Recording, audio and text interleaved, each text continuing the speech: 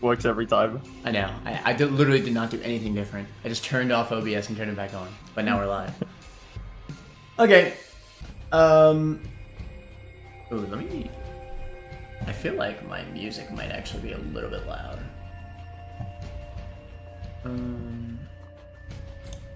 Let's turn this down. Alright, there we go. Alright, welcome to the stream. We should be live. How we doing, everybody?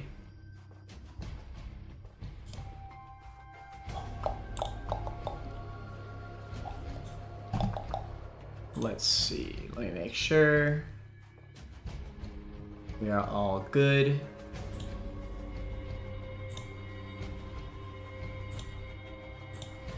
Is there any placement changes we want to make before a lot of people come in? Well, I know the big one, for you at least, you were pretty confident about putting knife above brim, right? Yeah. I forgot about knife existing. I'm so conflicted on knife. So here's the thing. I think knife, look, so in the Discord, what happened, right, was somebody did a DPS test on knife, which is very accurate. I was very aware the entire time that knife was significantly stronger than brimstone. And I think most people knew that. That's why everybody was freaking out. I knew it was stronger. I knew it was stronger by a bit. I didn't know how much stronger. No, it's a lot stronger. I'm surprised. It's a lot stronger. However, with the perspective of an entire item loadout, which you always have, unless you're Tainted Isaac, I think the only character that knife is actually better than brimstone on is Tainted Isaac specifically, because you have less items. Because you have the whole loadout of items, like almost every single run, and you know, Brim has better synergies, more synergies, and you have much more free movement, like for literally any boss or any rooms. Let's be real, and hell, before stream, Turt was literally just saying he emphasizes rooms above all else. Let's be real, Brim's way easier for rooms. It just is. It just is. Like, and it's way easier for rooms. Like, you could make an argument for knife against bosses because you just do so much more DPS that maybe you nuke them fast enough to where it makes up for the difference of the infinite range, which I still don't think it does, but whatever. To me, it's completely a safety thing. In Insane tier, I prioritize specifically the challenge characters. I actually don't even really rank any characters but the challenge characters in Insane tier. Call that a throw if you will, but I don't think there's any item in Insane that a Red Heart character could possibly lose to. I think it's the same with a Soul Heart character. I think it's impossible. The only possibility is a challenge character losing with an Insane tier item. Yeah. So I'm only ranking challenge characters, and that's both the keepers and both the losts. And I think every single one of those characters, like all four of those, I'd rather have Brim, 100%. I think it's way safer. I would rather have knife on the keepers 100%. I disagree, because with triple shot, the knife doesn't go out as far. It has even less range with the triple shot. So it's even worse against bosses with the keepers. No, it doesn't affect the range, it just affects the charge time. Well, yes, but that's range. That is range. Yeah, in a boss, you need to be able to... max range. If you want to keep your distance from the boss and fully yes, charge but the knife, it takes forever with the triple shot. Like, obviously that... I mean, that's... Yes, that's still relevant. But it kills them, like, instantly, because there's 3 knives. Well, not every boss. Like you're not going to kill delirium instantly. That makes no sense. I don't mean literally instantly, but I mean the time it takes you to fully charge. And plus, if we're comparing to triple brim is no slouch, let me tell you. Plus, like, it's different. Right, if you're talking about long charge times, triple brim has a long charge time. Yeah, but it's different, because with triple brim, you have infinite range. With triple knife, you could actually just miss, or you could not have enough range to where you can still just miss. Brim, you're never missing, let's be real. You're actually just never missing Brim, it makes no sense. I think, like, I've done the knife test against the bosses. 100% the range is not an issue, except delirium. That's the only boss. Well, and that's another... Okay, look, these items are very close. Even to me, these items are very close. I am insistent that Brim is an easier, like it's a more consistent item. If you're playing as the Losts, I think Brim is a must-take over Knife. And it's only with those. Like, again, I'm only comparing the challenge characters because it's irrelevant to rank the other characters. So it's only the 2 lost and the 2 keepers. And as all 4 of them, I would always take Brim every single time. Instant room clearing for all of them. Much easier bosses. And yeah, that's really it. I mean, the DPS is a lot better for Knife, but it's kind of irrelevant when considering the fact that you basically never get hit on rooms with Brim. And it's really, like, not even that different when you have a whole item layout in terms of DPS. Because, again, there's just so many potential synergies that it makes up for it. Brim is more fun, but Knife is stronger. Again, Knife is stronger. Listen to me, like, again, Knife is stronger. But it's not necessarily better. Better means more consistent win. And Knife, I mean, hell, let's not even talk about the characters. Let's talk about every single mark. Brim is, I mean, I would argue that the rooms take longer than the bosses, right? Like, all the rooms combined take longer than just the boss room, right? Probably, yeah. So Brim beats on the rush marks as well. Now, that being said, most of the time if you get either of these, you're still getting boss rush no matter what. I think you are underestimating how good Knife is for room clear. No, it's still great, but just compared to Brim, it's not as good. You most of the time with Brim, you shoot one beam and it kills everything. Anyway, if you think the DPS of Knife carries hard enough, because I'm pretty sure you already agree with everything that I'm saying. You just think that you just think the DPS is so much higher that you think it's worth it. I think at base, if Delirium didn't exist, I would 100% put Knife above Brim. It wouldn't be close. But Delirium's a big point, yeah. That is actually, it's quite bad against Deli. It's quite bad. No, like, actually, I think it's a throw against Deli, which is crazy. Like, if you're lost, like, I actually almost wonder if I'd rather have regular tears as lost than Knife. Which is a crazy statement. I would rather have regular tears. You need to have the range. That is a crazy statement. Knife is one of the best items in the game, but I'd rather have tears against one of the hardest bosses. It's so weird. Like, on one hand, Knife is, like, when Knife is strong, like, when Knife is working how it needs to, it is top 5. Yeah. But then there's other times where it's bottom of insane. Mm-hmm. So it's like, I don't know where to put it. Right. I think this is a thing where we're considering all the marks, and run consistency. And again, like, even without Delirium in the picture, I still think Brim is quite a bit significantly better on the Losts. Again, it's infinite range. It just is. It's infinite range. You go into every single room, you blast, and you kill all the enemies. You'll never lose your mantle as Tainted Lost in the rooms. I think it's only possible against the bosses at that point.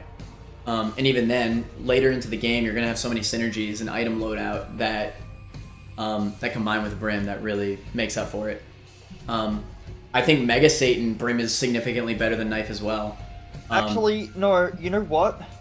Because I say that I value rooms more, and that's true for most characters. For challenge characters, the reason I don't really care about the final boss is a few reasons. One, you can usually bring in a card into that boss and make that boss fight a lot easier. Mm. But also, a lot of the time, you have a character who has health, and you can go into the final boss with a ton of hits, and you can't lose. But on challenge characters specifically, you can't do that because you're limited to like 2 or 3 hits. Yeah, that's why I think that's another reason why I think bosses are so relevant, like more relevant than rooms personally. Which means for challenge characters specifically, I think I would rather have Knife, because Knife is still strong enough for room clearing, but it's a lot better for the boss. It's not necessarily a lot better for boss. I just listed. Look, Delirium, Mega Satan. It's only Delirium, it's worse. No, but every other boss is a lot better. Mega Satan is definitely easier with Brim. It just is. You can stand at the one side. I've done the Mega Satan knife test. Trust me, the range is not a problem at all. No, I mean it's not. Again, these are great items. They're both great. They just are, obviously. I don't just mean the range isn't a problem. I mean it is literally irrelevant. Because yes, you have less uptime in terms of damage, but when you get in, when you have a chance to get in, you do so much damage in that short amount of time that it offsets all of the time that you weren't able to do damage. Like, it is actually that big of a damage difference that it just does not matter that you have to stay in. What about on phase 2?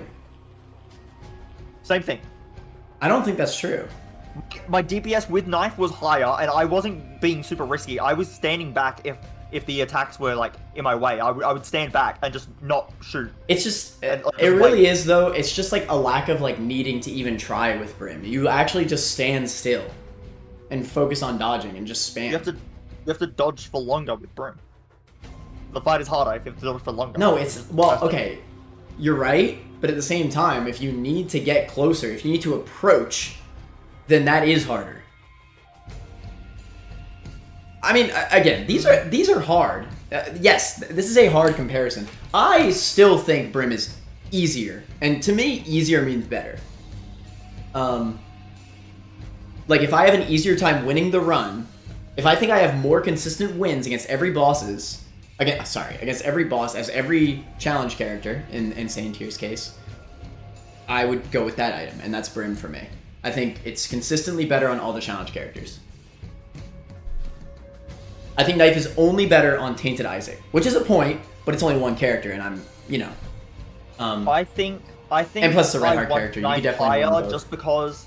I think I want Knife higher just because I think for every character in every scenario except a Delirium run, I want Knife. Even on Losts? I think so. I think I would take Knife. That's but crazy. It's close on the Lost. It is close on the Lost, but I think Knife is still better. Barely. I'm just And then on other characters, I think Knife is a bit better. It's only in Deli runs that I think it's bad. Okay, let's do a poll then. They're tied. Yeah, I think this makes sense for a poll, this one. That's fine. I honestly, even though I'm fighting for Brim, I'm not upset if Knife wins either. Me neither. I don't really mind which one's higher. I do think they're very It's a- close. My only request is that they stay tied for this whole list. That is I think all. I'm okay with that. I can see Knife being higher, but I also I do need to acknowledge the downsides. Delirium is actually like the fact you're actually bad into like Yeah, I yeah. like that is such a massive point for Knife, that Knife is actually a do not take on Deli runs. I can't think of a single time where I'd rather have Knife over just Tears for Deli. Because it's so inconsistent, right? You can't aim Knife nearly as easy into Deli. Yeah. You just want to be able to spam shoot. And Brim does that, but Knife doesn't. But yeah, let's see it. Again, I'm okay either way. What do y'all think, chat? Remember, we're ranking on run consistency and not power. But if you think the DPS of Not Knife... fun. Not fun. No, not fun. Yeah, we're used to the fun list. Yeah, this is actually like, if it's good. This is not a fun list anymore. This is you're trying to win. Yeah. What do you think is actually better? It's close. I do think it's close. Again, like, I'm not upset if Knife wins this at This all. poll is very close. Yeah, I mean, as it should be, right? It should be close. It's only 9 votes so far though, so it's not actually like as. But yeah, so. I mean, now it's 5 and 5. Let me actually...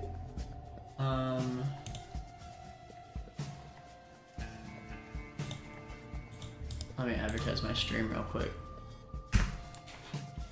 Also, I'm not sure if you'll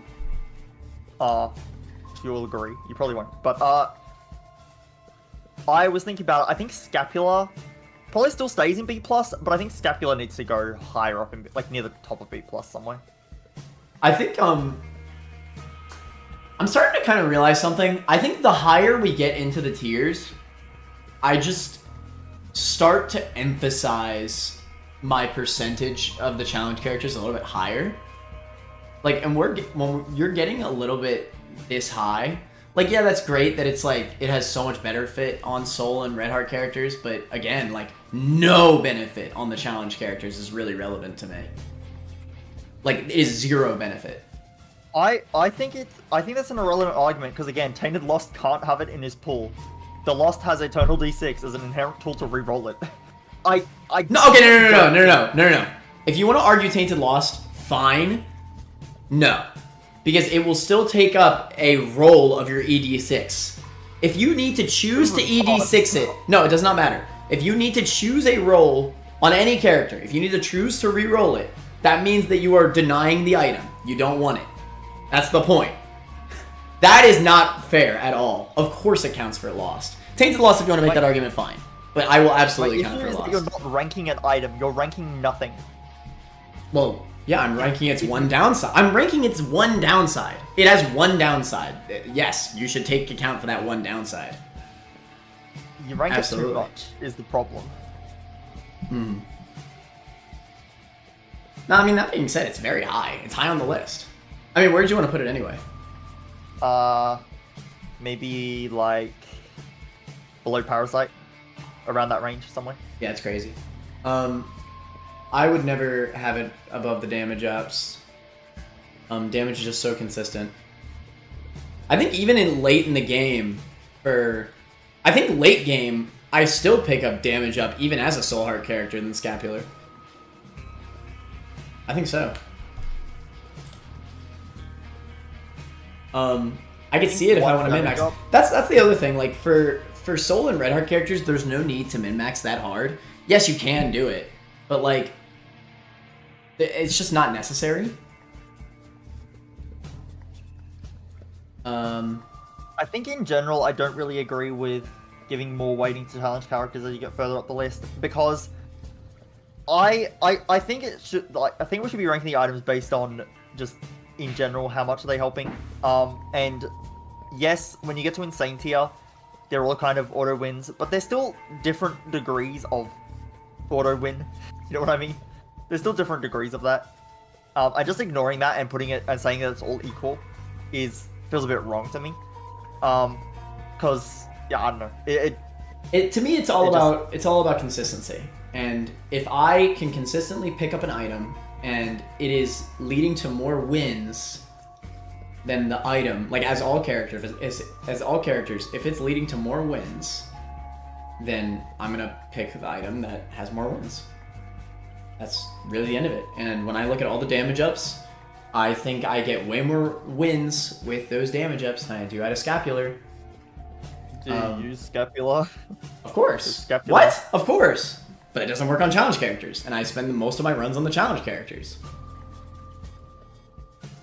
So when I see it on a challenge character, it's a useless item, but it is cracked on any other character. So that's why it's very high. Like, you have to realize the difference. It is this high despite being completely useless on the challenge characters.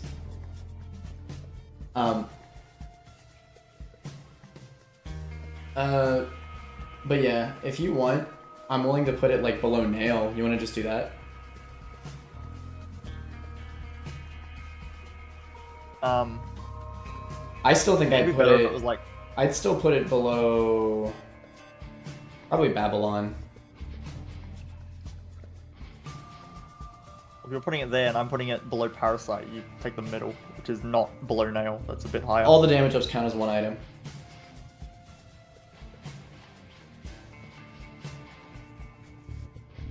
We said that before. I'd say that's kind of relevant for some of them, but at the point that is, like, Pact is higher up, Mark is higher up. Like, they're not the same item anymore. Stuff like, Blood of the Martyr and Steven, like, you can say is one, I guess, but... Pentagram's not that. Do you want to move it or not? We could put it below nail, or maybe one spot above nail would be fine. I would say, like, below Steven is probably more fair. Whatever, that's fine. But that's not even. I mean, this all counts as one item, really. I don't know why 9 ball's here, that's kind of weird. Because they don't count as one item anymore, is the reason. Whatever, I'm not going to trip too much about it. I mean, it is very strong on the characters. I just feel like... it's not necessary, but... It's nice. But I also don't think it's, like... so crazy to a point where... It's just a good min-max item. And obviously for rooms, if you set it up correctly, you just get an extra hit every room. So it's kind of like a budget mantle for Soul Heart and Red Heart characters. It's nice, but like, I don't know, it's complicated. It's a complicated item, I'll be honest.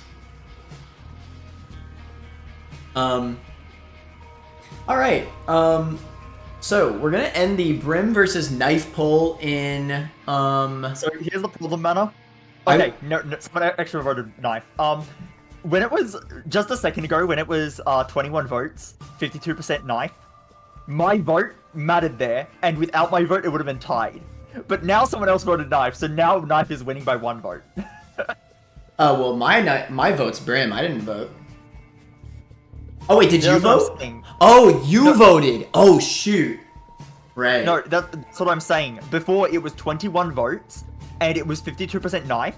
One of those votes is mine, so the reality was it was 50-50. But now someone else voted knife, so now the reality is that knife is winning by 1 vote, not including my vote. Okay, so we'll go until it gets to 25 votes. Usually I like to go to round to 5s for polls.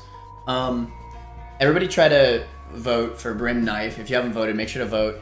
I'm for Brim. I think the safety for Brim is better than knife. I think it's more consistent against all the bosses and the rooms, especially against Deli. Knife is actually a detriment on Deli. And what would you say about knife, Turt? Knife is a lot stronger than Brim on every run except Delirium. I think it's Not on every character. basically just as good at room clearing. It's really not much worse for room clearing at all. It is significantly stronger against bosses, which if you're playing a character like the Lost, you actually are going to clear that final boss fight a lot faster with knife. And less time you're spending in that final boss fight on a challenge character is very relevant when you only have a few hits. Even if you think the range is an issue, it's actually not. Like, I've done the damage test like against the boss, and you still kill the boss faster even if you don't have a 100% uptime on your damage because you're standing back. So yeah, you still kill the boss faster. 25. I didn't even see who won. I was looking solely at the votes. Brim won. Wow, I'm actually shocked. Knife was winning. Yeah. Okay. Whatever. That's fine. I was ready to move knife above, actually. Although, to be fair, one of those votes is you, right? Yeah. Okay, yeah, so Brim actually won even more than I think. By like by a little bit more percent. Okay. That's fine, I guess. Okay. I think we can start actually ranking. I don't think there was any other things I wanted to do. Okay, cool. Guppy's head. Actual list begin now. Guppy's head. Classic. 1 rune charge fly spawner. Obviously it's a Guppy item, so I think it has to be... I think Guppy items should all... We didn't rank Hairball yet. Would you rank Hairball at B+ or B-? I forget what we said. Probably, I think we said probably this before. B- for Hairball. Right. I do think this one is at least low B+. The thing with this item that I like is that it's just so free. You use it every room. This is like better. Like this basically does nothing for bosses, I'll be honest. But, well, that's not necessarily true. You could have some battery synergies and it's not bad. But actually this with 9 volt's really good. That being said, it's more so great because every single room you can just use it, and then you can kill like a few enemies for free, like instantly. I also actually think the fact that it's an active Guppy item is better than if it was passive because it means you keep the transformation progress even if you like pick it up and then re-roll it or something. Yeah, you can also pick it up and re-roll it and you get the transformation progress and get an extra item. It's actually good that it's an active. That's a fair enough point. I feel like I wonder if it kind of evens out because I feel like when you don't have reroll effects, you'd rather just have like an okay passive effect. Yeah, I mean Hairball doesn't do much, but it's still something, right? Like you're not just dropping it. Because Hairball does block like tears, right? Am I crazy? Yeah. Yeah, so at least that's something. It's not a lot, but it's something. But anyway, yeah. I think even as an active, I think it's fine. Obviously, it's only this high because it's a Guppy item. Its actual effect is not this high. Don't get it twisted. No, the actual effect is insane. Insane. I actually think I'm okay with it being at the very bottom here. I'm also okay to put it at B-, like higher B- if you'd rather that. I actually do think it probably should be B-. I'm That's just fine. thinking where the other Guppy items would go. We might move this one up later. I'm not. This is just one of those items that I see in the W and I'm like, oh yes, obviously because of Guppy chance, but like, yeah, you know, like, I think I get as excited to see Guppy's head as any of the damage ups. Yeah. I think so. And I mean, hell, the moment you get that Guppy form, again, it's mainly Guppy we're talking about here. It's a guaranteed win. If Guppy was a transformation, it's higher than Brim and Knife, 100%. Like, it's not even close to me on that one.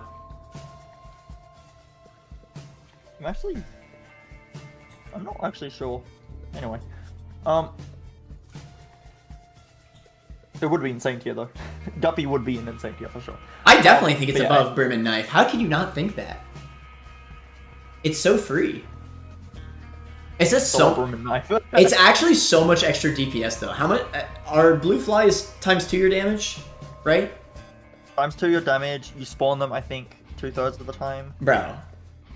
Oh no, for Guppy, is it? Am I crazy? I thought it was every single tier. It got nerfed. It got nerfed. Oh, maybe it's not then. Yeah. All right, fair enough. It's Still yeah, so insane it's- tier, but um, yeah, maybe it is worse than Brim or Knife. I'm definitely thinking of it before the nerf in that case. yeah. Anyway, well, if you wherever you want to put it, I'll probably agree with you as long as it's like in this range. I'm not that crazy about it. I just feel like when I see it, I'm like, let's go. Like, Yeah, I feel like it's on a Even though what I said about it being inactive can be kind of a good thing, it is still true that on other times you would, even like Guppy's collar, which I don't care about Guppy's collar, I'm not going to use the revive, but sometimes the revive is relevant. And it's like, is that going to do more for my run than Guppy's head would? Maybe? I mean, yeah, I'd put color above Guppy's head. Then even hairball might block some shots, and that might be better. The actual active effect isn't that great. A lot of the time you're getting a different active instead, so maybe it is actually the lowest Guppy item, if I think about it more. Yeah, I think so. I think collar, like, unironically, I think the fact, like, I had this one run. This is a highball. This is absolutely a highball. Don't get it twisted. But I had this one beast run that I died like 4 times with Guppy's collar and revived every single time and won the run. It was the dumbest thing ever. That is absolutely a highball. That does not happen. I went where I had Unk, and I was trying to revive as Blue Baby. To Yeah. get a completion mark with Blue Baby. And I had Guppy's collar, and I revived like 6 or 7 times in a row. I have a clip of it. I don't know how much it was, but I just kept reviving with Guppy's collar, and I was trying to kill myself to become Blue Baby. Just Bro. wouldn't let me. Like, seriously? Hold on. My music messed up. What? Where's Womb? Scored Womb. What was I saying? Probably something about Guppy's collar reviving you. Oh, yeah. No, I mean, I know Beast is only the real relevant, like, extra life, like, boss battle, but, like, hey, it can do that. That's all I'm saying. What is Guppy's head actually doing for you that's that run-changing? You know? I think Guppy's head is B-, top of B-. That's fine. I think it's definitely better than Halo Flies. That's fine. I could see Hairball being right below Guppy's head. Yeah. And then, I will say, I might fight a little bit for Collar at the bottom of B+. Obviously, you don't really bank on Collar. But I mean, especially, like, just to have... Honestly, Collar's great on the Losts. It just is. You know, you could randomly die and then get brought back, and then that could save your run. Yeah, you lose Perfection, but it can still save your run. It gives you another shot. Maybe. Anyway, let's just move on. Yeah. We'll see what the other Guppy items are. Prayer card. Okay. Prayer card was so interesting to me because in Angel Room, I actually thought this was so obviously like a great item, but like you were like, nah, this crap sucks ass. Blows my mind. I feel like this item is so good. Obviously, it's only really that good on Red Heart characters, which is relevant. But like on Red Heart characters is an instant win. Like it just is. You have so much health. You get an Eternal Heart every time you use it. Yeah, it's good. It's just like, it is kind of slow. I feel like a lot of times I already have a lot of health on Red Heart characters. I don't need more. Here's the thing, right? I think this item gets ranked even better than it did on Angel list because we're not taking into account when you get it. Yeah, in Angel list context, it means you're not in the Devil deals. Right. This item is better on a Devil deal run because you can get back your red hearts. Exactly. that you So can spend on the Devil this, for context, this item on a Devil deal route bonkers. You can actually take every single devil deal every single time. Because you have... It's like Book of Rev, just for red health. You have infinite red health. It's the easiest devil deal item in the game. It actually is. Well, maybe Dead Cat, but I don't know. Red health is also... Red health is kind of like a strength in numbers type of thing. Yeah. The more you have, the better it is. Like, having one red heart container is pretty crap. But having 5 is a lot better than having 5. Like, it's a lot... It's more than 5 times as good. I know. Having just I know what you mean. I'm trying to say. I agree. They compound on each other because all of the full heal effects Exactly. damage more. So, yeah, red health is so game breakable. You could get a sun card. When you have a prayer card run, you always have a full bar of red health. Maybe you purposefully leave out... the play is usually to leave out 1 or 2 red hearts just so you can hold soul hearts as well. It's like 3. If you have 9 red hearts, that's probably enough. And then you have 3 soul hearts. I usually leave out like 2 slots. That's plenty enough for me. Yeah.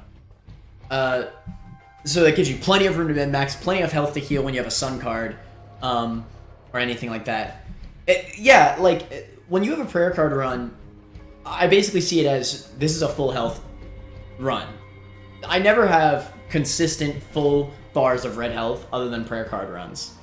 That being said, as much as I'm hyping up this item, it's nowhere near as good as Book of Rev. Book of Rev, I mean, obviously there's the point that, prayer card does... It's actually just a way worse version than Book of Rev on Soul Heart characters. That being said, is it that much worse? I mean, it is. Like, it's definitely not the same tier, but... Would I even put it in A-? I feel a little weird about it, because I put Book of Rev so high, but this is effectively the same thing. You're not healing in... No, it's really not. Book of Rev protects your devil chance, which is relevant on red health characters. That's true. It's better on soul heart characters. It's... Okay, technically prayer card is like a 6-room charge, but it's really a...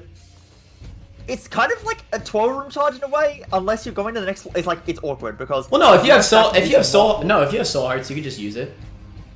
No, what I'm saying is if you want to stack it multiple times on the same floor, like if you want to get more than 1 Eternal Heart on that floor, then the second time you use it, that floor is useless. You have to use it 3 times that floor. Oh yeah, I see what you mean. Yeah, no, that's true. Beyond the when you get to late game though, that's way more common to happen than you'd think. Like, I feel like that happens all the time. What I'm saying is, in the same situation, you could have had Book of Rev, and you'd just be able to use it 3 times. No, you're instead right. of having to like... You're right. I mean, yeah, obviously Book of Rev is definitely way better. My question is, I at least want to advocate for prayer card being B+. I'm fine with it being B+, I think. Yeah. But not very high in That B+. being said, I mean, it is important to note, look, if all the characters were red heart characters, this would be... I mean, hell, you could even maybe make an argument for insane tier. You have full health. Maybe even on red heart characters. I would take Book of Rev over prayer card on a red health character. Yeah, maybe that's not a crazy statement. I'd put it in the same tier, though, if there were only red heart characters. Like, I'd put it, like, 1 spot below Rev. Maybe below Wafer. Wafer's so good. Either I just way. think that on red health characters, it's not that hard to get red health. Okay, I agree, but at the same time, you're misinterpreting it. You are getting every devil deal item in the room, in the entire run, as well as full health. It's so much health. I am thinking about it. On red health characters, it's not that much worse than Book of Rev. So Not maybe really. it needs to be higher up in B+.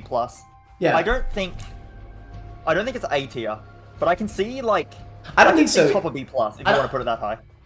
Okay, that's completely fair. I was just thinking that it's way better than Relic. I love how much we've trashed on Relic. Relic dropped so much. Yeah, I don't know. Obviously, I do.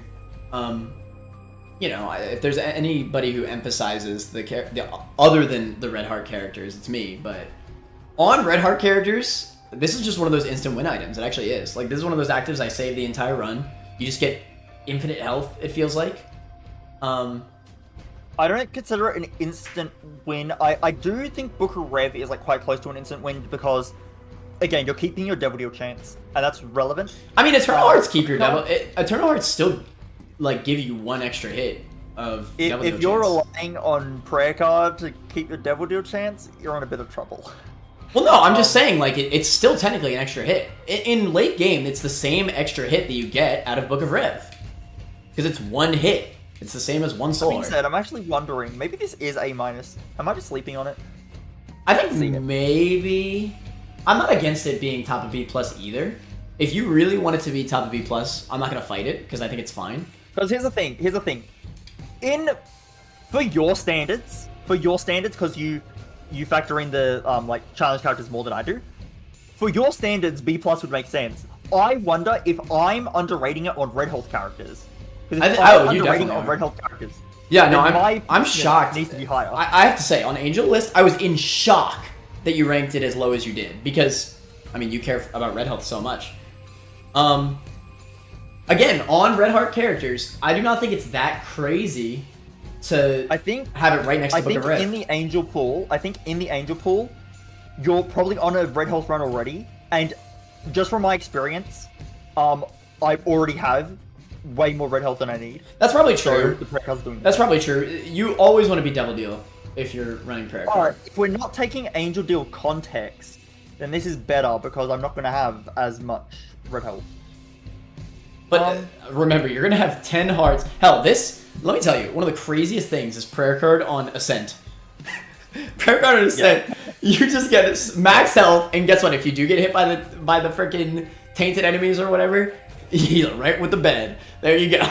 It's crazy. Oh yeah, also on Ascent, that's at the point of the run where devil deals don't exist anymore, so there's no but you've taken a full bar of red health. Exactly, but at that point you've taken all your devil deal items, so you might actually like not have full health at that point. You know what's even better? You can max out with prayer card, and then if you have a crack key, you get the inner child. You can then kill yourself, revive, but you have empty heart containers, and then use the bed, and you'll be smaller with inner child, which is the Pluto effect, and have a full bar of red health. Yeah, no, prayer card's really good. For me at least, I can't remember a single time where I've lost while holding prayer card. I just feel like, not as a red heart character. I mean, obviously I don't even pick it up as any other character, which is relevant, obviously. But yeah, I don't know, man.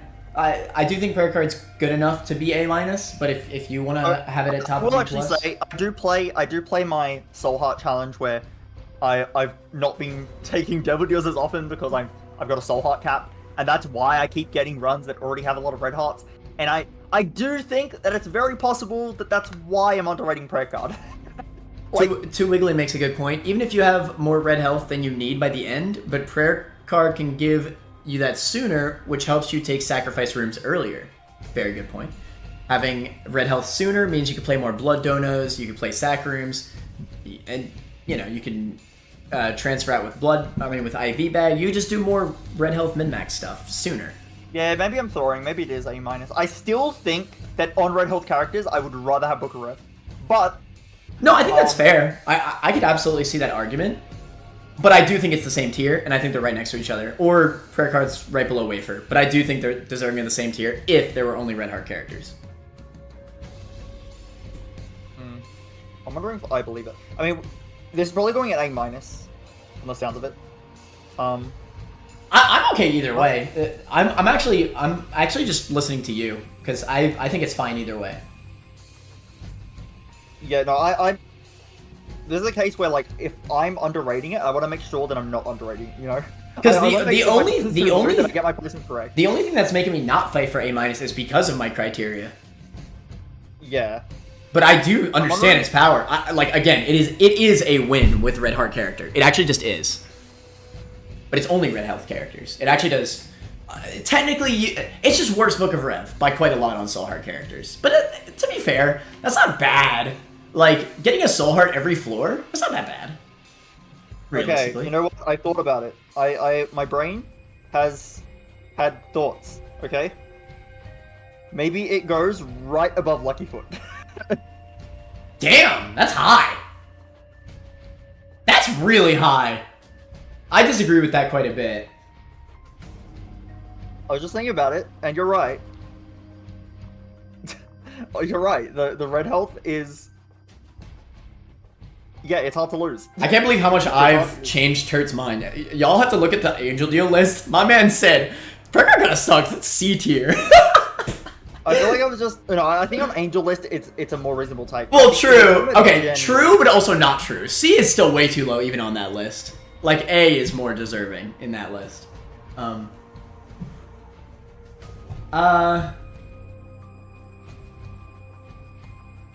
definitely don't think it's that high. That's crazy. It's funny, now you're ranking it higher than I would. I think it was always in this range, personally. Like, in the same spot. I don't have too much stock on it, and I know you have your criteria to put it like a bit lower. So just, if you want to put it like right there, I don't mind. Yeah, I think that's fair. I mean, hey, I'm happy. I love this item. On Red Heart characters is one of my favorite active items.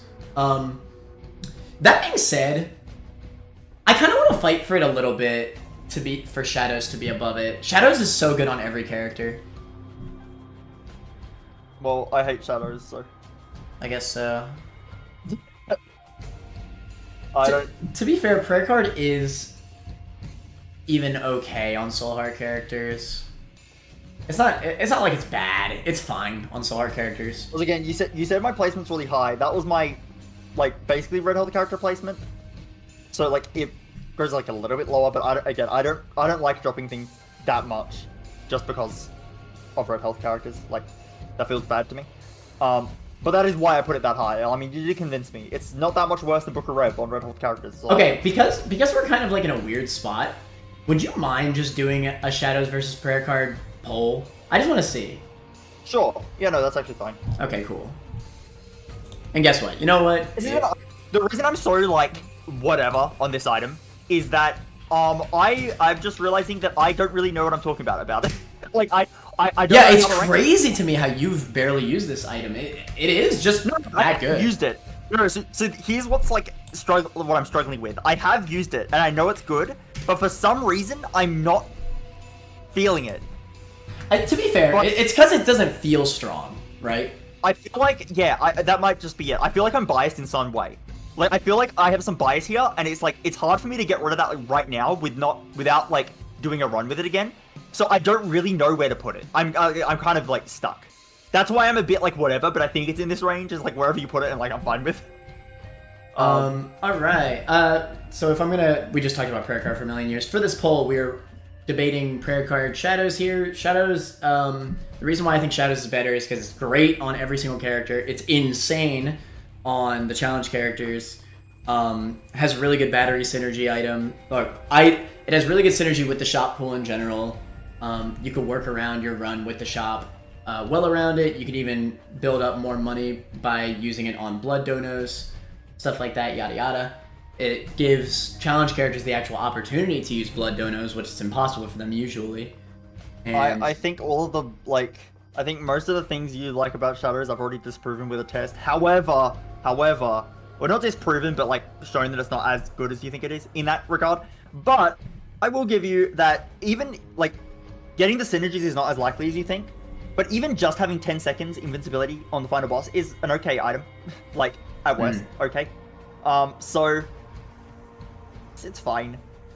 I don't think it should be that high, but it can be good. I think as an item, it's sometimes really, really good, and then sometimes it's like, eh. It can't be higher than B+. Soul Heart characters and challenge characters, it's worse than Nail. You know, it's a shame because by my criteria, I do agree with that.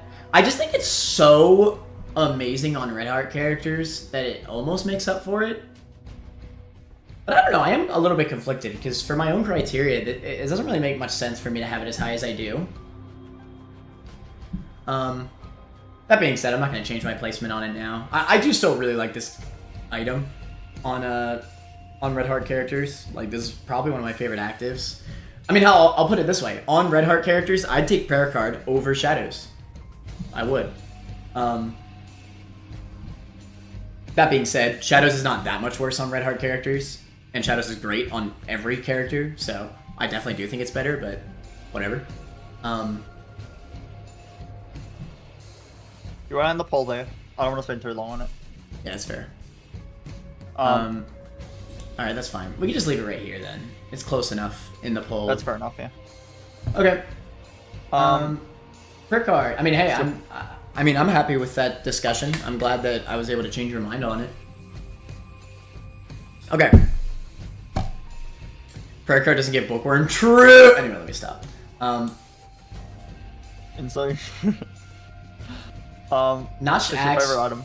Listen, man. Okay, tell me this is not one of the coolest buffs in this game. It's so simple, but like when you get this crap early game. Okay, I will say this item is not that bad. So notched axe. It used to be ass. And it's still is. Okay, it's not good, but it's not bad now. I really don't think it's bad. Like, It's not bad. I would take this. I'm wondering if I would take this over 10 bombs. Like, depends how much you need the bombs. Okay, well here's the thing, Like right? short term. Here's the versus thing, long right? term. Long term. Okay, I'm just gonna leave it here for now. Notched axe. When you pick this up, you get every single secret room, every single tinted rock. You can break every single rock as possible on that floor. Every single pot. If you want to be crazy, you can break some mushrooms. Like, you can break everything on the floor, and this is one of those items where I feel like it's actually kind of likely that you're going to find more crawl spaces. I usually basically never go for crawl spaces, unless I'm, like, really desperate. Or, obviously, if I have an item that helps me get them. But with this, like, this fully recharges every floor anyway, so why would you not just spam it on all the rocks, right? After you get your secret rooms, obviously. After you get your secret rooms and break all your tinted rocks, just use it on every single rock. Why not? And, you know, You get 64 uses out of it. that's so much. That's actually so much. That being said, it does take up an active slot. That's the main reason why I'm comparing it to 10 bombs. Obviously, its effect is vastly stronger than 10 bombs. Like, vastly stronger. You're getting way more bomb use out of this than 10 bombs. But, you know, it's an active item. You will replace this at some point. You just will. But in the context of early game, I feel like this is, like, kind of run altering. Like, you get so many extra pickups. You get so many extra secret rooms that you wouldn't have been able to get otherwise. Because, again, like, if you miss your secret room early game, then you're probably not even gonna have enough bombs. Like, you might have used your last bomb to get that secret room and missed the secret room. With this, you're never missing your secret rooms. You just won't. I think, again, I don't really value this item that high in the late game. You will always get rid of it. That's why I don't think it'll ever go above C-. But, like, its effect is good enough to be B-. It's just, it's an active item, so, you know. I mean, it's definitely, I mean, let's be honest here. It's definitely better than this as an effect, but it takes up an active slot. So, you know. No, actually, I'm thinking about it. You've got, like, Mr. Boom and stuff in the tier below, and those effects are just worse. They like, just are. They're the same. It's the same. You have so much, 64 item, uses. Yeah. And I mean, hell, with this, here's the thing, right? No, it's definitely, oh my god, wait, it's actually so much better than 10 bombs. Think about it for a second, right? Let's assume that you get this, this is still a low tier item. Like, remember that, as I mentioned this. But you know what? No matter what floor you get this on, you could just use it for that floor and then drop it back if you already have a good active, right? Yeah. So you still get a thing. You still get a There is whole one thing. floor worth. Actually, I just thought about now. There's one thing I thought about now which makes me think 10 bombs is better. And that's the fact that Notched Axe isn't technically bombs. It only can break rocks. That means you can't bomb shopkeepers and you can't bomb beggars. And I think that's quite relevant because a lot of the time, or like even like slot machines or whatever, like if you're in an arcade and you want to bomb the slot machine or the blood donor, you can't do that with Notched Axe. So I would rather have bombs, like real bombs, because then I could bomb my machines and my beggars and my shopkeepers. Now let me try to sway your opinion a little bit. If you are saving, if you are not using bombs for 3 floors, you're only using this to find all your secret rooms and all your tinted rocks. Are you not likely going to gain 10 bombs in that time?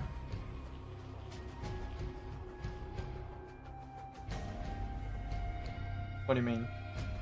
Because you're not using bombs to find your secret rooms anymore. You're using the notched axe, which is basically free at that point. So I need to bomb 10 rocks or secret rooms worth with the notched axe. Which is not crazy over the course of 3 floors. That's not that crazy. Because you can miss secret rooms, right? So then that will cost more bombs. There could be multiple tinted rocks. It really is not that crazy that you'll save But am I those keeping it bombs. that many floors is the issue. I think Am I three not floors. keeping it that I think way? 3 floors is fair enough. I'm saying 3 floors. I think that's a fair enough. You know. I am going to say that Boom is better. And why Boom is better is because I find that on runs that I have Boom, it's enough of a bomb like head start that I usually don't need bombs like for quite a while. Like the run is still going to supply you bombs in other ways. So the only way that like, you know, I probably just have enough bombs like the rest of the run, you know. And you know, you're also not thinking about it like every single one of those rooms that you can knock a rock over to, you know, access a pickup or access even an item in some cases or a chest. You could do that with Notched Axe. Like every single bomb application besides bombing beggars and Dono Machine, you could do with Notched Axe. I think I can kind of see it better than the bombs. I guess put it above Mr. Mega, but I don't think it should go any higher. I think I'd rather have this over all the HP ups. I think I'd rather have Bobby Bombs though. So I'd probably have it. That being said, Bobby Bombs is a little bit lower than I would put it. Yeah, I would put it above this too. Just for the early game application. I think Bomb Bag is giving you more bombs though over time. I think that's exactly where I stop it for me. You still think it's worse than 10 bombs? Or have you been convinced for I it think to be comparable higher? for 10 bombs. It's comparable. Not Okay. necessarily worse, but comparable. That's fair. I tell you what, for midpoint, you want to just like put it below HP and higher than speed up. It's fine, I guess. I don't care too much. It's not stacks. I think I fought for it on top list. I don't care anymore. It's not stacks. I love Notched Axe. I feel like it's one of those like it's one of those items that got buffed, and it's actually like kind of fun to use now. Okay, wait, but you know the synergy that if you pick up Iron Bar, that it refills your Notched Axe charges for that floor. Like all of them. Wait, what? If you pick up Iron Bar, it fills up your Notched Axe. Like, it gives you all of your charges back for that floor. Wait, that's awesome. What? What a cute reference. Yeah. Wait, that's so cool. It's like an ingot. Such a niche synergy. What? Wait, insane! Let's go. Top 5, actually. Only with Iron Bar, though. Without Iron Bar, it's nothing. True. It's actually detrimental without Iron Bar. Yeah. It'd be cool if it actually did something else. Like, what if it like gave you like double uses out of it or something? I don't know. What if I let you mine diamonds? That'd be sick. I don't know. Or what if it just turned it into a diamond pickaxe for some reason? Turn into a diamond pickaxe. That'd be alright. Okay, we got the most exciting item. By that I mean this item is... why does this exist? When you get hit, you spawn 1 to 3 blue flies. Whoa. Insane. Yeah, on-hit effect items are not great. We've already said this. This one's so bad. I think this one's. so I bad. think this one's worse than Dead Bird. 100% is worse than Dead Bird. But that being said, when you're worse than nothing, you're still just nothing. So it's not like that much far down in terms of placement, but it's definitely worse than Dead Bird. It's so bad. Okay, that being said, I mean it is definitely worse than Dead Bird, but no, Dead Bird's just always better. I was gonna say if you are getting hit like a lot in a final boss or something, couldn't its DPS be higher than Dead Bird? But probably not, because Dead Bird is always attacking, right? So it never goes away. Yeah. Also, I'm looking at Monstrous Tooth. I think it should be trashed. The reason I say that is because me and Wiggly looked at Monstrous Tooth against like some basic bosses, and it doesn't even. Oh, no, it does kill like the very early bosses, but it doesn't even do much damage to like Mum's Heart. It's like really sad. No, I don't want to compare it to. No, honestly, I don't even want to. It's not comparable to these items. I'm sorry, Turt. I think Hourglass is better. No, it's not. Even against like doing a crap ton of damage is still better than any of these. If you're comparing it to these, you're crazy. These are actually nothing items. This does give you a no. Listen, even against the very first boss, it at least gives you that instant kill. These actually do nothing. How long is this? How long is this? It's like 8 seconds. It's that is nothing for slowdown. In an enemy room, 8 seconds is a lot. I mean, that's why it's the highest. I could even see this being at the bottom of E-, because at least that's something compared to these, which actively do nothing, in my eyes. Honestly, how about we do this? You're kind of right. There you go.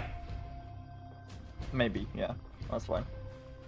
I honestly even think, and you're gonna hate me, I honestly even think Necro is a fair bit better than the E- items.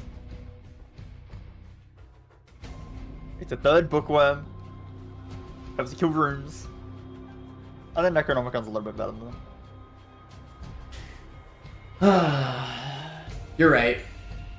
I just don't like it. Yeah. I'm not gonna say any higher. The position is correct. I just think relative to the other items, it's like... No, you're right. Whatever. I agree. But no, like, you're really trying to compare, like, an item that does sometimes instant kill an early game boss to these. There's no comparison to these, I'm sorry. These are actually nothing items. Yeah. Like, you actually get an effect out of this. You could save some hits. Maybe. Okay, we're up to a very interesting item. I love Ipecac. Okay. That's the goat Ipecac, right there. Similar to Dr. Fetus, it's like a similar concept. It's explosive shots. Could be bad. Some synergies are bad with this. Yes. That being said, I think this is better than Dr. Fetus by a bit. I actually think it's a lot better than Dr. Fetus. Yeah. So it's instantly at least A+. I think it's enough to be a whole tier better. 100%. Yeah. And you know what? Okay, so let me know. Look this up for me. What is the damage multiplier on this? Or is it just a damage up? It's just plus 40 flat damage. Just plus 40 damage. That's it. It does get scaled down if you have something like soy milk. You don't get plus 40 with soy milk. That would be ridiculous. But it's still plus 40. Like, so with Ipecac, this is one of those items where you could actually solo the entire game with this. That's how strong it is. And I don't think I can say the same about Dr. Fetus. I mean, you could if you play really good, but I think Ipecac's a lot easier as well. I think the difference for me is that Dr. Fetus is just a little bit more awkward to hit enemies. It is. It's the fact that Ipecac's on impact. Yeah, it's on impact. It's so much easier to hit things with. Yeah. And it has more clear benefits from stats. Like, your range is much more obvious. Hell, even shot speed. Like, this is one of the only items that shot speed actually feels good. Because, you know, usually the tier goes kind of slow. It has great synergies, but, I mean, it also has some bad synergies. Am I crazy to think that it could be bottom insane? If it couldn't hurt you... That's fair. Then I would say yes. But it can hurt you, and I think that automatically disqualifies it from insane. Like... That is kind of fair. You could definitely have... Yeah, no. I agree, actually. I do agree. Because if you're on a lost run, and you explode yourself, that is such a feels bad, bro. Yeah. That being said, it is, like, actually one of the best save a low power run items in the entire game. You get 40 plus damage. I would also put D6 above it, That's but fair. I think that's where it stays. You think it? Are you confident that it's better than Magic Mush? I'm not confident it's better than Magic Mush, but it's like that's like comparable range for me, so that feels right. I can agree with that. I think that's completely fair. Because Magic Mush is so safe. Like, there's no downside to Magic Mush. No, I agree. Ipecac is stronger, but there is a downside. So Ipecac, like, you get the plus 40 damage, but is that even counting the explosion? I don't know how it works, to be honest. Because it might be like, it might just be DPS test. the 40 plus. Yeah, do it. Yeah, do a DPS test. Actually, yeah. Let me switch scenes. Spawn jump. So it should do. Yeah, so it's literally just your tier damage. The explosion is your tier damage. Okay, I see. It's always doing 43.5, and then obviously poisons enemies, and poison will do insane damage. Honestly, with the poison alone, top 5. No, the poison's only doing 5.4. Why is the poison damage so low? I thought poison's meant to scale your tier damage. Status effects suck. Yeah, why is it only doing 5.5? Whatever. Oh, wait. I think it's doing your...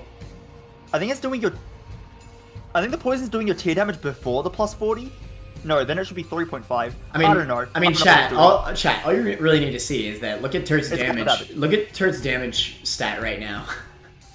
Oh, and also infinite bombs. Don't forget that. Infinite bombs. You blow up everything. And you the enemy. Oh, yeah, and this twice. is. Oh wow, golden penny. Like, This is golden penny. I wouldn't have gone out of the way. Look, you got golden penny benefit instantly from Ipecac. Top 5 items, honestly.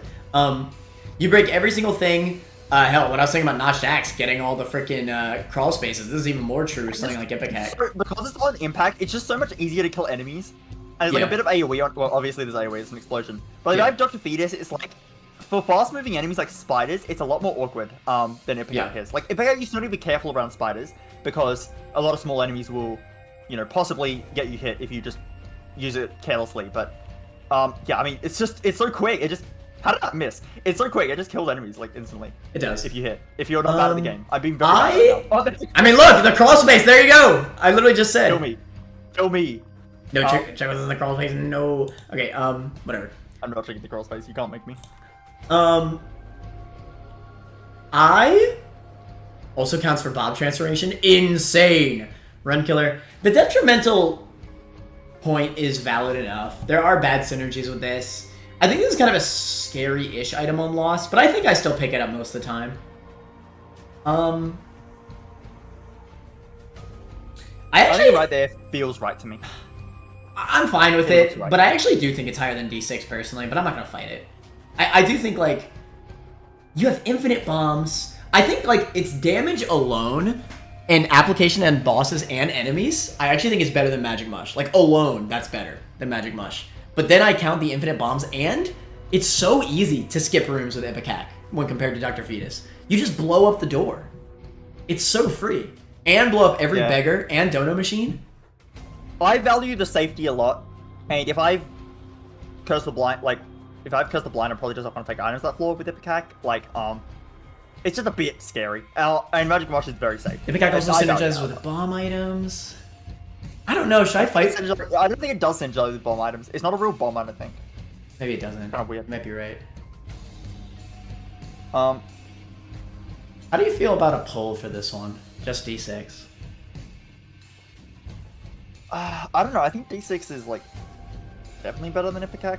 I don't know. I mean, no, I don't think it is, actually. Ipecac is such a high-tier item that, like, honestly, at more times in the run, I think I'd take Ipecac over D6. Ipecac is a run-saving item. D6 you need to get early-ish. I mean, you don't need to, but, like, for D6 to have benefit over Ipecac, you definitely need to get it before... Like, if I was to choose between D6 and Ipecac on an item choice pedestal, what is the floor that you can confidently say D6 would be better? I'm not sure, but I also see from another angle where there are runs I don't want to take Ipecac. So, which is true. Gets worse over time. Listen, I'm taking that into account. I will say, I'm taking that into account. That's why it's not insane tier. Like, it's literally a whole tier below because of that. But I think I feel like it's kind of... I can confidently say, like, there's more times where I pick Ipecac. I think the only floors... I think I pick D6 over it most of the time. Okay, but again, which floor is it where you choose Ipecac instead? I don't know. I think I have to be really late. Like, really late. I don't think it'd have to be that late. I think, honestly, it could be Caves 2 and I'd pick Ipecac. I think it would have to be, like, Depths 2. Because you gotta remember, D6 is an active item too. The thing with D6 is you usually want to get rid of D6 for the late game anyway. Its benefit is obviously amazing enough to have it as high as it is. I mean, it definitely deserves to be here, no doubt. But, like, you do still want to get rid of it for the very late game. And that's still very important on choice pickup. I don't know. I think that I like Ipecac the most at the start of the run because that's when I don't have a build yet, and I can then build around Ipecac. And I also, like, can take it right now, and I know that I, like, have a certain amount of power in my run. Yeah, a lot of times when I'm late into runs, I don't need to take Ipecac. Wait, am I insane? I feel like I keep thinking of more reasons why Ipecac is definitely better. Because in early game, Ipecac might also still be better. Because you have infinite bombs instantly.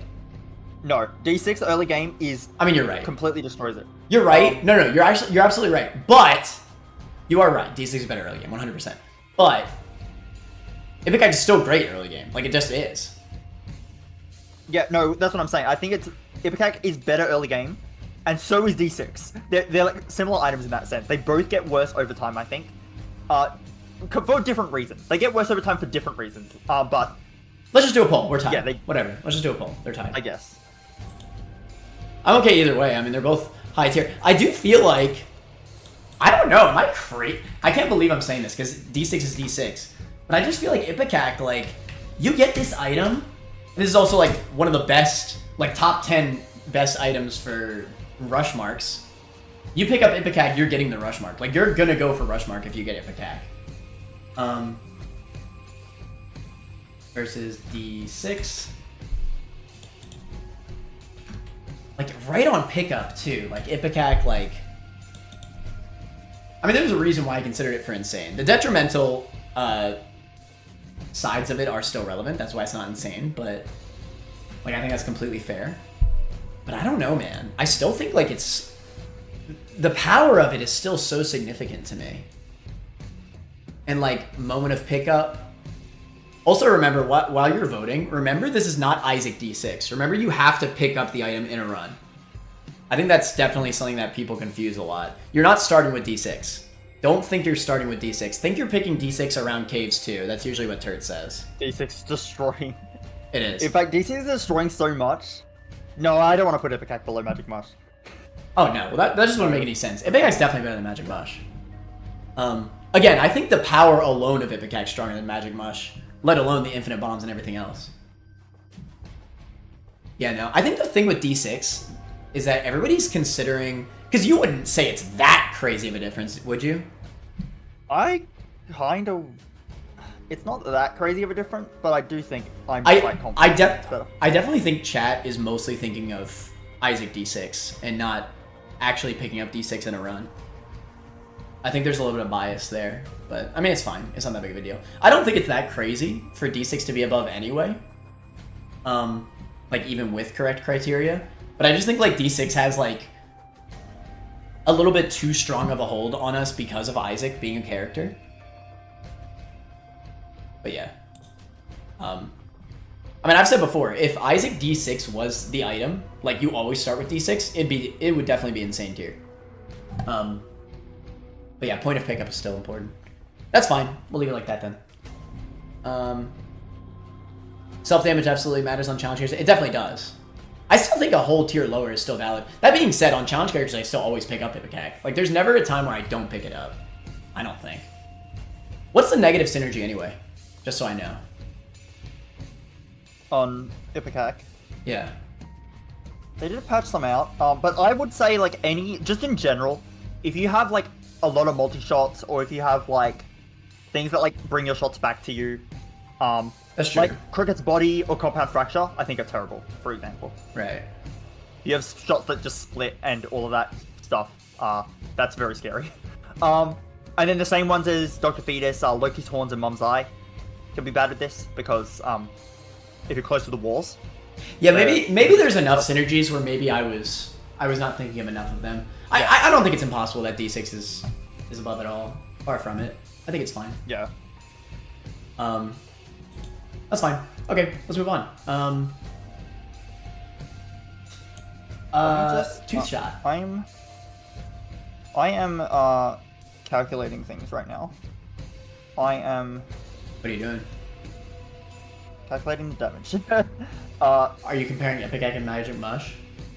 No, I'm calculating the damage of teeth shots. Oh, no. See, that's fair. I think it's 10 times for each tooth, right? Am I crazy? It's 3.2 times. I am very crazy. I cannot believe I thought it was so high. Okay, well, this is very good with luck. I think with perfection, it's always tooth shot. Am I crazy?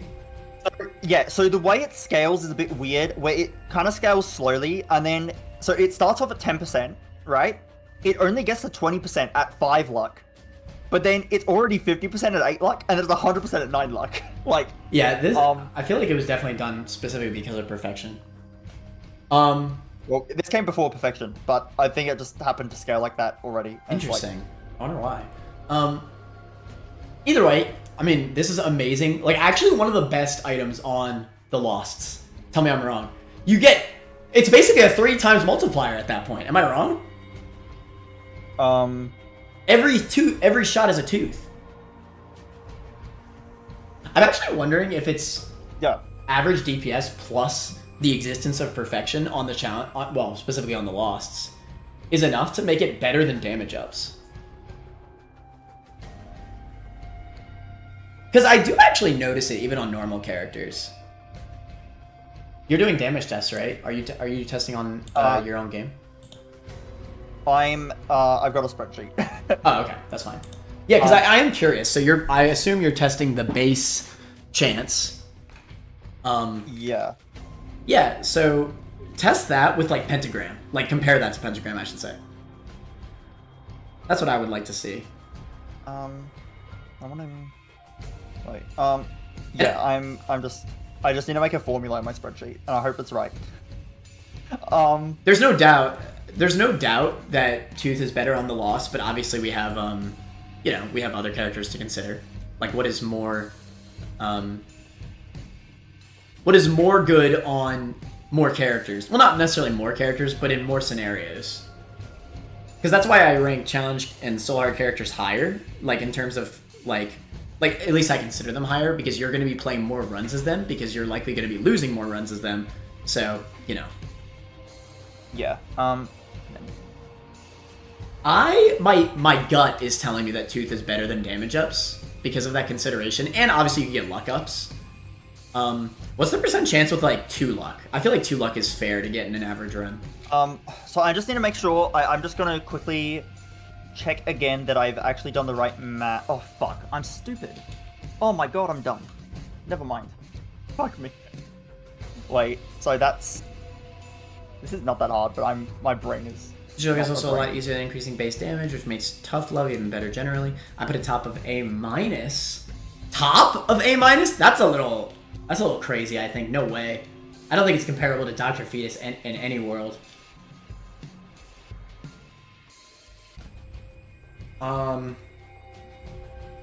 For Lost, I think I would only put it that high for Lost. And for Lost, I'd put it... Wait, is Tough Love better than Magic Mush on Lost? That's so funny. Is it? I think it technically is. That's so funny. Shoutouts Tough Love. I'm sorry I'm taking a while. I'm using the formula I had for Holy Light, but I had to change it, and then I kind of forgot what I did before, so it's now like... Tell you what. I'm now just confused. Tell you what, you keep doing it. I'm gonna go get some water really quick. I'll be right back. Yeah,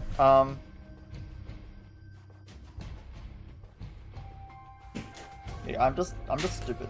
My brain is not working. Why did I do it like that? What have I done? What have I done? That's how many... What have I done? I'm doing it like the dumbest way possible. Wait, this is not that hard. Yeah, I need to stop using the Holy Light formula. I need to stop using the Holy Light formula. That would make more sense. I'm not using the Holy Light formula. I had like a spreadsheet, and it made sense in the spreadsheet when I was doing it with the Holy Light, but like how to multiply the damage. But I'm getting too tunnel vision. I should just multiply the damage. It's not that hard. Yeah, it's actually not that hard at all. It turns out using your brain helps. Tough Love better than Sacred Heart for Lost? Okay, to be fair, I think the homing is enough to carry for Sacred Heart. The DPS maybe, but like that's not counting the actual fact that homing is hitting more shots. You're doing 3.2 50% of the time, and then you're doing regular... Why don't you just do it in the game? Fuck. No, because I want to see like the scaling of the luck. Why am I so bad? This is not that hard. What am I doing wrong? Chat, this is not comparable to Dr. Fetus. I think Tough Love is likely going to go at highest at the top of B+. I mean, it is amazing on Lost, but like... Wait, maybe it is A-. Because I'm looking at Lump of Coal, and I'm like, huh. Tough Love might be better than Lump of Coal. I will say, Lump of Coal was a great moment for a test. Because I never knew exactly how much more damage Lump of Coal does than a regular damage up, but it really does do significantly more, like way more than I expected. At a pretty average distance too. Okay, I think I finally got the damage formula to work. Insane. I'm sorry that took so long. Okay, at base, at 0 luck, I think it's a 1.22 times multiplier. Obviously at 9 luck, it's a 3.2 times multiplier. At 2 luck, it's 1.275. So you can say it's around a 25% multiplier, I would say is reasonable. At 1 luck, it is basically 25%. So it's like half of a cricket's head. And it scales with luck, obviously, so more luck is better. Mm-hmm. I think it's probably right above the damage ups, personally. It's actually one of the best items on the Losts. And I mean, you know, having an item that is like one of the best sources of damage on Tainted Lost, the hardest character in the game, I think that matters a lot.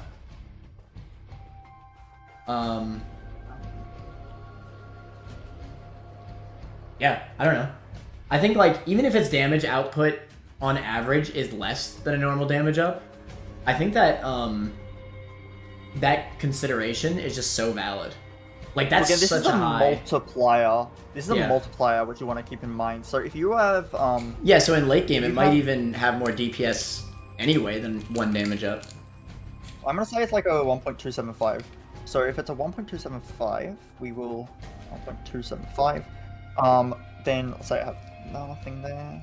I did a tough luck Thank you. spreadsheet. At 0 luck, you're about... Yeah, okay. You got the exact same results as Turt, I think. 1 luck, Yeah. 1.24. At 2 luck, 1.28. 3 luck, 1.31. 1.37. At 5 luck, 1.4. 6 luck. You can see taking tooth over anything. Yeah, okay, in that lane. is the same. I got the same values. That's good. Okay, it's good that we have double checking here. So That's I know crazy. that I'm not Adam wrong. says they could see taking tooth over anything in A minus. I just feel like that's such cap. So here's the multipliers are weird.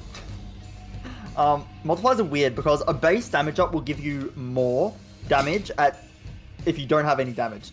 But as soon as you start getting more damage ups, the multiplier is way stronger. So Do you wanna... if we It seems like there's a lot of people saying A minus. Maybe bottom A minus? Would you put it that high? I think it's definitely higher than the regular damage ups. Oh for yeah, sure. yeah. I mean, I said that. I said that already, but Yeah. Then if you have 2 damage versus 1 damage. Yeah, okay, even with 1 damage up, let's say you have 1 pentagram, you're already doing more damage than if you had 2 pentagrams. If you have pentagram plus tough love versus 2 pentagrams. Like, so it very quickly scales up higher than damage ups. I could see it in A minus for sure, actually. Especially I think I since could this agree. does scale with luck. You have some of those runs. You have those runs where you just get a just get a lot of like luck. a ton of luck. Yeah, and then it's or you just have luck crazy, pills. yeah. You have luck pills in rotation. You just keep getting luck. And yeah, if you get enough luck, this could very reasonably become a 33% multiplier. Like,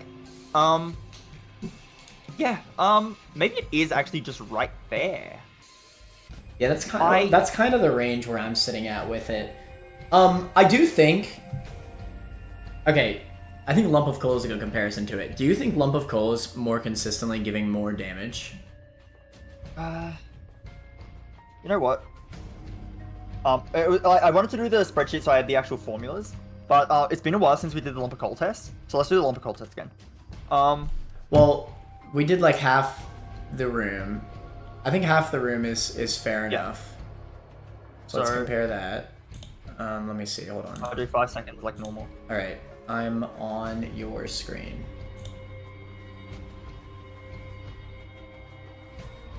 $83.72. 83.72. Give. And how much? How much? Just should I do have? base. Just do base for now. I want to see. But it's unfair at base because you're meant to. This is a multiplier. I know. Try it first with none. Well, I mean, what luck stat? I know. Try it first with no luck. I should probably actually time this. I know luck. It's gonna be very unfair. Also, this test is gonna be a bit weird because why did I stand so far away? I forgot I'm not using lump of coal. Exactly. 79. Wasn't Lump of Coal also around that? Yeah. That's exactly why I wanted to test it without it. And this scales better. Hold on. We'll do it again. Maybe that was a high roll. Maybe it was a high roll. Let's do it again.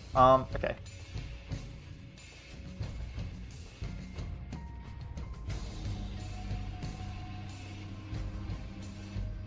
$72. That was like around the same amount, right? No, that was like 10 less than Lump of Coal that time. If we do it with a pentagram, though. That being said, well, the pentagram doesn't matter. Take away the pentagram. Well, I get what you mean that it scales better, but but we already know that. I want to see. So now just do like 2 luck. Give yourself the tier 1. No, because Lump of Coal is a flat. It's a flat increase. That's why it's gonna scale a lot. I think I meant to get rid of remove. Yeah, I mean, I think it already from the first test. I've already determined it's better than Lump of Coal. That's why I compared it to it originally. Yeah. Okay, that's fine actually. But for the sake of the test, get rid of Lump of Coal. Give yourself the +2 luck.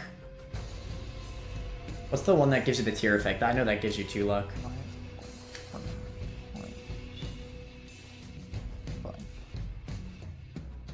That's fine. Oh my god, I can't grab it. I'm being trolled. No. Should have just given you the. Take me alive. Okay, that works. Okay, so you averaged around like 78 damage with Tough Love at base.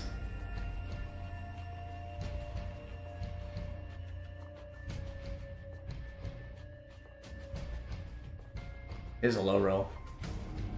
Yeah, that was worse than base. Do it again.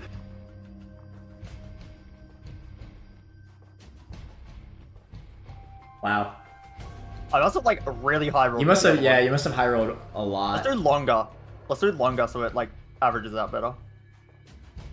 I'll do 15 seconds. No, I'll do 10 seconds. 128. It's funny, you must have just high rolled so hard on the first ones, because this actually doesn't feel nearly as crazy.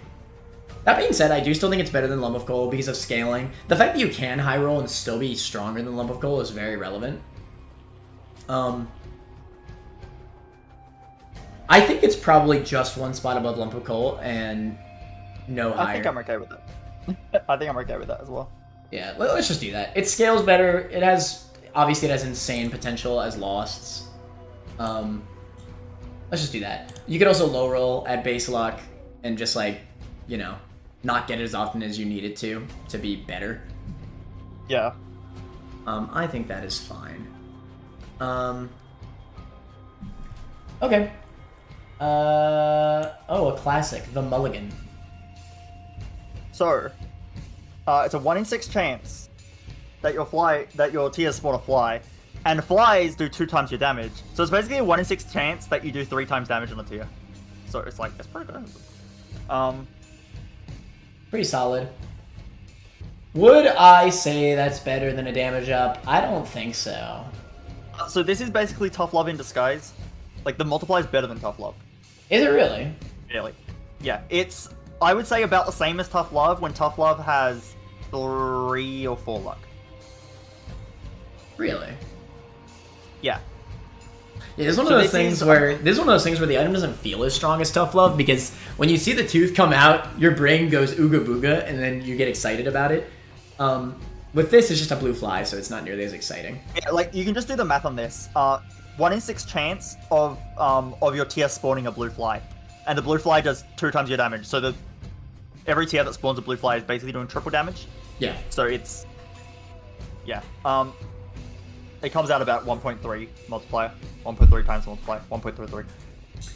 Do you think that consistently higher damage multiplier is better than the absolute high roll that is on the loss of Tough Love? Because I think I put Tough Love above specifically because it's one of the best items on the Losts. I also think Tough Love is, because Mulligan, you need to actually have the flies hit the enemy, and sometimes if you're far away, the flies don't come in. I think since Tough Love does damage directly, it's probably better. Okay. I think they're close to each other, Also, though. I'm kind of looking at Steam sale. Should Steam sale be below these items? Um.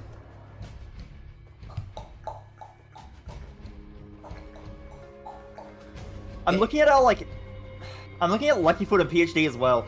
See, I know why we put them so high, but at the same time, it's like when you have an item that just does like so much damage, like all these items like they're min-max items. I think just leave them, let them be, because like it's hard to compare them directly, but yeah, like you got to remember you're getting more items out of them, you're getting more effect out of them.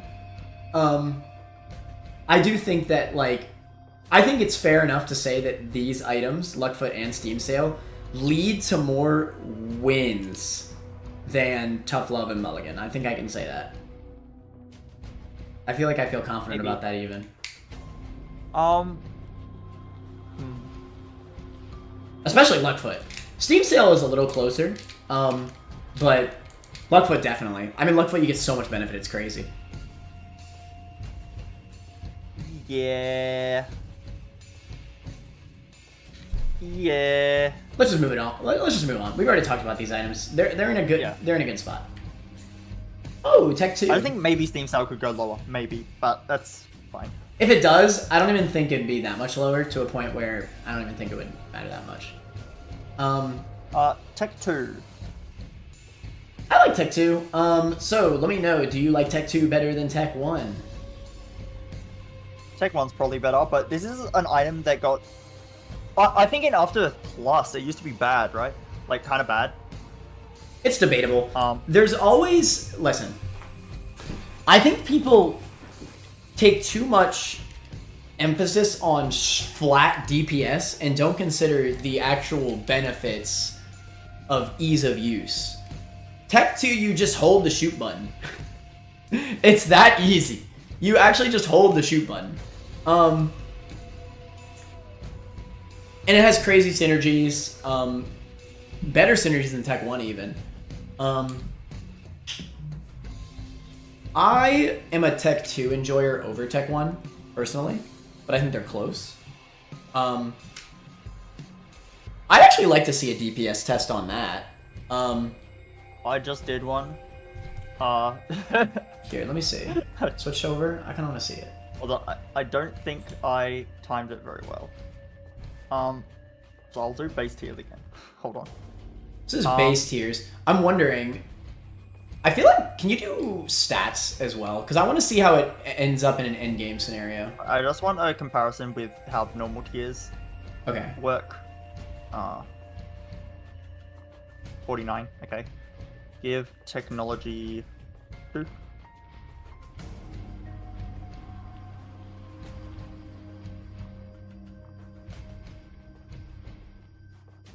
Okay. So quite a bit stronger. Okay. And then do Tech 1, just so we see. Well, Tech 1 is base damage. Okay. Oh, so it'd be the same as tiers? Yeah. Oh, well then Tech 2 is just better. No, because Tech 1 is like... It would, right? If you're saying it's the same damage, it'd be the same. No, because I like technology for the Well, test it. Test it really quick. Test it really quick. No, it'll be the same damage. I like technology for the properties of it, but I guess Tech 2 is giving you the same properties, so maybe I'm just stupid. I fired slightly longer there. Yeah, you're stupid then. Of course it's... I actually thought the DPS might be worse. I was going to argue that the ease of use of Tech 2 might still make it higher, even with slightly lower DPS. Huh. This is an item that got buffed, so it's probably just because of the buff that... It's possible, but I've always felt like Tech 2 was stronger.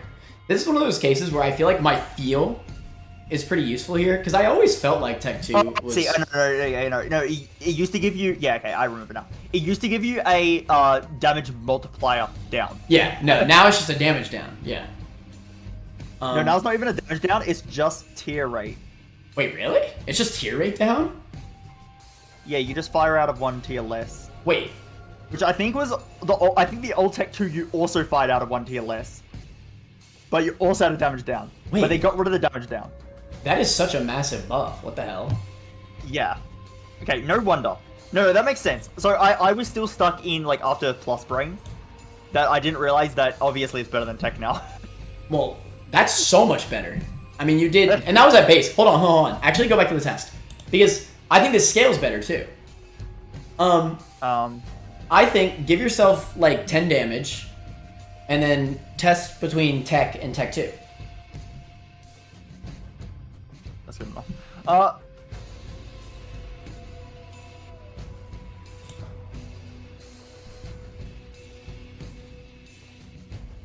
think I did one shot extra. 126. Remove technology. Give tech. Can I just say tech 2? No, I can't. Technology 2. I missed my chance.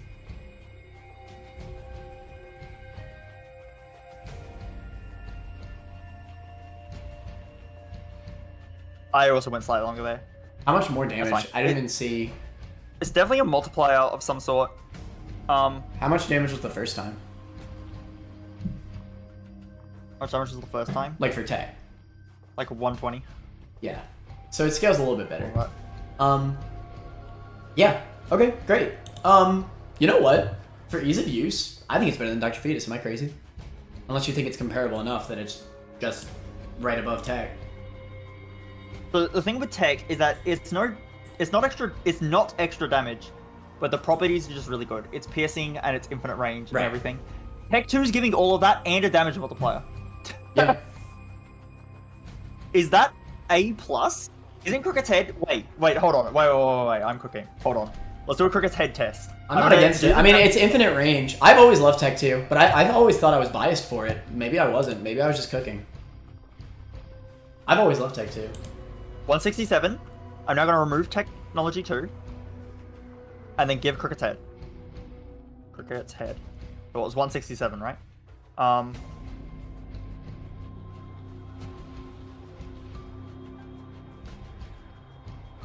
Yeah, it's barely less damage than Cricket's head. And you have infinite range. You get infinite range, piercing, and way more synergy. It actually might be better than Cricket's head. Pause. It is. Yeah, you have way more synergy. You have way more synergy, way more ease of shot because you have infinite range and it pierces. Wait. Wow, I knew this item got buffed. I didn't realize it got buffed. I've been sleeping on it. This item's ridiculous. It has so much synergy plus a DPS up. It's so good in Repentance. Like, I've taken it in Repentance and I've liked it. I didn't realize Plus, it was this here's good. another thing. I think this item actually does knockback now to enemies. Well, it does it to bombs at least. I know for that. At least. Test it on an enemy really quick. I'm pretty sure it does. Like just go into an enemy room. It's not. I'm pretty sure it does enemy knockback, which is very relevant. Does it? A little bit. It definitely does a little bit. These ones, I think, take less knockback. Do like another one. I like how as soon as I try looking for enemies, no enemies ever. Yeah, look, he can't even walk towards you. Like, Yeah. Look, he can't walk. Yeah. Yeah, I mean that's really good because you're piercing through everybody. They can't even approach you. Yeah, and it's constant. It's a constant beam. I think That's kind of good. I think it's bad. Homing synergizes with everything, but Tech 2 is so but good on hear its me own. out. Is it also better than Magic Mush? Because here's the thing. I think Magic Mush, homing, and Cricket's head are all close together. Because they're like, Cricket's head and Magic Mush are a similar damage multiplier, and Magic Mush have extra stats. But Tech 2, it's not that much less damage, but you get some really good properties. Yeah, so the properties definitely make up piercing. for slightly less damage. Okay, it doesn't give you spectral, right? I don't think so, no. I'll check that right now. But I don't. I don't think so. Definitely not. Okay. No spectral. But that's okay. I'm not fully against it going above Magic Mush. I think it goes right there. I didn't realize how much of a damage multiplier this was. Wait, Arthur said quality 2, by the way. Crazy, what? This is a quality 2? Yeah, I think it's because it used to be a damage down, and then they got rid of the damage down and didn't replace it with anything, so now it's just ridiculous. Actually more correct than I thought. Yeah, I've always really loved Tech 2. Tech 2 is great, especially after buff. It has so many great synergies. It has infinite range. Yeah, I think this is fair. Let's just leave it right there. I think it goes right there. Wow, that's surprising. I didn't realize how much they got buffed. Yeah, we started this I was like, so do you like Tech 2 better or Tech 1? So what I was expecting to happen is I thought the damage of Tech 2 was lower than base damage. I thought the trade-off is that you get a really good beam, but the damage is like... That was funny. That was funny. No, when you were doing tests, that was mad funny. Yeah, I was like, oh, well, test Tech 1. And it was like, oh, well, there's no point because it's the same as base damage. And I was like, well, doesn't that mean Tech 2 is just higher? And I was like, and then you were like, well, no, because... Wait. Wait, you're kind of right. I was thinking back after the first version of the item. My man was thinking backwards. Yeah, I was back in time. Go back to present day. Alright, so, I mean, there's no debate. Obviously, quad shot is above triple shot. I mean, obviously, I'm pretty sure it's the exact same tier delay now. I think it is. So it's just an extra tier. Like, obviously it's better. I actually think the tier list looks like it's slightly more. Let me check. No way. Oh, you mean like it takes longer? It is actually more of a tears down. It is more of a tears down. Really? Let me. It wasn't in After Earth Plus. That's new to Repentance. They nerfed Mutant Spider, but they didn't nerf Inner Eye. Maybe it's more comparable to triple shot than we thought. Then let's do a little damage test again. I kind of want to see it. Well, no, you can just use the multipliers. So Inner Eye is a 1.53 times multiplier, and then Mutant Spider is a 1.68 times multiplier. That's a lot of damage. Oh, that's still a lot more. And the actually, I will do a test. I said I wouldn't, but I will. The actual spread of the shots is like quite tight. Yeah, which is really good. It's very tight. Yeah, like you can. Like yeah, it's pretty. It's usually even on moving enemies, it's pretty easy to hit all of them. I mean, look, I'm still hitting all my shots. Yeah, like you're pretty far away from that. Like, relatively. Like, I feel like that's around the distance where you still shoot enemies, you know? Yeah, I mean, that's a lot. 98. Okay, wait. Yeah, that's a lot. So 98, wait. Is that more than Tech 2? It definitely, yeah. Okay. Well, it's just by doing the math, it's a basically 70% damage multiplier. Like, almost. It's 68%. What about with... Like, let's be a little bit fair. Aim in a way that you're only hitting 3 of the shots. I understand. Like let's just see the difference. Okay, It's funny because it's actually hard to only hit 3, but I just want to see like a comparison. Okay, I know where to stand now. I'll stand right here, and I will hit all the. Okay. Oh, I missed my chance. So what I want to do, Turt, is I want to take the average between the 3-shot range and the 4-shot range. 63, but if I use one more volley, it's 73. That's because it's on like the way the tier is, it was on like a thing. Right. 63 or 73, which is still a lot more than, okay, well, let's say 63 or 73. What was Tech 2 again? Give Technology 2. And then what was the quad shot again? Like 120? Wait, just 63, 73, 63, 73, 63, 73, 63, 73. Okay, it's about the same as Tech 2 damage when you're only hitting 3 tiers. Wow. What is triple shot? Maybe we were underrating triple shot. Do triple shot again.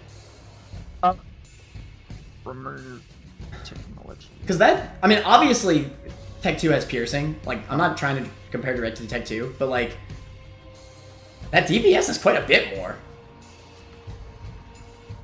This is actually not hard to hit all the shots. No, it's not. They're very connected. I've always known triple shot is really good. I think everybody was underrating it. I thought the spread was wider, which it wasn't after the plus. I didn't... Wait, if I'm standing... Wow. I'm still hitting all 3. Standing half the room away. Yeah. That's actually... I will say, triple shot is the one item in A- that everybody I knew was underrating. Like, it's still a guaranteed win item. It just is. It's so much extra DPS. It's the same damage multiplier as Cricket's Head. That's what triple shot is when you hit all 3. Well then, wouldn't it be in the same tier? I think maybe they do have to be in the same tier. I didn't realize how easy it was to hit all 3 shots. Like, I was under the assumption that you're not always going to hit all 3 shots. But I'm standing half the room away still hitting the enemy with all 3 shots. It has more synergy too. I think it's above Cricket's Head. I would say it's below because the tears down can be bad sometimes. And also Cricket's Head gives you a damage in the formula as well. So it does do more damage at base. Cricket's Head does do more damage, even though the multipliers are lower. Okay. And the multipliers like basically the same. So Cricketade's better, but that being said, I would take Booker Rev over Innerai. Yeah. I definitely wouldn't. What about challenge characters? I mean, that's argument for, because I also said I would take Booker over Cricketade, I'm pretty sure. So it's a bit weird. Where I think the items go is, okay, I think Innerai can stay. I'm not going to fight the Booker Rev thing too much. It's the same argument as Cricketade. We put it below Cricketade. It's whatever. For Mutant Spider needs to be above Magic Mush because the damage multiplier is higher. It is then comparable to Tech 2. Quad did more than Tech 2. That being said, Tech 2 has piercing. It has ease of use. You just spam the beam. It has really solid enemy knockback considering it's constant. Tech 2 might also have better synergies. That's a hard one. Quad Shot does have great synergies as well. Tech 2 has some really good synergies, like homing for one, homing with constant beams is absolutely ridiculous. But also, I'm pretty sure the Ipecac synergy is ridiculous. Wait, let me just remove. I think this is like one of these synergies. Like, give Ipecac. In Quad Shot or Tech 2? Oh yeah, Ipecac Tech 2 is crazy. Yeah, it's only doing 5.7 each time. Oh, so it doesn't give you the plus 40. I think that got nerfed. Either way, do you see how much damage we're doing? Does it matter? how much damage is it in 5 seconds? Hold on. Oh no. Bro, what? That's a lot of damage. That's a lot of damage. That's a lot of damage. Put the flex tape guy on the screen right now. That's a lot of damage. This is not very strong. This is not very strong, bro. Yeah, this is why come on, dude. Come on, dude. I see why. No, because the Tech 2 beam only does 13% of your damage, but it's doing 13% of 43, but it's doing it every tick. That's why it was so much damage. It was low. I thought the beam. I want to say synergies bring Tech 2 barely above Quad Shot. I think I'm okay with that. Like beam is just so free for synergies. It really is. Yeah. And you know, even with Quad Shot, sometimes the tears down is a problem. It still is, right? Yeah. That being said, most of the time the DPS definitely makes up for it, like all the time. Tech 2 has had such a glow up. I remember when I was doing an After Plus list, I had it in like D tier. And also on Kane, you didn't get to fire tears anymore. It was just the beam, and your damage got like completely destroyed.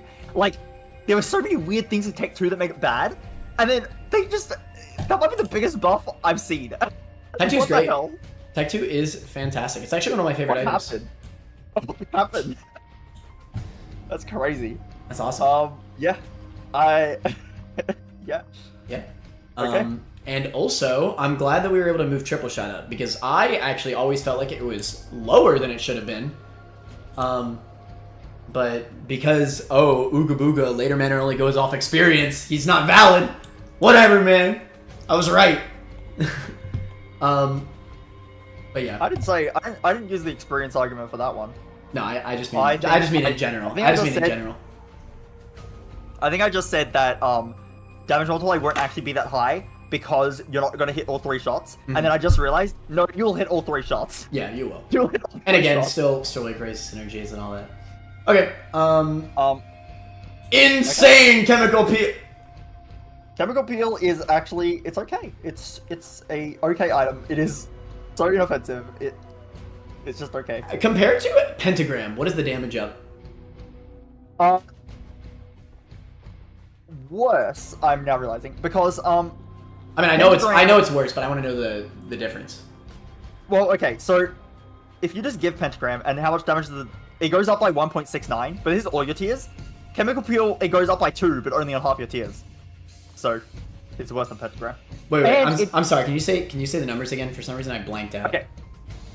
Pentagram on base stats, your damage up goes up by 1.69, but that's both tiers. Right. Well, Chemical peel is +2, but only for half your tiers, so it's effectively +1. So it's less.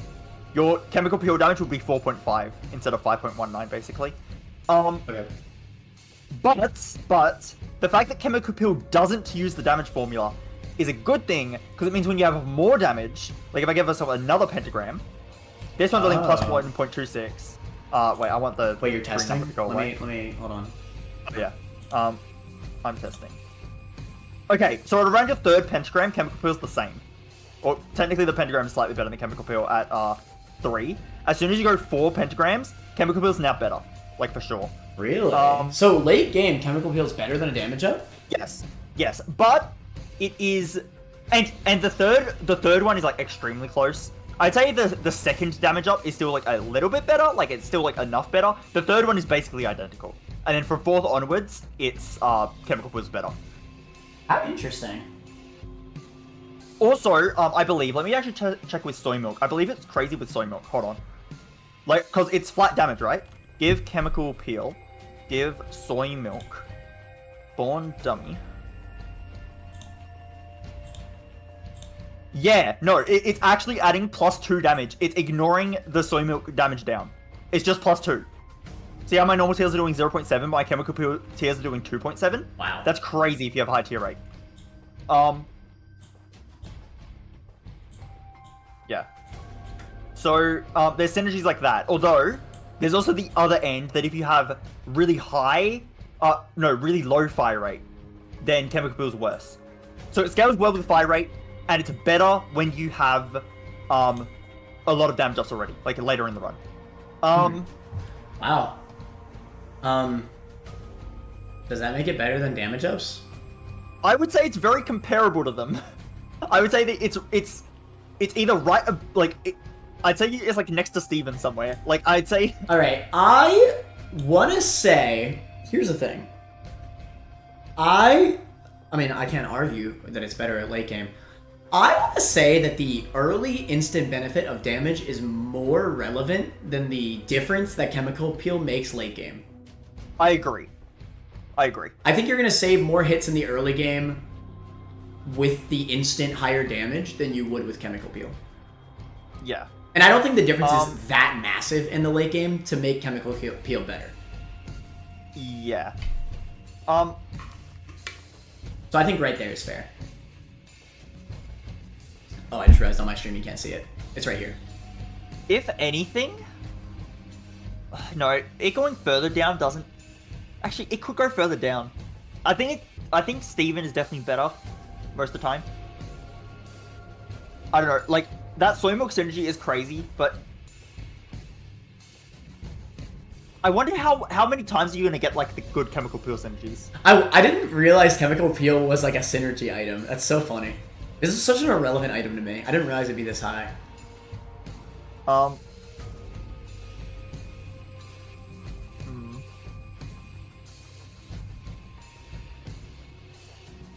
Yeah, it's just really dependent on like good how many shots you have. With high tier rate, but not a given in any range. Wait, I need to check something right now. I think it's synergizing with Tech 2. Why does it synergize with everything?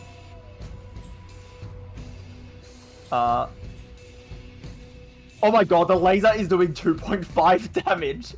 That's so dumb. Wait, what? Wait. Actually, I'm gonna try brimstone as well. Wait, I think I'm... Remove... Wait, does it actually synergize with more things than we think? Maybe chemical peel is the secret run carry that we never knew. This is why I kind of like Blood Clot. I know Blood Clot's not as good as some of the other damage ups in the pool, but sometimes having flat damage is better than having normal damage. Right. Okay, I'm gonna give myself Brimstone, and we're just gonna check some DPS of Brimstone. Normally. Actually, I just realized I don't even have to, because Chemical Peel, it won't always do the, effect. So that was a Chemical Peel Brimstone shot, 47.5. Well, a normal Brimstone shot is 43.5. Wait, what was the Chemical Peel? Oh no, it is doing both. Oh, okay, no, it's doing both per tick. I see. Okay, so what's normal? What's normal Brim? Normal Brim. Wait. I'll do one Brim shot. 43.5. Then if I take off the peel. Chemical. 43.5. Wow. 31.5. Pretty solid then, damage up.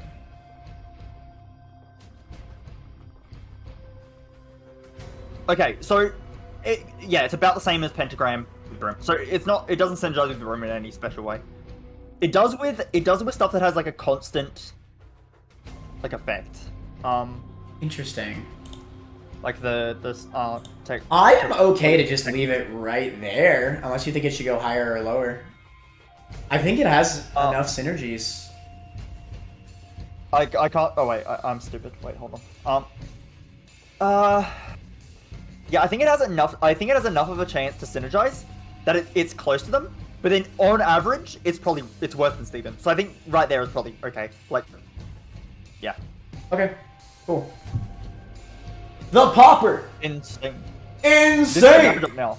No, this is actually damage up now. It's true. How much of a damage up? It is a 35% multiplier. What? To your left eye. I didn't realize this. So, wait, is that crazy? Wait, hold on.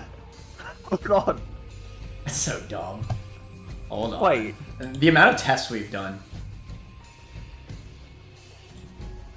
The thing is that a 17.5% multiplier is not actually as high as it seems. But it is a 17.5% multiplier. That's crazy. Wait, give people.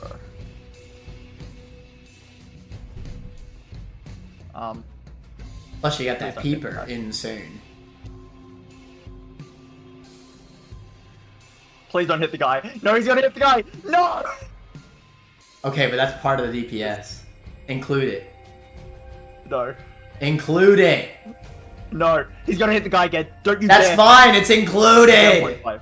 He's gonna hit things 7.5. sometimes. There we go. That's the DPS.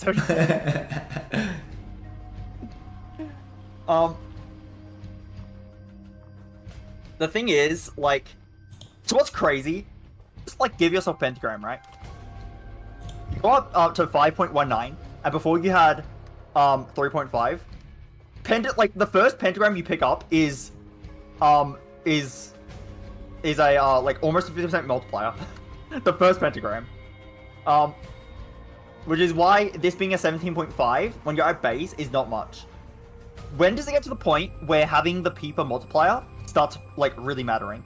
If it's 1.175, then hear me out. It just did 16 damage. Insane. Insane. Okay, at 2 damage ups, it is basically the same. Let's say you have 2 pentagrams already. Picking up a 3rd pentagram or picking up peeper is basically the same, except obviously you get the familiar as well. So it's like chemical peel, but it's not like chemical peel in the fact that it doesn't have the big synergies because it's a multiplier. The reason chemical peel was so, like synergizing so well with Tech 2 is because it was a flat increase. So I would say with that logic, it has to be worse than chemical peel at least. Okay, I'm just gonna listen to you. This one is weird to me. And then but then I'm not kind of counting the familiar. If you count the familiar, it might be higher. But I think the multiplier is just too low. That it doesn't really matter. The familiar helps a bit with rooms. Yeah. Honestly, multipliers are really, really good in this game. When you have enough of a multiplier, 17.5% is not enough of a multiplier. That is like, it's not doing that much, like on base. And therefore it's only doing stuff on runs that already have a lot of damage that were probably fine and didn't need the multiplier. It's like, like I would rather have damage most of the time, just a +1 damage, because, yeah, +1 damage kind of just, it's more relevant at the start of the game. I do kind of hate the popper though, it's very distracting. Detrimental. Are you okay with this spot? I'm not sure. It's barely higher damage than just getting damage ups. But it is higher? It's at least better than damage up. I disagree a lot. I like, again, I have a damage formula in an Excel sheet. And yeah, it's basically the same as pentagram after you already have 2 pentagrams. Like getting a 3rd pentagram versus getting peeper is the same. maybe it is just right there for simplicity. I just feel like it's too high. It's just the multiplier's not that good. Why is D6 that high? There's no shot after caves and taking it over magic mushroom.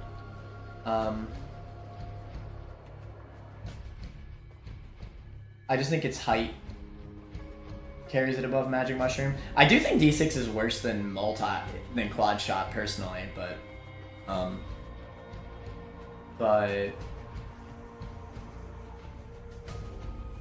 yeah, I don't know. Okay, you want to just leave it here for now? I think it's comparable to chemical peel. I guess so.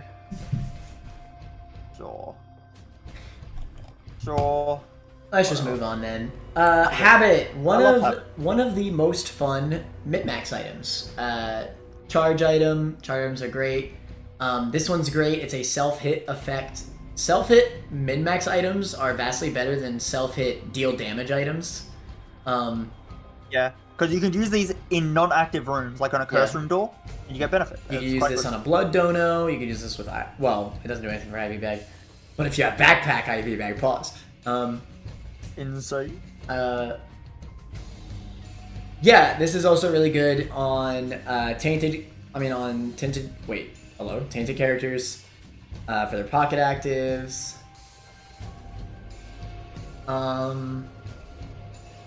I think it's definitely better than battery. I think it's maybe even better than 9 volt. That being said, maybe it's not better than 9 volt. You have to take a hit. Even on soul heart characters, this is a lot worse.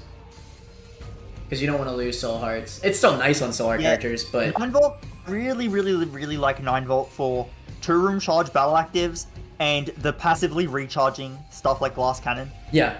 9 volt's really good for those. Habit though can kind of like Habit with like a D6 for example. Habit with a D20. Habit with most dice items actually. Yeah. Habit like it's really good for your utility items. So I'd say 9 volt is better for your battle items. Habit's better for your utility items. But 9 volt still is good for utility items too. It's just not as good. While Habit is like not nearly as useful for battle items, like not even nearly. I think it's comparable to 9 volt. I actually don't think it is. The more I'm thinking about it, I think this is only as cracked as we think it is on Red Heart characters.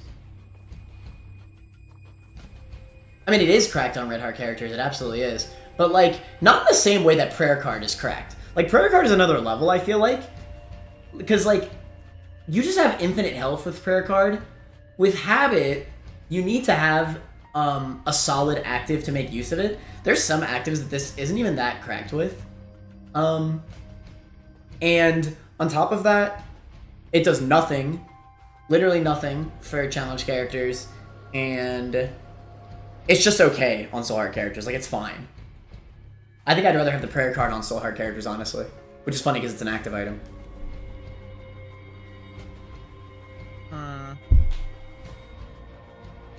It's just, it's basically impossible to abuse it with Soul Heart characters the more I think about it. I think you honestly only gain... Okay, it's not impossible, but... Like, is it really worth it? Like, I feel like on Soul Heart characters, even if I have something like D6, is it really worth losing the soul health to get another roll? Sometimes, but not consistently. Like, I feel like with Soul Heart characters, you'd rather have a full bar of Soul Hearts rather than get that extra reroll. Am I crazy? Depends on the context, but you probably want Soul Hearts more, yeah. Yeah, Soul Hearts are really good on Soul Heart characters. I would take 3 Soul Hearts over a damage up on a Soul Heart character, as crazy as that sounds.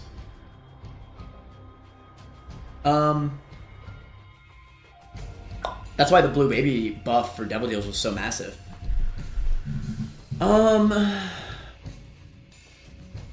being said, I do still think its benefit is very, very, very, very high. I'm willing to put it here. I think it's... Is it better than damage up? The problem is that, yeah, you do need to... It's a little situational. There definitely are times where you pick this up where it doesn't really do anything. Even on red heart characters, you can just not have a good active for it. Or not even have the health for it, right? I would say, I would put it right below Scapular. That's fine. I'm okay with that. I do think 9 volt is better. I think 9 volt is... Yeah, because it works all the time. You know what? Yeah, this makes sense. Because, let's be real, Habit and Scapular are both min-max items, for the most part. And, Scapular, I think, is a lot more abusable because it works on Soul Heart characters. Yeah. Yeah, I like that. Habit has really high highs when you can use the highs. So does Scapular. And then 9 volt is better than Habit because even though the highs aren't as high, it's just always good. Wait, I just realized. I'm tripping. I just realized Habit is still really good on Keeper. Wait, it's actually one of his best items. That's true. Somebody says Keeper is almost free win Habit. You actually... Wow. Wait, Habit can actually save you 50% of the time. By that logic, right? Because you just use Wooden Nickel more. Yeah. And that's so much more money.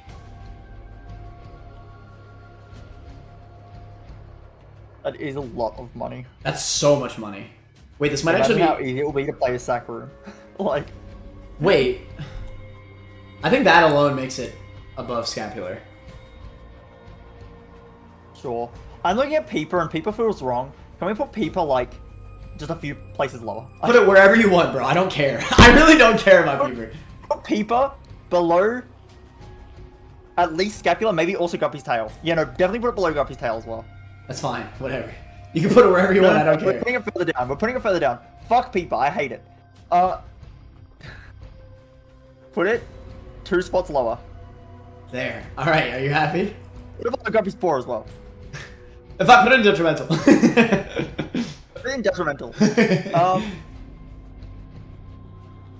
That feels better to me. Okay. There you go. Yeah, no. Wait, I didn't even think about... I mean, hell, even on Tainted Keeper... Hell, Tainted Keeper, you could find Wooden Nickel, right? Yeah. Yeah, this is still useful on Keeper. Habit also goes infinite with some things. It's not that likely you're going to get an infinite with Habit, but... Wait a minute! Wait a minute! Is this item insane on Tainted Keeper as well? Because couldn't you technically go into an enemy room, take a hit to charge your active, whatever it may be, and then just heal right from the enemy coin? Yeah. That's crazy. So that's very risky if you want to go down a one. Well, yeah, but I feel like, I mean, you know, obviously you do it on enemies that you know you can one-shot. Like, you take the intentional hit, then just kill them, and then take the heal back. But then you get the free charge.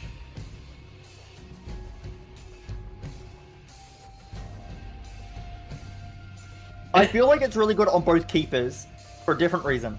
Both keepers can very easily turn coins into charges. Right. And that's crazy. That is crazy. I didn't even think... It's funny, because usually Soul Heart characters, you can do more with soul health than the coin health, just because you have a less amount of coin health. But, like... Yeah, this specific synergy is kind of crazy, isn't it? Isn't this basically charge penny for both keepers? It's just charge penny. You can take damage to then get charges. This is insane. You just heal up with the coins. I'm willing to put it above Blood of the Martyr. I mean, I'm still willing to compare it to 9 volt. I feel like Blood of the Martyr and Pentagram is not a very big difference. You know what? After all this, I mean, hell, Keepers are some of the hardest characters in the game. I'm down to put it right there. Yeah, Habit has really, really, really high highs, and then it can sometimes just do nothing. It's not even that low. 9 volt is more like consistent, I would say. Yeah. I'd say they're similar. Yeah. I think it's fine. Fair enough. This is fine right here.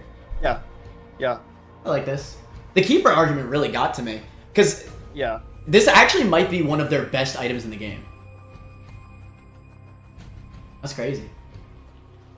I am such a lover of Bloodlust. So for some reason, people hate this item. I don't know why. It feels so free. I think it falls off late game because it's hard to get the damage to use it with. Okay, the thing with Bloodlust is that it carries you hard in the early game. Like, you could just, like, get the max damage from Blood Donos or IV Bag or whatever. Or by intentionally taking damage, or Curse Rooms, or even Sack Rooms, maybe.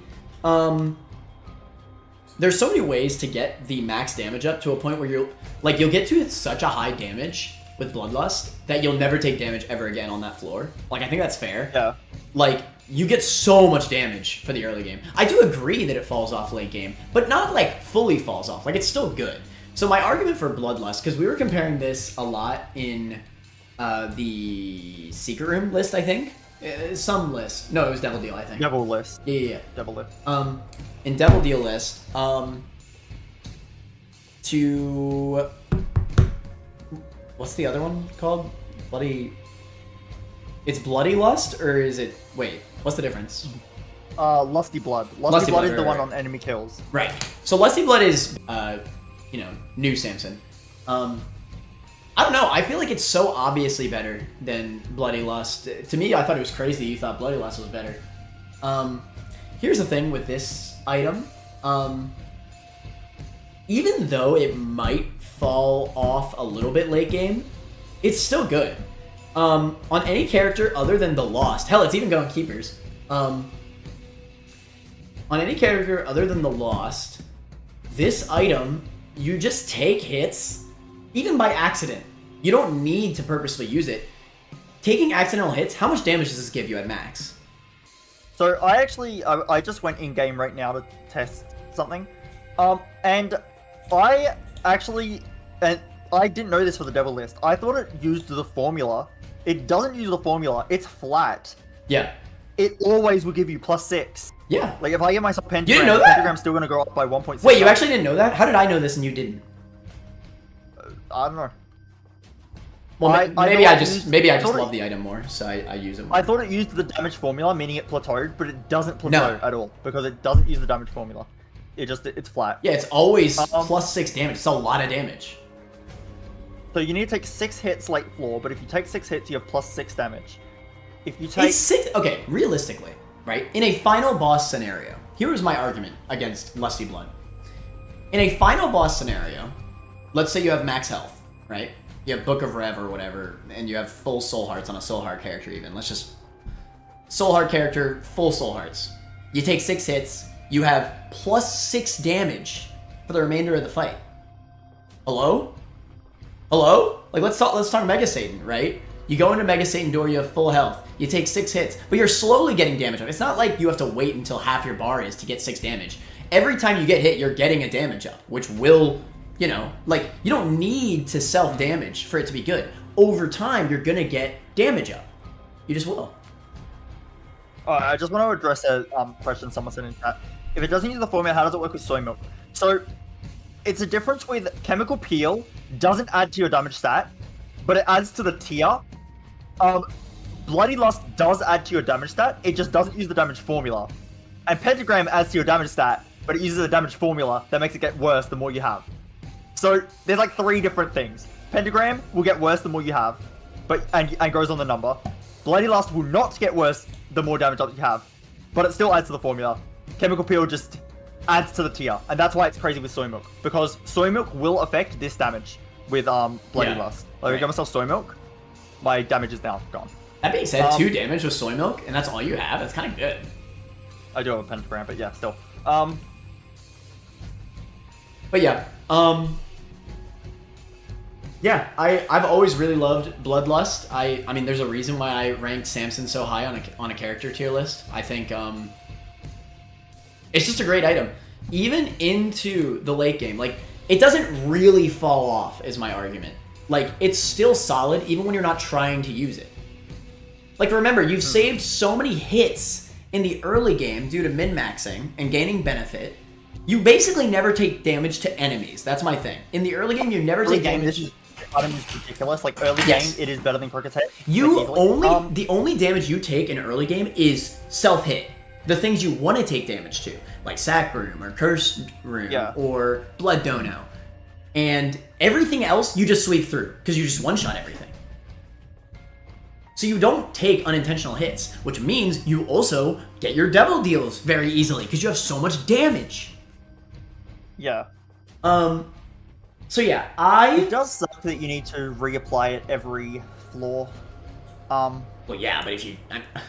Turt, if you didn't have to do that, then it would be insane. If you did not have to do that, it would be insane. I know. I'm just saying that it does make the item a bit, like... I don't know, it's just... It's really good, and at the same time, it's just a bit awkward. It's not that awkward. It's like, listen, at worst, you just don't try to use it, and you'll get benefit over time. I think on average, as a normal character, not lost, obviously, even as the keepers, I think on average you take like 2 to 3 hits for like a later game floor, right? I think that's fair, like 2 to 3 hits.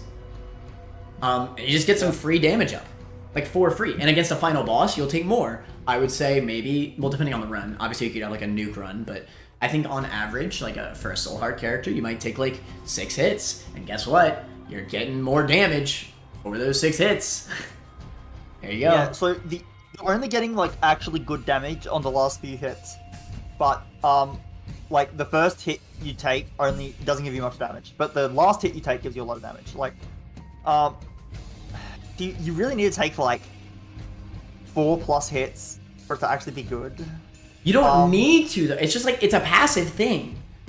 Like, and it's so much damage. Like, the relevance of this for the early game is so much massively better than any damage up that it absolutely deserves a tier change. Like, it just does. Like, you nuke things. You actually just do. And even in the late game, like, for a final floor scenario, you will just get more damage than a single damage up. Maybe not more than every damage up you've gotten in the run, but if we're comparing it directly to 1 damage up, yes, it is always giving more damage than 1 damage up. It's not even close. Except for the walls. I'm not comparing it to damage up. Okay, good. Well, I thought you would have, like, because I know you underrate this item quite a lot. Not underrated at all. No, I think it's A- tier for sure. Okay, good. I'm just wondering... I was wondering, like... I would imagine it's better than Lump of Coal, but there's a chance that maybe Lump of Coal damage is better than I think it is. That's just, like, kind of, like, where I'm feeling. Yeah, I feel like that feels correct to me. This is good on every character except for the Lost. It's still good on Keeper as well. In fact, it's kind of cracked on Keeper. Again, you can do the same thing as I said for Habit for Tainted Keeper. Keeper is really good with any of the min-max on hit effects. Yeah. And this kind of count... Okay, by min-max on hit effects, I mean on hit effects that give you permanent benefit. Yeah. An on hit effect like Dead Bird that gives you benefit for 1 room, who cares? Yeah. This does give you... Not permanent but benefit for the whole floor. Yeah, I mean, pretty to a point where you nuke every... Yeah, it's absolutely relevant. Yeah. Because especially for the boss for Keeper, right? Because let's be honest, the bosses are the hardest part for Keeper. Because, especially Tainted Keeper, because, you know, you might not be able to get the coins from enemies that you usually would get. I mean, you could literally, like, right before you kill an enemy, you could take damage to them, and then grab the coin, and now you got damage up. And you could easily go into the boss with the full damage slope of the Bloody Lust. It literally is just a lot of damage. It's that simple. Now that you found out that it's flat as well, could you at least agree with me that it's better than Lusty Blood? I think so. Okay, good. I think that is enough. Good. I still think Lusty Blood is probably like B+ tier, like high B+. That's fine. No, I still like... I'll put it this way. Lusty Blood is still better than a damage up. But... Another reason I didn't have it as high is we were ranking this in the Devil list before, and in that context that's also where fair. you're losing your health, you can't use it as well. That is actually completely valid. Because I agreed even in that list that it's not as good in Devil Pool. You're actually right. I forgot about that. That's why I compared it directly to Lusty Blood, because it was in Devil Pool, and Lusty Blood is comparable to Bloodlust in Devil Pool. That makes sense. Yes, you're right. Yeah, so I feel like... So I'm actually, like... funnily enough, because you thought I was, like, putting it lower, I actually could see this going higher, but the fact that it's definitely worse than Mulligan and Tooth Shot late game. But early game, it's much better than them. Like I said earlier, this is better than Cricket's Head early game. It's actually better than Cricket's Head early game, like easily. Late game, Cricket's Head is better for sure. Yeah. But you do save a lot of hits in the early game. I think combining its early game And still, like, it's a solid passive effect for the late game. I still do agree it does not fall off in the late game. It's just less good. I think... It falls off. Well, no. To me, in my mind, falls off means that it's bad. Like, it's just not even good anymore. It's still good. Like, it is, like, if this was only able to be picked up in late game, I would say it's still comparable to damage up. In fact, I'd still say it's better than damage up. Even in late game, I would. Well, damage up also falls off late game, so... It's the formula. I guess. So... Anyway, that doesn't matter. If I'm combining everything... I mean, I really love this item. This is one of my favorite items in the game. It's so much fun to just min-max with it and then just nuke everything in the floor. It's tough. I think right here is correct, and I could maybe see Lumbercoal higher, but I could also send Lumbercoal lower. Well, if you think this, if you think the spot is fair, then that's fine. I thought you were trying to move it higher. I could also move it higher, but I can see it higher for early game, and then later in the run, it's worth. Like, okay, let's say you go to Hush, right? You go into the Hush. There's no pre-floor. You just go straight into Hush, and now you have to take 6 hits for you to. Like, no. You're thinking about the item wrong. You don't need to. In the course of the fight, when you get hit, you will do more DPS. No, I'm comparing to the other items in A-.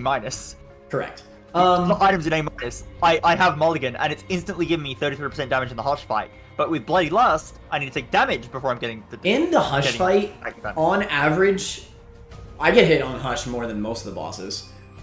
In the Hush fight, I think overall you'll do more DPS for the entire fight with Bloodlust.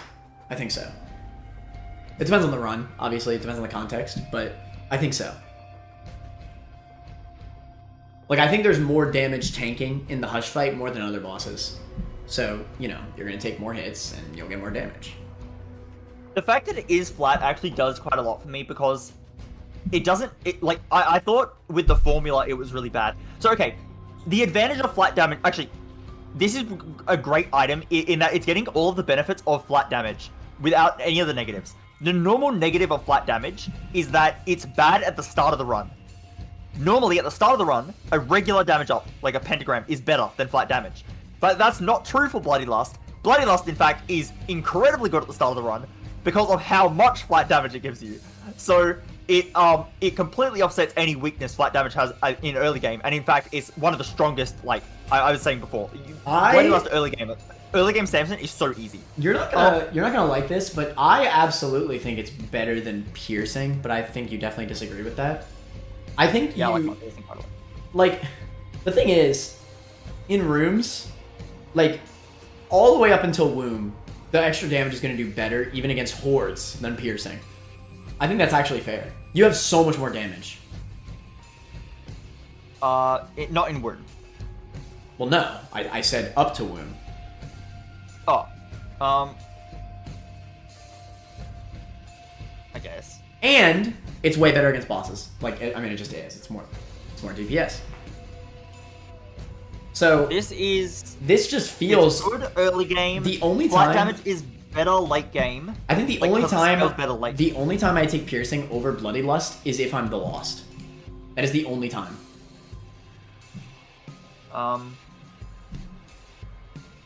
Even late game, I take Bloody Lust over piercing. To be fair though, piercing's also like one of those things where it's like piercing is as high as it is because of rune clearing, but I also just think like the early game rune clearing of Bloodlust makes it like close enough to piercing to the point where its other benefits definitely put it above piercing. Like piercing is probably only better for like womb, and like you're probably gonna take enough hits for like the later game bosses anyway to where the benefit of Bloody Lust is better than piercing. Honestly, anyway. I'm thinking about it more. Bloody Lust makes your early game so easy, and then late, it's just. But it's not even like it. You're right. It's not bad late game. Like it's. You have other items. It's not like you're soloing the game with Bloody Lust. In late game, you have other items. It's just when you get hit, you get some extra damage. It's not bad. It's still really good. You will still likely get more than a damage up. You just will.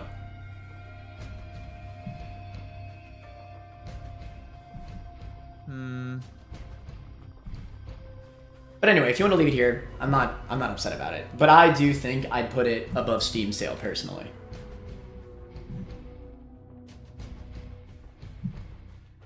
But if you're confident with this placement, we can just move on. But I'm not confident with the placement. I'm thinking about it.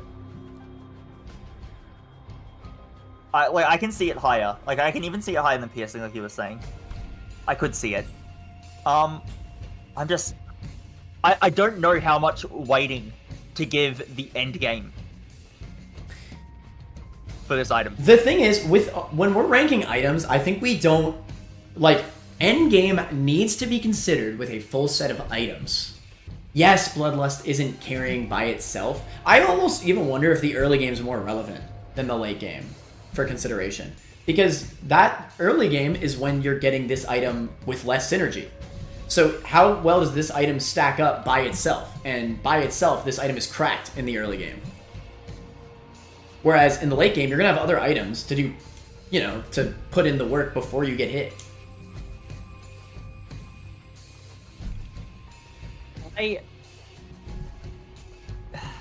Like, this has such a long-term benefit because you're saving so much extra hits. I'm gonna say piercing's better. Is tough love better? I'm not sure. Because tough love's better late game, but it's not better early game, and I don't know what to make of that. How about we just do piercing versus bloodlust poll?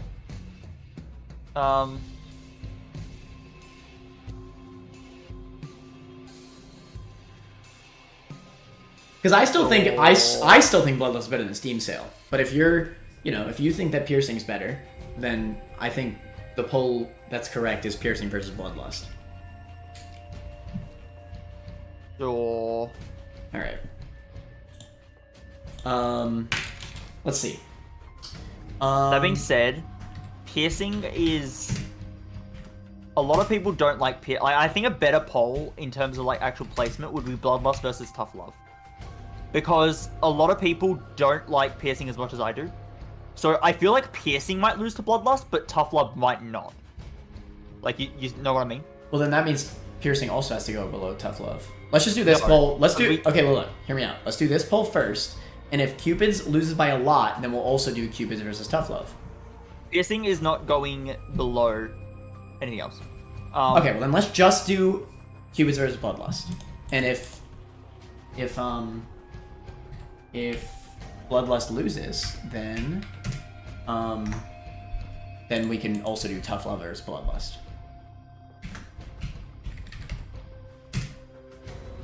All right.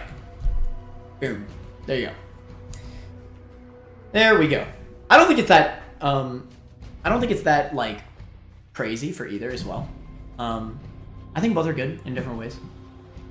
They're both saving you hits. I mean, hey, it looks like you were wrong. Most people are voting Cupid so far. Wow. So I think people just really don't like bloody lust. That's possible. That is definitely possible. But yeah, like I said, we could do tough love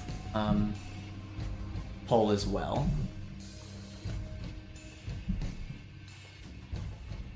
The game Bloodlust is stronger, but Cupid is better in the long run in rooms. Bloodlust is strong against bosses. Cupid is just good in rooms in general. Yeah, I think in general Cupid is better than rooms, but the early game of Bloodlust rooms is better than Cupid's Arrow early game rooms. To a point where I feel like its room difference is not that much massive. Like, I do think Cupid's is better in rooms, but only barely. And Cupid's is borderline irrelevant against most bosses, so... Man, honestly, I feel like Steam Sale should be, like, quite a bit lower in this tier. If you want to move it below both Bloody Lust and Piercing, that's fine. But we shouldn't move it too drastically. I think it's in a fair enough spot, personally. I'll do it for you, though. Yeah. I feel like Steam Sale is very comparable to Dollar. And I feel like Steam Sale is not better than the items that we have. Dollar is not comparable to Steam Sale. It just isn't. They're basically the same item, man. They are not. I don't know. Steam Sale literally solos greed. Who cares about greed mode? It's still a mark! And for some characters, it's one of the hardest mark. Okay, we're at 20 votes. That's good enough. Alright, do you want to do a tough love poll as well? Yeah, I'm curious. Okay. That's fine. I think you might be right. We will not do the Mulligan poll though, no matter what, because we're kind of already at the range that we thought anyway. And I'm already lowering this more than the midpoint anyway, because tough love. I do think Bloody Lust is better than Steam Sale, like quite definitively. That's why I think Steam Sale needs to be lower. Again, like I said, I'll put it above Bloody. Yeah. I mean, below Bloody Lust, but I'm not gonna put it too much lower. Bloody Lust. Tough love. I was thinking like Steam Sale, like should be like above Prayer Card, below Lump Coal. That's what I was thinking, or maybe above Lump Coal, like around that range. All right, chat. What are we thinking? Yeah, looks like you're ready in. Yeah, people just don't like Bloody Lust.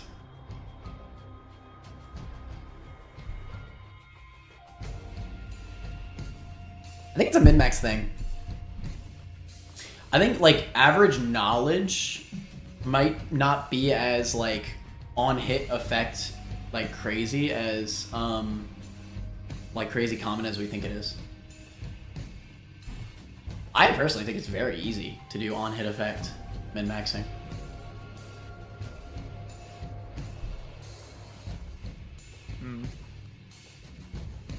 Okay, but that's fine.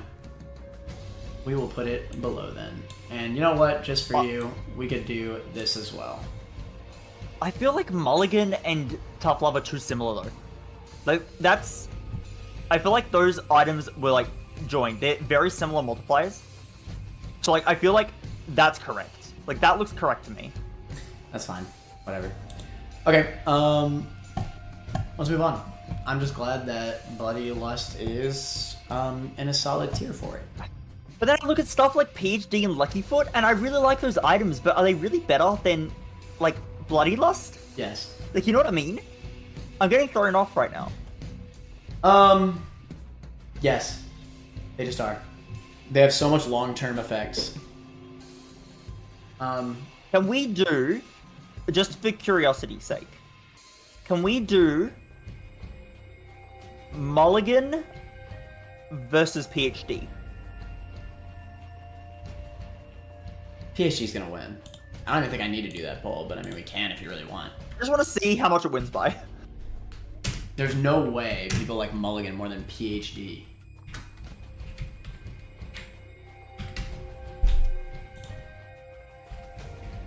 That is crazy. PhD gets so much health. Yeah, health up so... Maybe do Tough Love instead. I feel like people like Tough Love more than Mulligan, even though they're like almost the same. No, if they're the same, then the correct thing to do is Mulligan. Because then we're getting a more accurate depiction. Tough Love is just people liking it.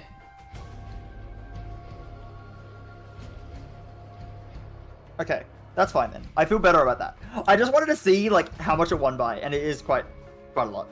Okay. Okay, that's fine. Alright. Sorry, I'm getting like a bit thrown off with that tier. The tier's better now though, I think. That's fine. It's hard for me to conceptualize the good pills versus the other effects, but it unveils all of them. Like, yeah. I mean, like, pills don't feel as good in normal because, you know, obviously 50% of the time, or like less, they're just not good. But like, they're significantly better when all of them are good. Yeah. I mean, with PhD, pills are better than cards. Yes. I mean, some cards can, like, solo a boss, sure, but, like, over the course of the entire run, the extra stats, the extra health that you're getting, hell! Yeah, I think PhD over the course of a run is kind of crazy. It is. And, hell, I'm Drowsy is basically comparable to most of the battle cards anyway. And you unveil that with this. So you can just hold it. Okay, I think that's fair enough then. Crystal Ball. I love Crystal Ball. It is full mapping effect every time you use it, and a Soul Heart most of the time. Or a card, and cards are good as well. So it's basically deck of cards and Book of Revelation, but it picks one of them. Doesn't give you both. What? Oh my god, wait, I forgot they added this in Repentance. While held, increases the chance of finding a planetarium by 15%. That is also awesome. 100% if a treasure room has been skipped. What? Wait, 100%? Are you serious? If you skip one item room, you are guaranteed to find your planetarium. Wait, that's awesome. I didn't know that. This item is so rare that I forgot that was a thing. That's cool. I love this. I mean, I specifically break fortune machines for this item a lot of the time.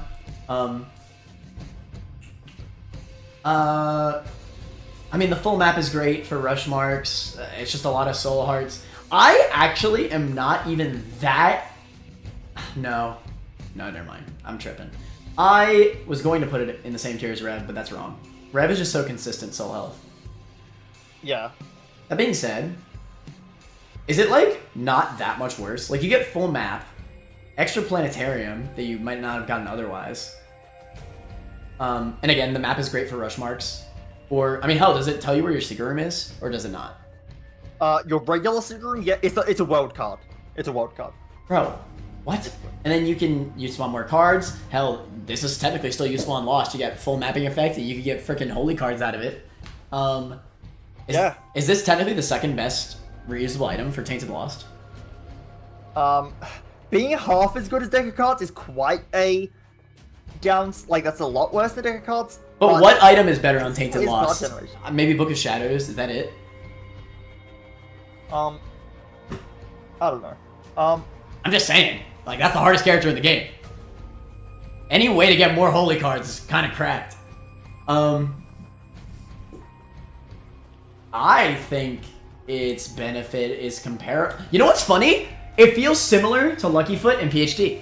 You get so many small effects that combine to the overall success of the run. You get so much health out of it, like Book of Rev. You get really good battle cards out of it, like Deck of Cards. You get full mapping effect. It's a world card on use. Basically guaranteed rush marks. And again, you still just have so much help with this item. Like, when you have this item, tell me you don't have max soul hearts, like, all the time. Yeah, I mean, this gives you soul hearts at the same rate the nail does, but you're also getting cards. Mm-hmm. And then you're also getting, like, I would rather have the mapping effect than the damage. I don't really care. I think it's very comparable to PhD and Lucky Foot. I don't think it's quite that good. I would say it's more comparable to Prayer Card. No. It's significantly better on all the characters, whereas Prayer Card is only really that good on Red Hearth characters, and it's okay on Soul Heart characters. It's not even comparable, actually. I don't even think it's that crazy to say that it's that much worse than Book of Rev.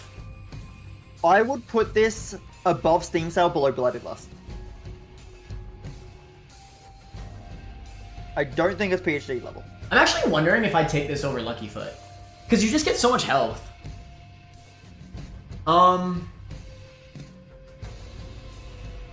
If you're talking about health, the Relic is giving you more health than this. Now, again, this is giving you cards as well, which is nice, but... But I don't know if that's true. You still have battery synergies to take into account for. Battery Bum.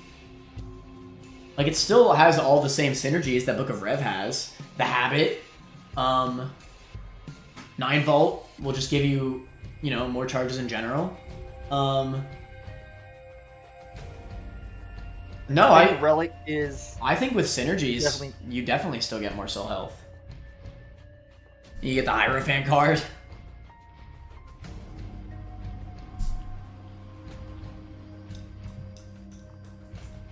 Wait, am I crazy, or did we knock Relic too far down? I feel like Relic's better than Prayer Card.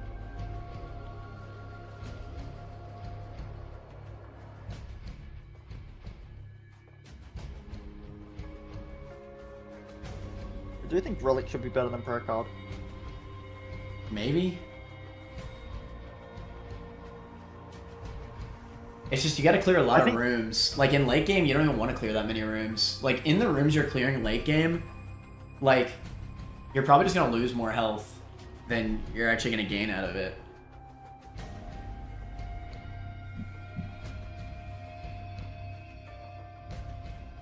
Like, I feel like you just gain more benefit from prayer card. I think soul hearts are just generally better.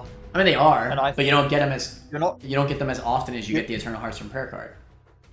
Yeah, but you're still getting them often enough. And like again, the prayer card is the issue where if you're using it multipliers on the same floor, the second use, every even number use does nothing. So. I am very confident about it being right where it is. So I tell you what, just for you, we can put it right below prayer card. How's that? Sure. Because admittedly, I do think maybe it's okay to compare them. I disagree, but I think it's fair enough. Anyway, back to Crystal Ball. No, I do think Crystal Ball is one of the best active items in the game. I think it's really freaking good. I think this is one of those active items, I get it, I'm like, yes, I'm satisfied to have this for the rest of the game. It is one of those. Like, that's why it's A tier, right? But I actually don't even think it's that much worse than Rev. What is the chance to spawn a Soul Heart anyway? 50%. It's literally half as good as Rev in terms of Soul Heart. So yeah, so like you said, you're getting the nail amount of Soul Hearts on top of everything else. But it's still actually better than nail, even for the Soul Hearts, because you're dropping the Soul Heart. Wait, that's actually such an important factor of this. That actually makes it better than Rev in some scenarios. Because how many times have you had Rev charge and you have to save it and you waste like so many rooms based on charges? Crystal Ball you just use. You just use it and it drops on the floor. They can just stay on the floor. If you have Soul Locket, you can pick up the Insane! Soul Heart. Wait, that actually is true though. Okay, but that's a very specific synergy. No, but that's actually something we haven't considered. That is very relevant to this item. You could spam it. Soul Hearts on the ground are better than Soul Hearts in your health bar. 100%. You can just keep using it. Actually, that alone, because I thought that it was comparable, it's definitely better than Luckfoot for me. 100%. That is huge. There was something about this item that I was forgetting. It's that. You actually just always use it. Every time it charges, you use it.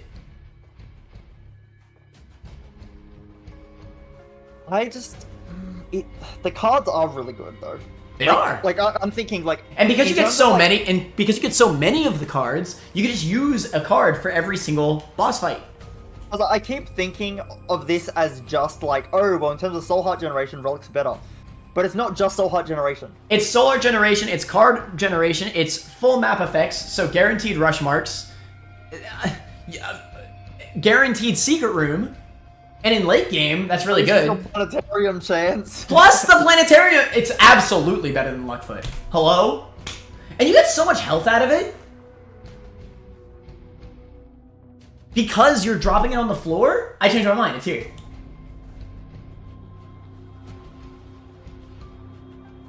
I really don't even think it's that crazy to be comparable to Book of Rev, but I'm not going to put it there because I know you think that's crazy. Because the benefit, you actually do have scenarios where you're at a full bar of Soul Hearts and you just want to drop them on the floor to be able to pick them up.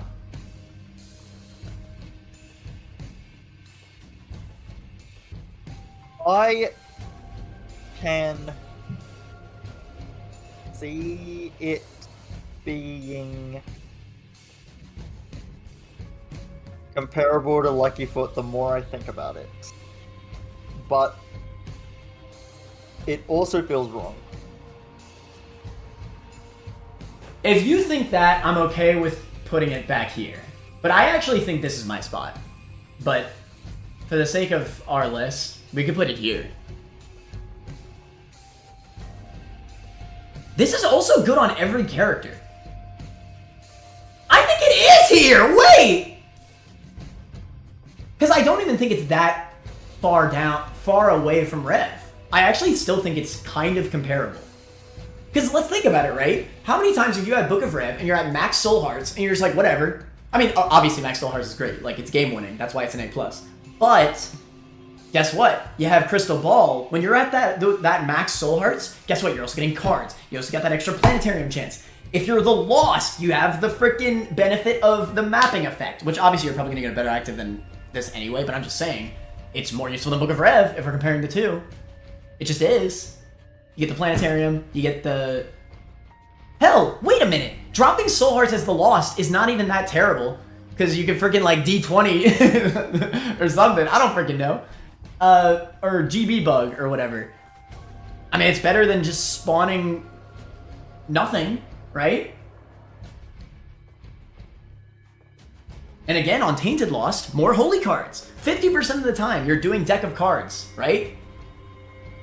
I think putting it in the same tier as Book of Rev is wrong. Okay, again, I'll move it. This is actually my new spot. I'm actually very confident about this because it's always felt comparable to Book of Rev to me. It still feels like lower, like mid to low end of A- for me. No way! You just said it was comparable to Luckfoot. No, I said I can see it being there. Like, well, for the I'm sake trying to, like, for the grapple with it. for the sake of the list, I'm willing to do this. Is that fair? I'm also willing to put it there. Like, but it's fine. I feel it feels weird to me, but I can see it. I really think it's so comparable to Book of Rev. The more I think about it, it's crazy. There were so many things that I wasn't. A little bit. There's so many things about this item that you just like need to consider. That's crazy.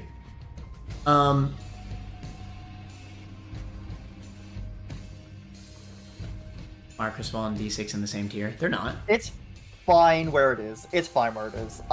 That's fine. I'm not gonna think about it too much more. It's okay. Where exactly were you gonna put it anyway?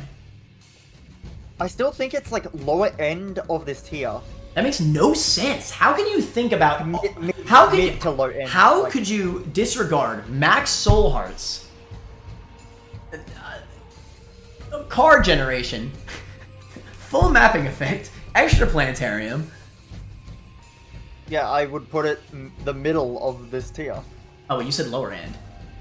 I said mid to low end. Like, around Steam I think even like saying low end is crazy. If you want to put it below, like if your thought was it should be below the DPS items, maybe I can at least see your point on that. That's where it would be going. I said like around bloody last like lump. Okay, now when you say low end, to me that means I said mid to low end. Mid to low end. Alright, whatever. Anyway, it doesn't matter. Like this is fine. That's a fine placement. There's so many things about this item I forgot about. Full mapping is just that good. Oh, it's great. It's basically guaranteed rush marks too. I think it's fine there. It is okay. We finally made it to Spirit of the Night. It's flight. Okay, so flight and spectral. I personally think that adding spectral to flight, it's obviously good. I don't think the spectral is as big of a deal as people make it out to be. So I like this item because I like flight. I don't really care about it being spectral plus flight. I just like flight. It's still obviously like one of the better flight items because of spectral like. And it flight, is the second best flight item in the game. Yeah. Next but to flight is good as a base, so it's not that much better than Transcendence. Is what I'm trying to say. But I would have Transcendence higher than where it is. So where are you gonna put it? Basically. Where would you put it? Well, I would have Transcendence around like the Pact, and I would have Lord of the Pit. I might have Transcendence. I might have Transcendence below the mark. No, it's still above the mark. I would have Transcendence above the mark. I would have Lord of the Pit above the Pact, and then I would have Spirit of the Night above Lord of the Pit, and I wouldn't put them above Parasite. I think the amount of hits. I think the amount of hits you save with Spirit of the Night specifically, in terms of ease of play, is the thing for me, right? So Turt tested the difference between spectral flight and regular flight, and when I was seeing his tests, I was like, yeah, I could see why he thinks the way he thinks, but in practice, he's wrong. Yes, there are many rooms where technically the difference is not that relevant. But when you are actively playing the game, the spectral changes everything. It is ease of use. You don't get impatient. It is so much easier to be impatient over the course of the entire run. Yes, it's a massive difference. My whole point with the invincibility in rocks and spectral, you fly over the rocks, you're invincible because you can just spam shoot. That is mainly true because you don't have to be impatient. Impatience will always plague people. It just will. Even on lost runs, impatience can happen. All right. So I want to specify what my test was. My test was I made a modded character who's the exact same as the Lost, except he doesn't have Spectral. So I was playing a Lost run without Spectral. I never got hit because I didn't have Spectral. It didn't happen once in the entire run. Yes. I did not take damage. Yes, because you were testing for specifically that. Again, with context, this is very, very, very, very important. This is something that is not easy to be tested. You can't really test this. It is a patience thing. People are not perfect. People will not be perfect. People will not stay in the rock for ages until, or like, they will not play as optimally as you think they will at all times. Over the course of an entire run, for every run, Lost would be significantly harder without Spectral. He just would be. My placement for Spirit of the Night is right here. Spirit of the Night, I think, is the first thing I think of when I think of flight. It is no impatience to it. You go into a room, you shoot. You get into a rock. The first thing I said, I've also said this before, the first thing I see whenever I enter a room, I don't know if this is true for everybody, I don't see the enemies first. I see the formation of the room first. So the first thing I see is where I can hide. So I go to that place to hide, and then I can just shoot the enemies, right? That invincibility is important, and it's quick. Yes, you could avoid a lot of what would hit you in the world that I'm talking about. We are invincible. But what Turt was testing was when you're actually playing the game, you can leave the rocks and then shoot, which is true. When you are playing at an average skill level consistently, yes, you're not going to get hit. That being said, over the course of every single run, you will get impatient for certain things. You just will. You will take hits with flight without Spectral that you wouldn't have taken with flight with Spectral, because you could just continue to attack while in the rocks. It is a factor, and it's also faster. This is significantly faster, so for rush marks, this is already a huge consideration. So, Mana, like, I don't even mind you putting it here, like, because I like flight. So, like, when I said when I said Spirit of the Night's below Parasite, I also could put flight higher than that. Like, flight is a thing that I just really like it. I just don't, I really don't get how Transcendence is that much worse. I don't think the Spectral is, I feel like it's very easy to overrate how much the Spectral is doing. I think it feels good. I think this is a game feel thing where it feels really good, and it is convenient. I'll admit it is convenient, but I think if you don't have it, it actually isn't as important as you think. I think that's just hard for people to understand. Game feel, I think it's hard for you to understand. Game feel is important for taking hits. If you do not feel good in your current run, if you do not feel like you are having like a fun time shooting, you will get impatient, and that will lead to more hits. You just will. That happens. In your test, you were specifically trying to play as optimal as possible, so that way you can get that. And let's not even talk about the fact that you were playing as Lost. Of course you need to play optimal as Lost. This is for every character. Do you know how good Spectral and Flight on Lost actually is? It's insane. But this on every character. Imagine Spirit of the Night on the Keeper. Just imagine for a second. It'd be insane. Insane. Because that's one of the problems with Keeper. He feels slow, he feels a little clunky, right? With this, you have all the benefit of Lost on Keeper. Well, besides the Devil Deals. But basically and the Holy Mantle, obviously. But you know what I mean, right? Okay. The game feel. What Boss Rottenhead said is exactly how I feel. I don't think Spectral makes it that much better, but it makes it a bit better. That's how I feel about Spectral. I think items like Spirit of the Night are very good, But a big reason why the item is good is because flight is really good. And Spectral helps with that a little bit, but I think most of the item is flight being good. No. Which is why I don't understand the difference between the difference is that Spectral is solid on its own. It is solid. We have it here, which it's also a tears up. Which tears up.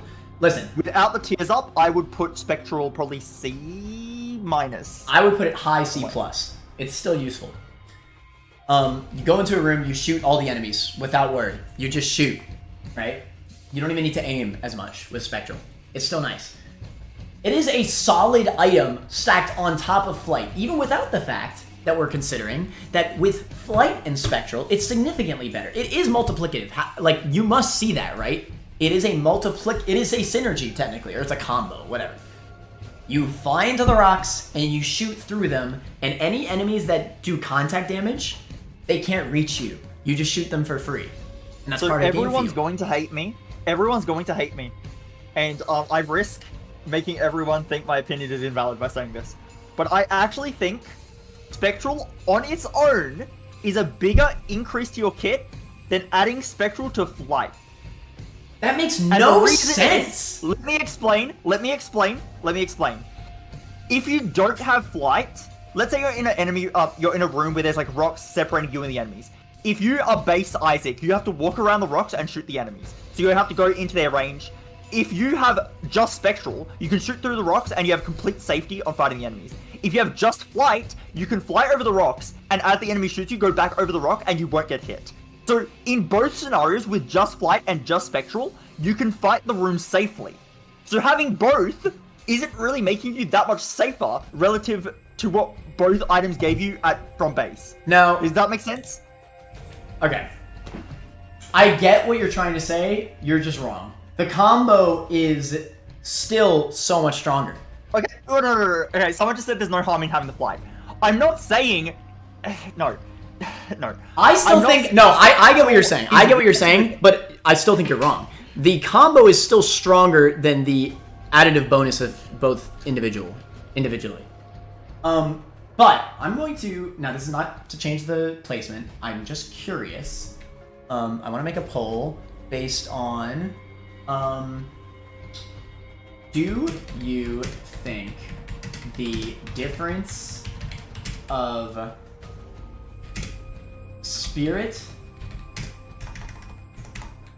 Wait, do you think the difference of Spectral, I should say, makes spirit a tier higher than Flight? Simple poll. No, even I agree with that to an extent. My issue, Mana, is that you put Transcendence in B-. I don't see how it's 2 tiers different. Do the poll, and if it's 2 tiers different. I guess I could. I'll do that if you agree to move Transcendence to B-. If it wins. And we can leave Lord of the Pit where it is. But that's our midpoint. That's our midpoint for Transcendence. But I would be curious to see if people consider it 2 tiers different on the Spectral. Do you think the difference of Spectral makes Spirit 2... Okay, but you do agree that it's at least a tier change, right? I can see it. So you're okay with the placement that I did for it, right? Yeah, no, I'm not fighting against your Spirit of the Night placement. I'm just trying to get your Transcendence placement to go higher because it doesn't make sense to me that it's that different with Spectral. Spectral or... Wait. Do you think the difference of Spectral makes Spirit 2 tiers higher than Flight? Yes or no? Let's see.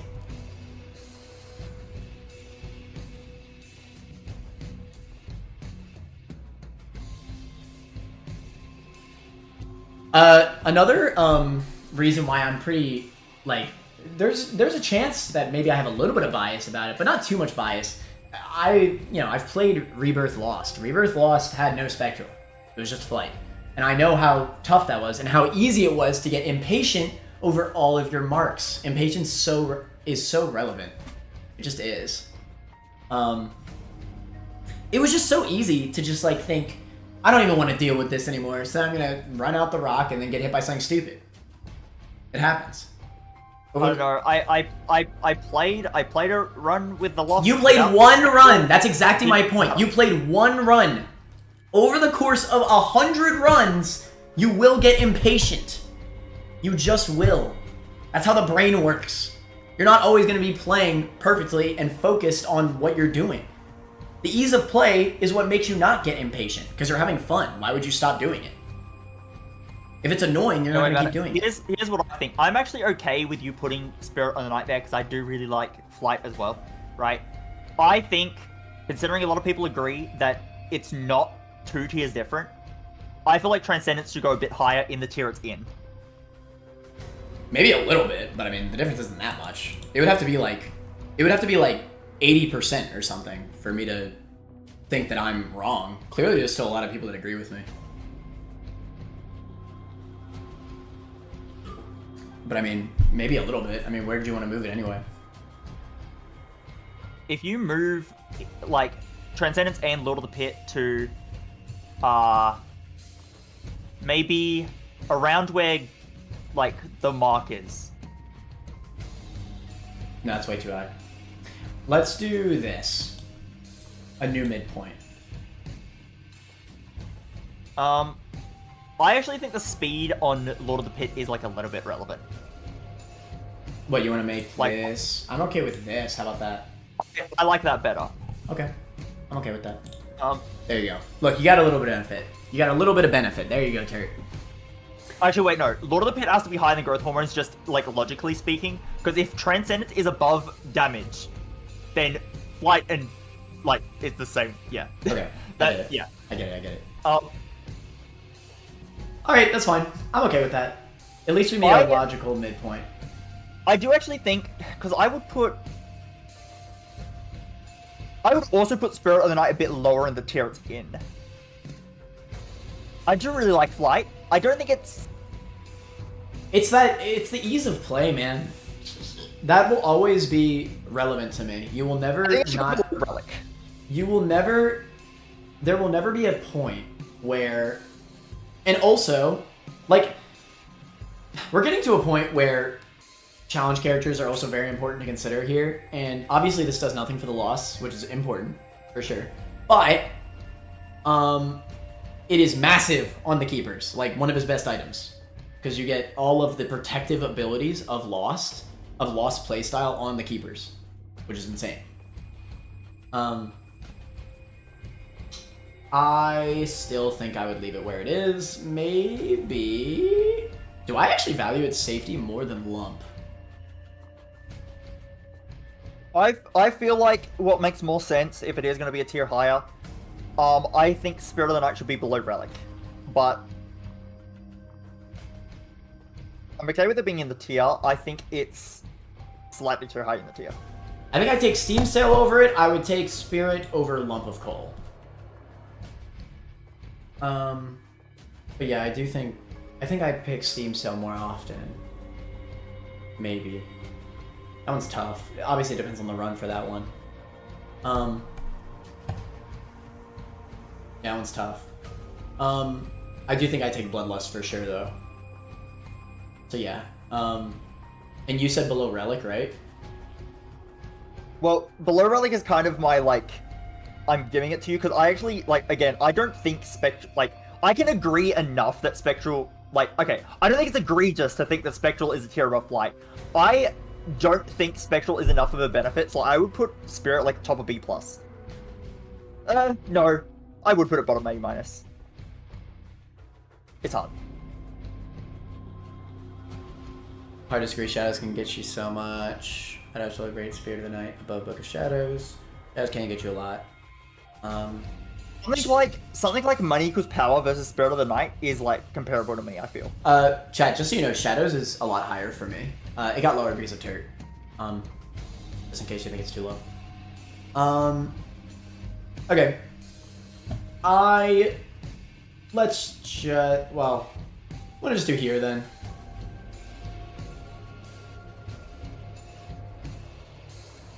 I really think it should be above prayer card though.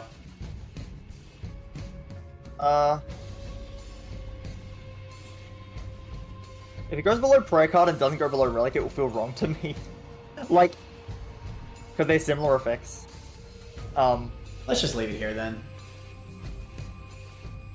It doesn't feel right above prayer card though. It just... Prayer card's only really that good on red heart characters. You definitely put too much emphasis on red heart characters. No, it's that I don't put as much emphasis on Flight Plus Spectral. We could do a poll for prayer card versus shadow for spirit. That's fair, right?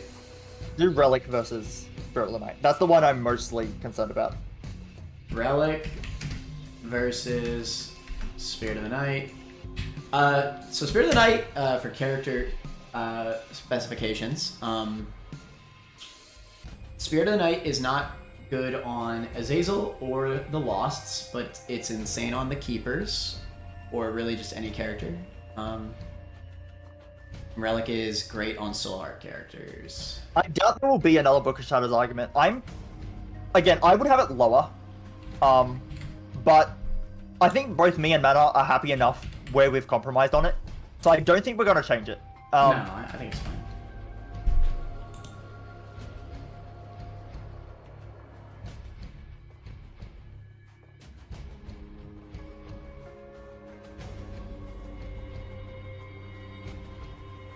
I do still think the game feel argument is very important. Like, it sounds dumb because I think you think a little too statistical, but game feel is important. Impatience is something that plagues every single person on Earth. It happens. Just being able to... Okay, Spirit's winning. Okay, I'm happy enough to keep it being able to just go in and play the game and feel good about how you're attacking means you'll get hit less. That's just how it is. I'm happy enough to keep it there. It's fine. That's fine. We can move on. We've been on this for a while. Yeah, I don't... I mean, yeah, it's a flight item. I like flight. I think the Spectral isn't as big as people make it out to be, but I still see why it's, like, good. But I don't know. Anyway, whatever. We can move on. Alright, Crack the Sky. This does a surprising amount of damage. Yeah, like this what is the charge on this? I almost feel like I underrate this a little bit. It's 4 rooms. It does feel like it nukes so many bosses, doesn't it? It does... And I think in Repentance it does more beams. I think it got buffed. No, it didn't get buffed in Repentance, apparently. I thought it did, but apparently not. Maybe it was an Afterbirth Plus buff. I know at some point it got buffed, because it used to be ass. Yeah, in Afterbirth, it made it so the beams are more likely to hit the enemies. Yeah, I knew it was I think something before like it was that. randomly around the room, but now it's more concentrated. But now it aims, yeah. Yeah. That makes sense. Yeah, you just use this, especially on early game bosses, you nuke. This is like Monstro's Tooth on crack. Like, it just does so much damage. Yeah, that being said... You know what? I just want to, like... I'm just going to give this to myself, and I'm just going to, like, walk into some rooms with it. Well, don't use it against rooms. Nobody cares about it against rooms. No, I just want to, like, kind of see, like... I cleared most of this room. I'm struggling to get to your thing. Hold on. Okay, in a room with a bunch of small enemies, it's useless. No, that kind of I know what's good against bosses. I know what's good against bosses, so it's, like, not really, like, super relevant for me to see against bosses, because I know what's good against bosses. Well, use it anyway. Let's see, and then use it on, like... Well, that will definitely nuke. Use it on, like, freaking Isaac. Just see how much damage it does. It scales with your damage stat. Does it really? Yeah. I didn't know that.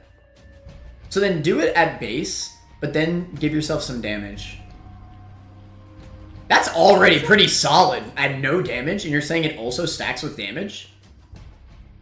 Hell, with battery items, you could potentially maybe even, like, kill with just that, depending on how much it actually does stack. Well, that's not even that much more damage, but we could see. Yeah, no, you can already tell. Yeah.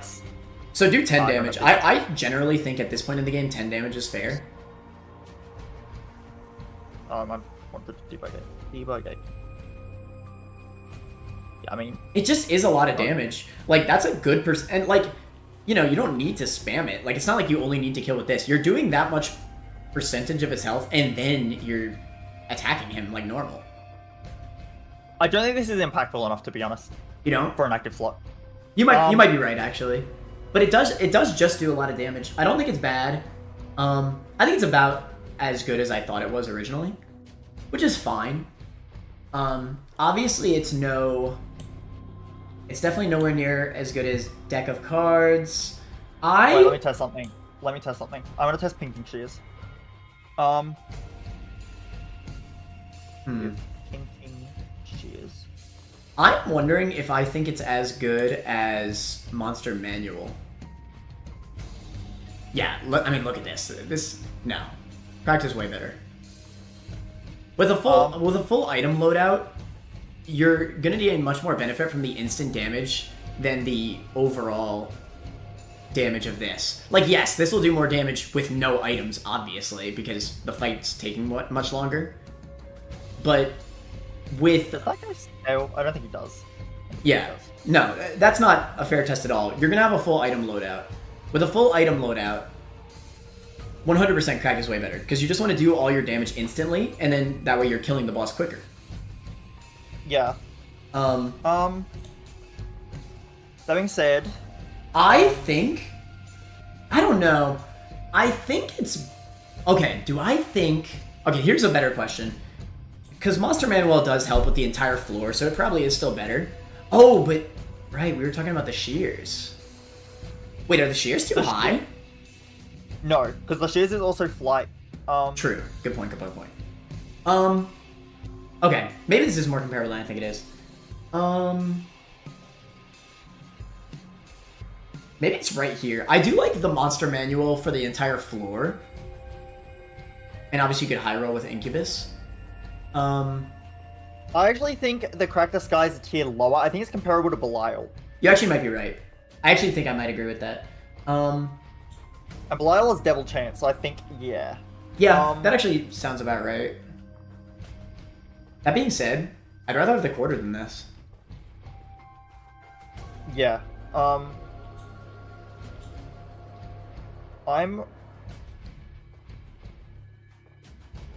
It is 4-room charge, though. Would you rather have this or consumables from Book of Sin?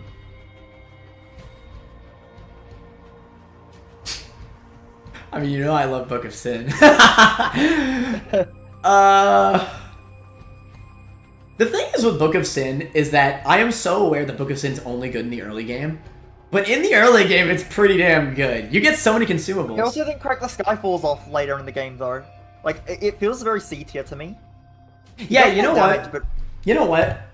I actually think I agree. Maybe we're overrating it. The thing is, with Crack, we're getting to a point where there's so many active items that are really good into the late game that this doesn't really compare. I think Belial in general is better. Yeah. And it's kind of weird, but like, I mean, hell, I would take Bottle of Pills. I think Bottle of Pills gives more benefit over the course of a run. Yeah. And I think it's close. I think it's around this range. No, I think Bottle of Pills is still quite a bit better, the more I think about it. And I still think the consumables that you get from Book of Sin are more beneficial to the entire run than the early game nuke potential of Crack. And because realistically, right, in the early game, yes, you can one-shot some bosses, but how is that really any different than Monstrous Tooth? That doesn't really matter. Yeah. Like, who cares about that at that point? The consumables can lead to extra items, right? Get some bombs that you can get a secret room that you couldn't have gotten otherwise. You get some soul hearts out of it, which, you know, that extra health could save you. The extra keys that you couldn't have gotten to open your item room. That could really save you in the early game. Obviously, this falls off. Like, Crack is actually better in the late game than Book of Sin. Well, even that's a little debatable because you get, like, health from this. Either way. Yeah. I think, yes, I'd rather have Book of Sin.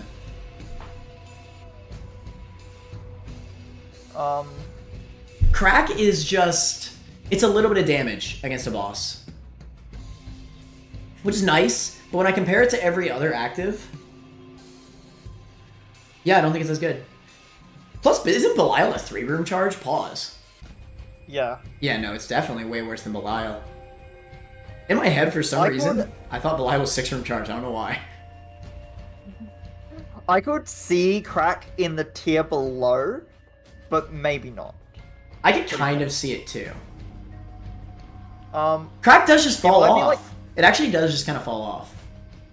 it might be like You know what it is? It's too many... high C minus. That's what it is. It's too many charges.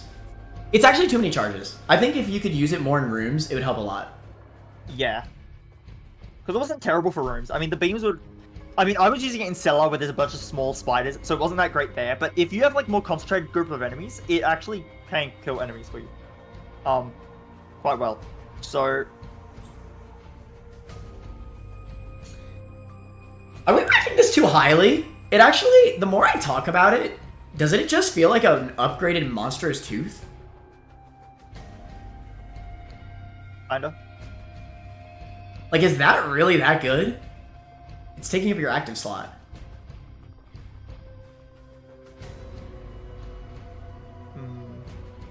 I mean, it is obviously a lot stronger.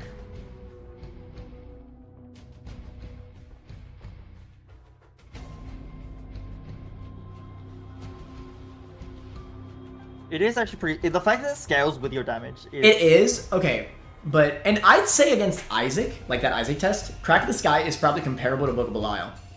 But, use this on like one of the actual hard final bosses, how much is that really going to help you? Actually, let's find out. Belial, Let's find out. Belial will help you so much more against one of those longer term boss battles. Let's see. Give K5, give Crack the Sky. Belial will definitely do way more over the course of a long boss battle. I don't have Spider mod. Gotta see the I spider did mod. not much. That did not do that much. Yeah, for some reason only one beam hits, like at once. Sometimes you get lucky. It really is not that much. Oh, that time I got pretty lucky though. But you gotta remember, Yeah, that time I got quite lucky. You gotta remember, you're only really using this once. Yeah. Unless you have like battery. This doesn't happen normally in game. Yeah, this item feels kind of irrelevant. I think we were actually rating Irrelevant, you say? Irrelevant. Yeah, because you're spamming it. Obviously, you can only use it once. This is no gameplay. What are you talking about? You can only use it once.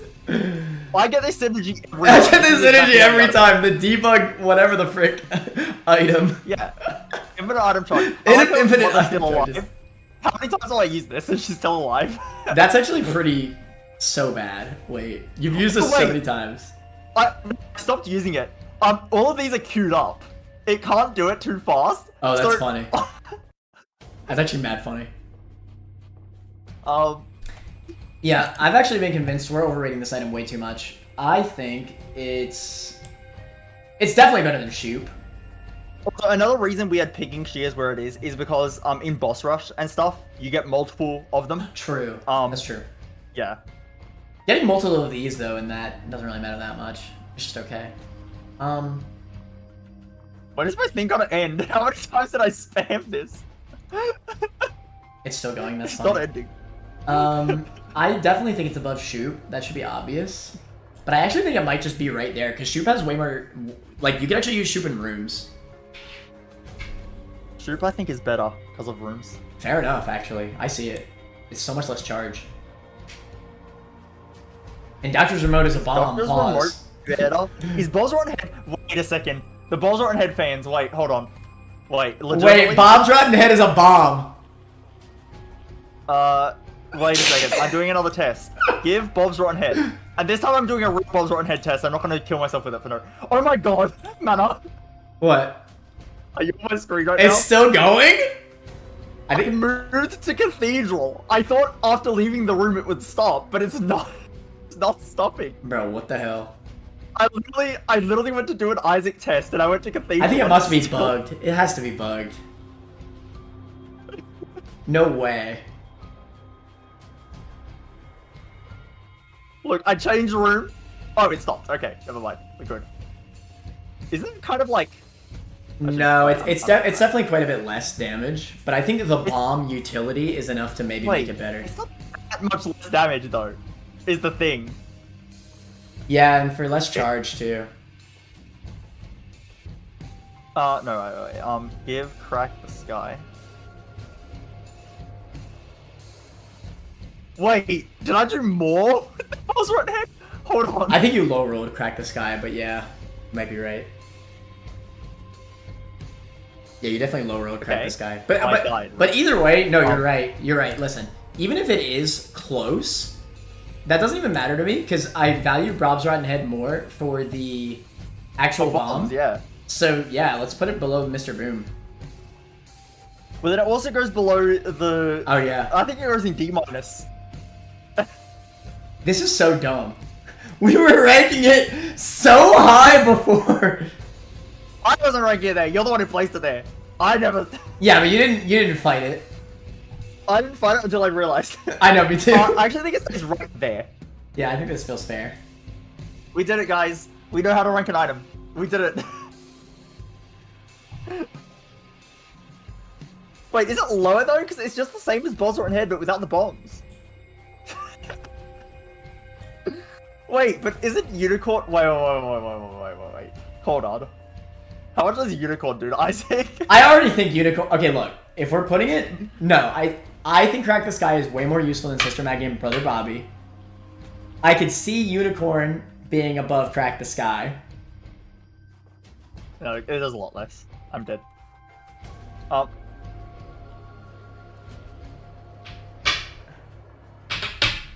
Maybe we just leave it here. I think we can leave it there. We did it, guys. We know how to rank an item. Gunner and Crack the Sky, one of the better offensive actives. We've tested it. We thought so until we realized that it probably isn't. We literally just tested it. Okay, well.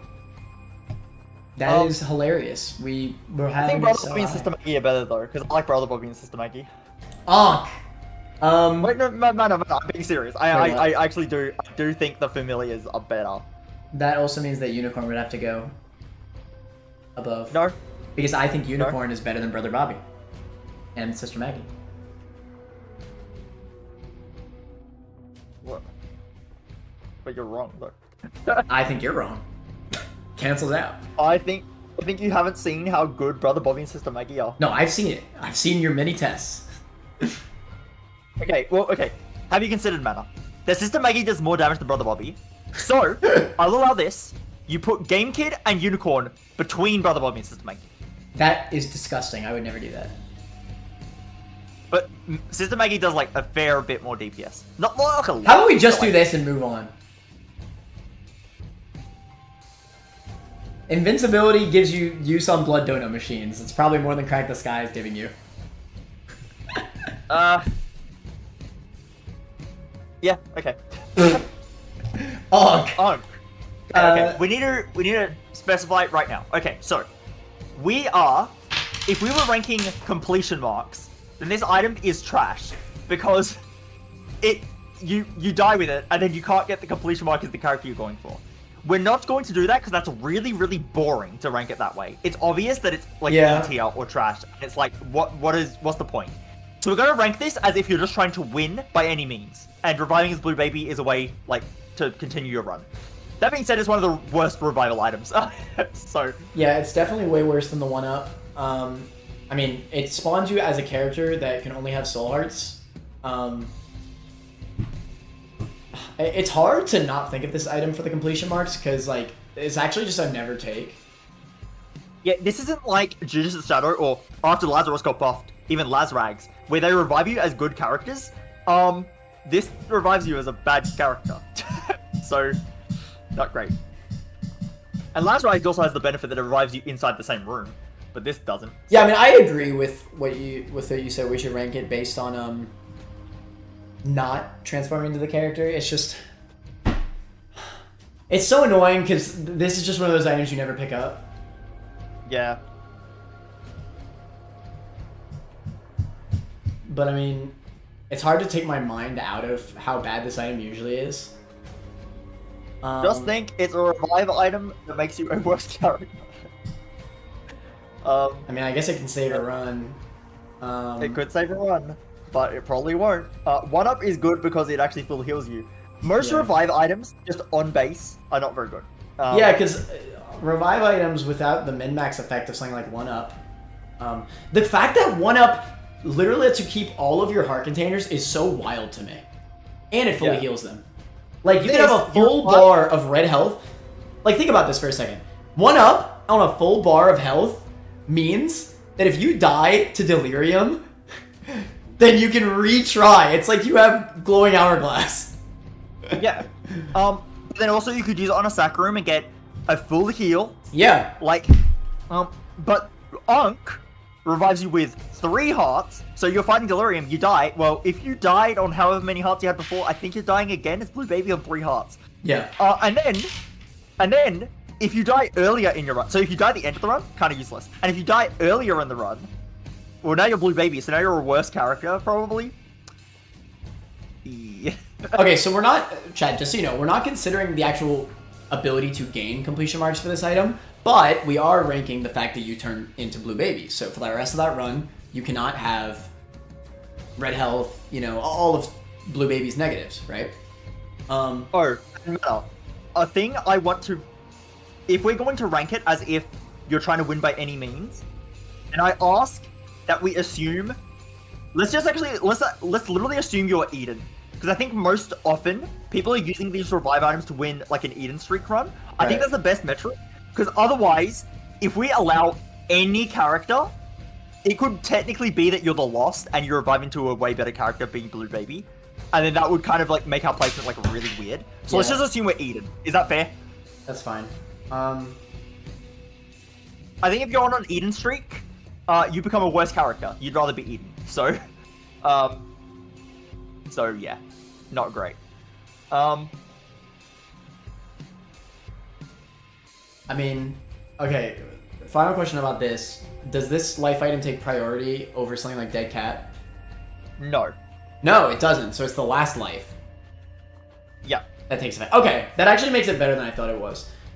You know what? It doesn't technically have a negative then.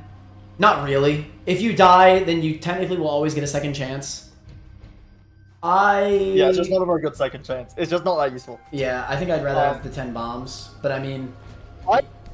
No, I'm gonna put it like a bit lower. I would rather have the familiar, because I would rather just not die in the first place. So I would rather have Chub, which will help me take less damage to rooms, and not die in the first place. Like, and then... I think this might be E tier.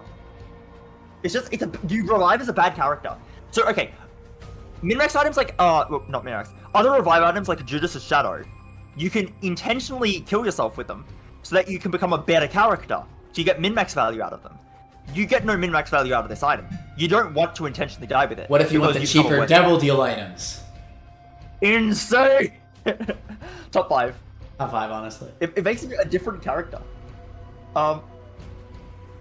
Yeah, I just think that it actually might be... I think it's right here and no lower. These items are where it becomes, like, you don't actually gain...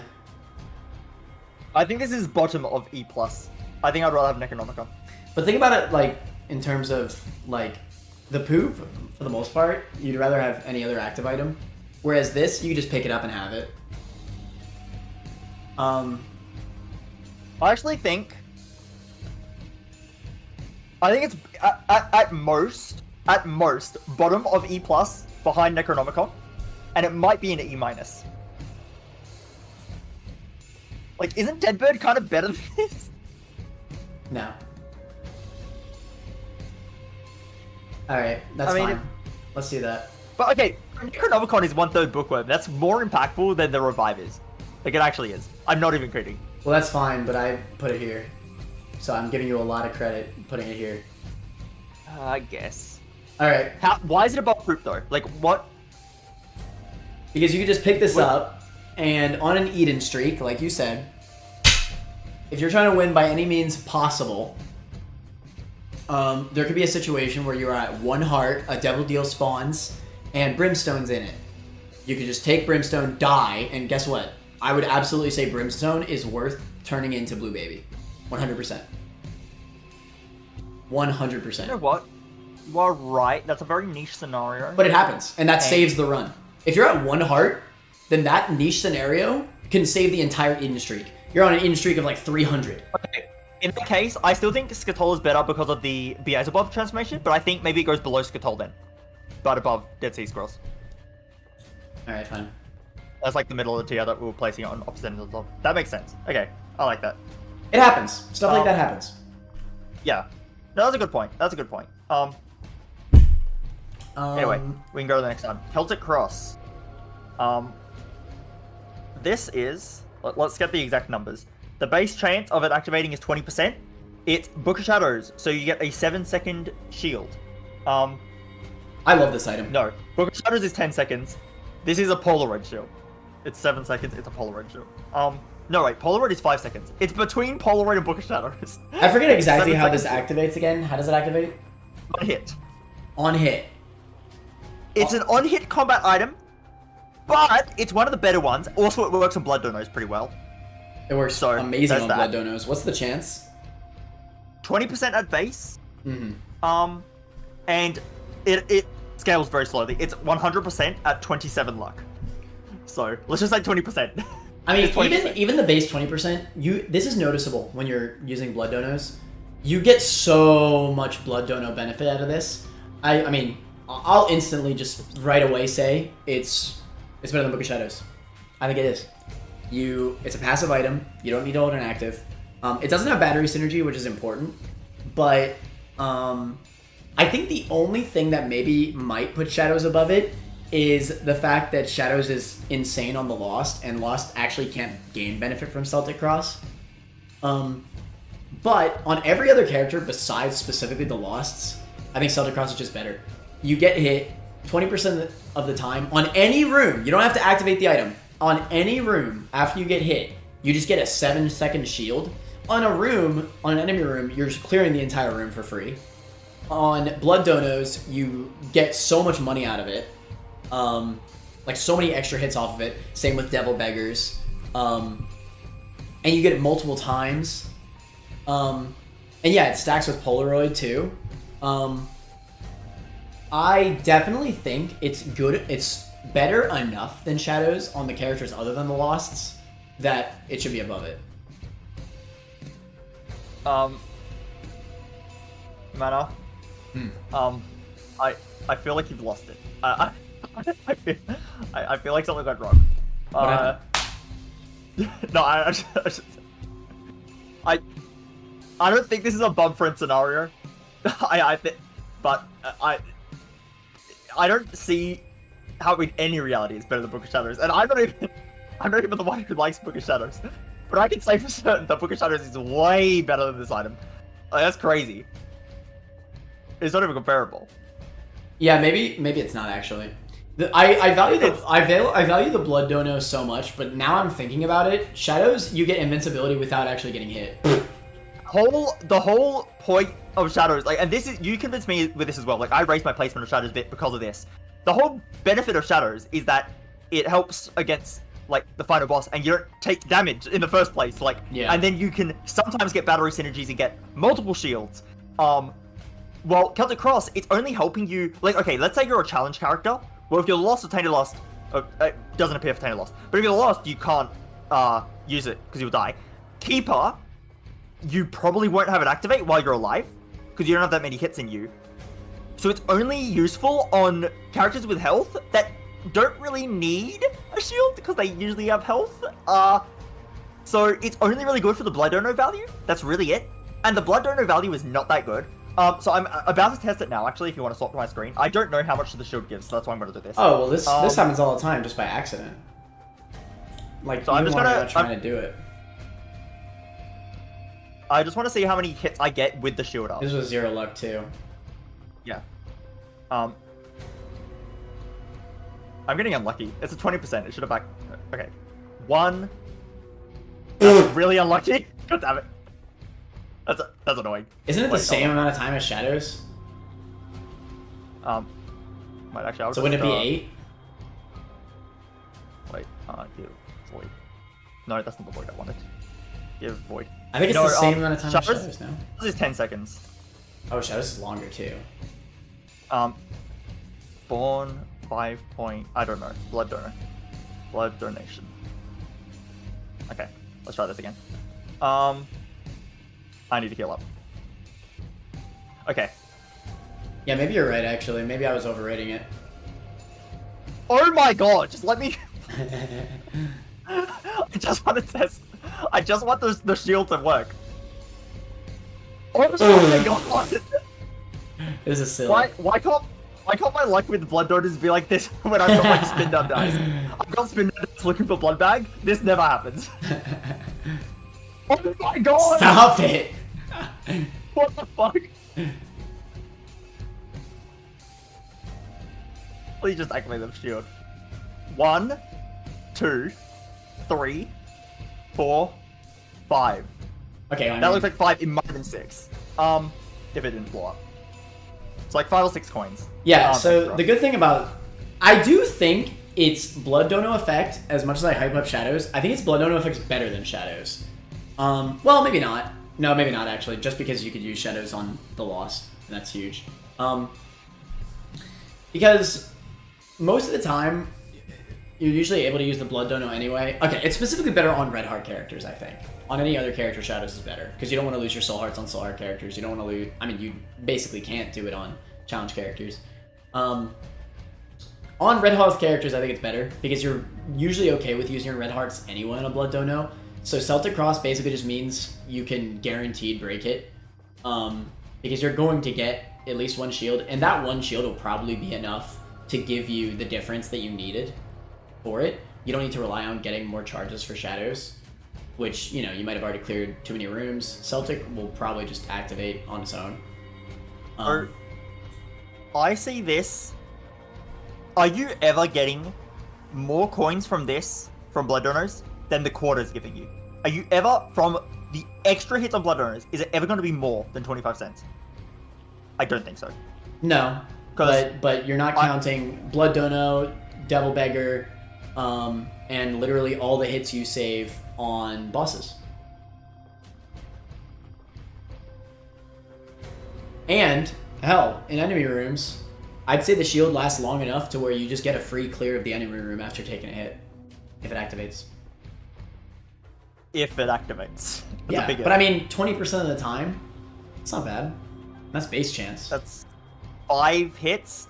So, if you're in a boss fight... Every 5 hits, and you get a free clear. It's not too bad. If you're in a boss fight and you have 12 health, on average it's going to activate twice in that fight and give you 14 seconds of a shield, which is fine, but the shield is actually less useful than it seems because it's slightly shorter than you'd think because it's coming off of your iframes. So really the only actual like active time of a shield you're getting is closer to 6 seconds. So it's really not that good. I do think I was definitely overrating it. Where would you rank it? I'm curious. C minus. Pretty big difference. I would not put it at A minus. I was definitely overrating it. I would put it... Also, C minus is like... I'm actually not sure if it's C minus for me, but it's around that range. Like, it might be C plus, it might be D plus. Like, it's around that range. I would take Celtic Cross over...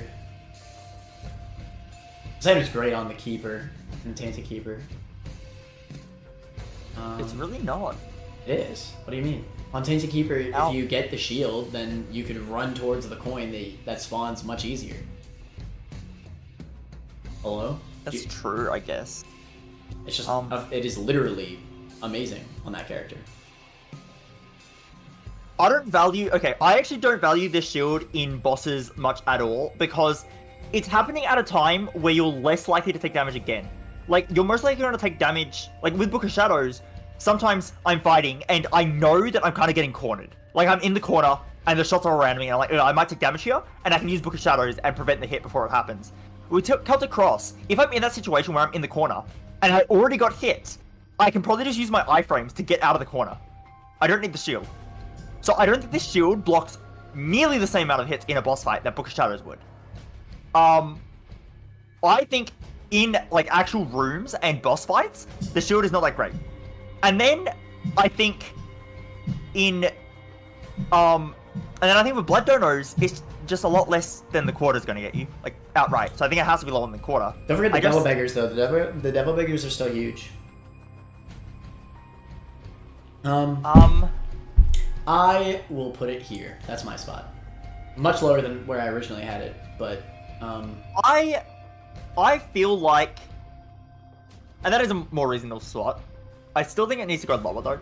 I just feel like a lot of the time, if you're a red health character, you can already play your devil beggars and stuff. There's usually help on the floor. If you're a soul heart character, you still need to commit to playing the devil beggar. So if your shield doesn't activate, you could have just screwed yourself over because I've now decided. Well, okay, to be fair, no, on a soul heart character, the optimal play is always to go Polaroid anyway, and the fact that this stacks with Polaroid makes it vastly better. True. It's taken with Polaroid is actually relevant for soul heart character. That is relevant because with Polaroid, when the moment you pick up Polaroid, doing blood donos on soul heart characters becomes way more viable. Yeah.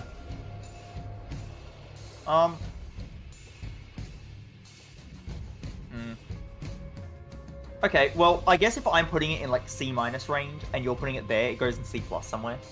That's fine.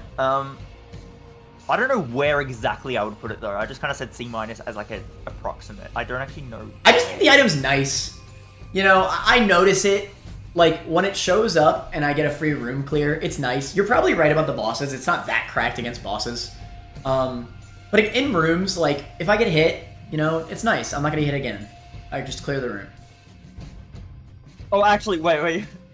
For donation machines, if I got a red health up at some point in my run, and I'm always going to be able to refill that up before going to the next floor.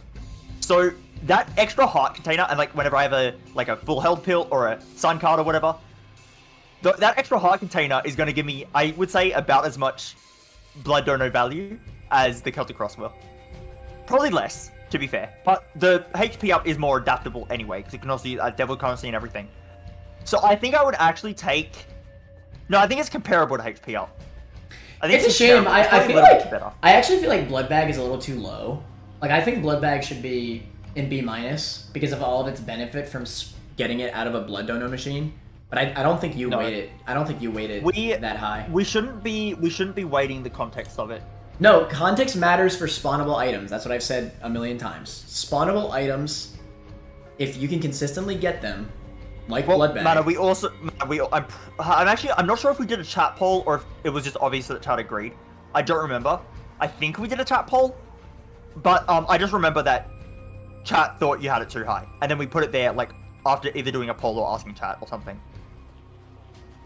I don't know if that's true.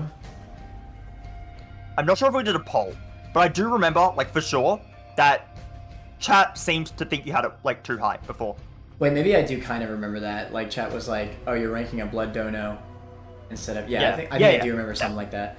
I mean, I don't know. It's just the item. It's what makes blood donoing a lot easier, right? Because you know you can heal after using it so much, right? It's the ability to spawn it that's so useful, and you get an HP up. Anyway, whatever. We're not talking about that right now. Anyway, just tell me a place in C+ to put it, and I'll just put it there. I don't care. So I think it's comparable to the HP ups for me. So let's just say I put it around that range. Therefore, if you want to take a midpoint, it would go like... Let's just put it like middle of C+ somewhere. Like, maybe put it like... Insane. There you go. I was about to say right there. That's fine. That makes sense to me. Ghost Baby. This is worse than the Bobby and Sister Maggie. I don't care that this has Spectral. It does less damage than them. Fair enough. Blue Candle. Blue Candle. That might have been the fastest rank we've ever done. I really like this item breaks shopkeepers. Yeah, sure. Extra double chance every floor. So it's sometimes extra money. Like shoutouts to the Flash players. This was the best battle active item in Flash Isaac. It does a lot of freaking damage to the normal final boss, like not like the true final bosses. Like it does good damage against Blue Baby and Isaac. It blocks shots, very important, especially in those fights. You could just spam this. You could use this as kind of a protection. It is a solid battle active, especially in early game. This can definitely sweep through a lot of enemy bars, HP bars. Like, this is just doing more damage than your shots most of the time. At least in the early game. Obviously, it definitely falls off. And like Turt said, you could burn through shopkeeps. I like it. It's a solid battle active. But yeah, it definitely does fall off. Where did you put it? So this is... Yeah, there's a few... Earner Souls is one when we get to that way later. But there's quite a few active items that kind of are like side grades to your tiers. Yeah. And these items end up being really good on weak runs. And then eventually you get more powerful than the candle or the Earner Souls or whatever. And now they're useless. Mm-hmm. So it's really like weird. They're great early game. They definitely do fall off. I think the benefit of it in the early game is enough to put it above my beloved Book of Sin. Maybe even Bottle of Pills. Maybe right here. That feels... I think this tier is correct. C+ feels correct. Like,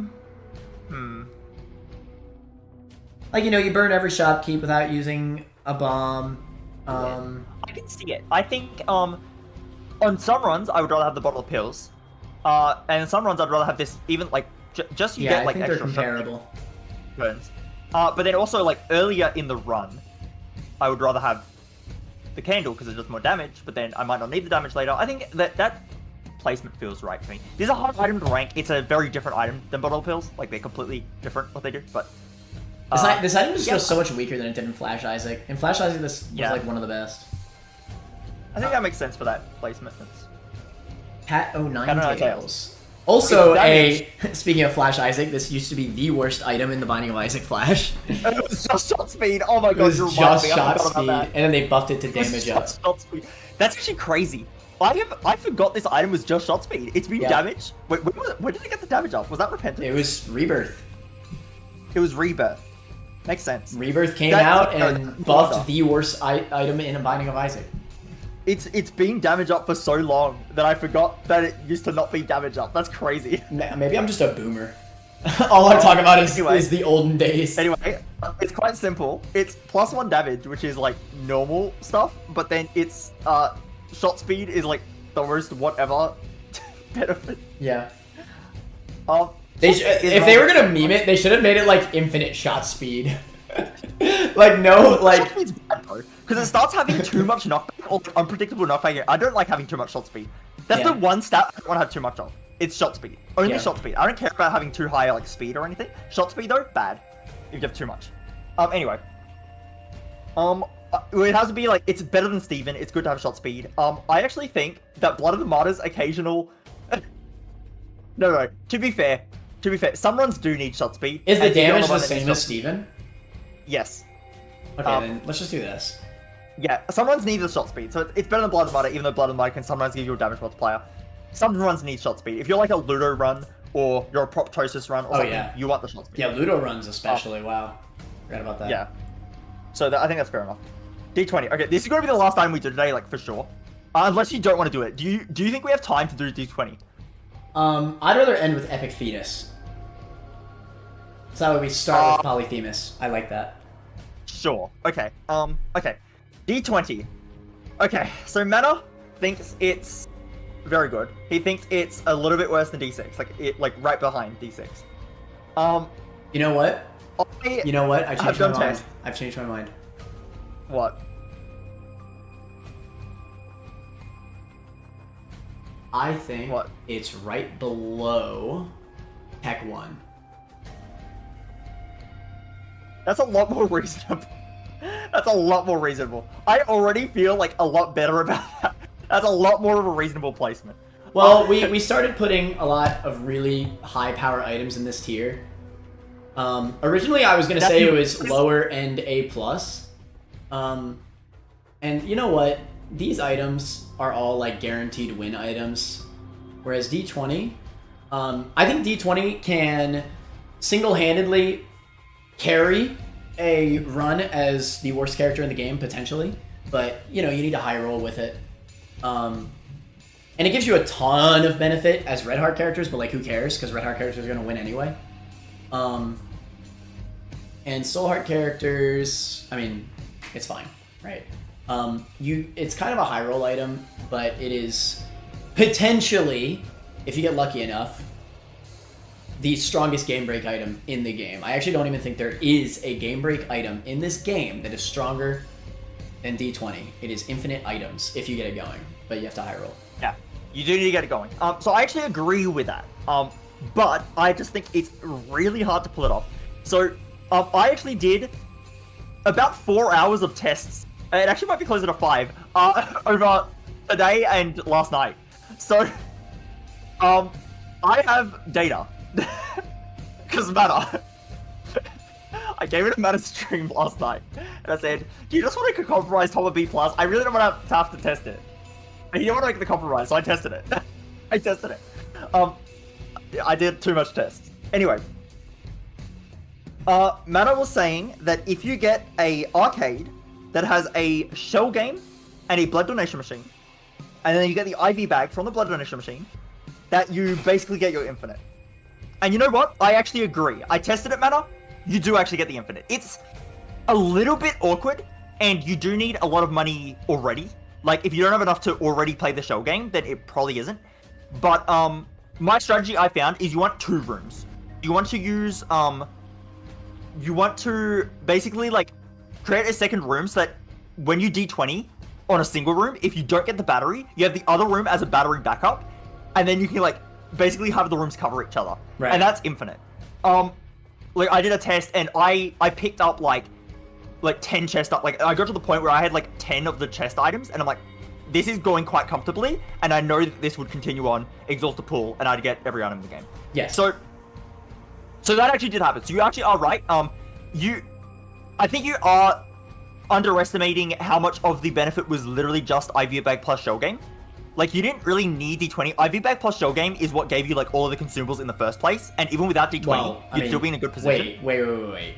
No, D20 is what causes the game break. What are you getting out of shell game that causes a game break without D20? What I mean is when you showed me your test, you kind of said, like, oh, look at all these consumables on the floor. Like, I got a bunch of, like, Eternal Hearts. Yeah, I didn't keep playing it because I thought it was obvious. Yes, you're obviously Let me finish the point. Mana, please.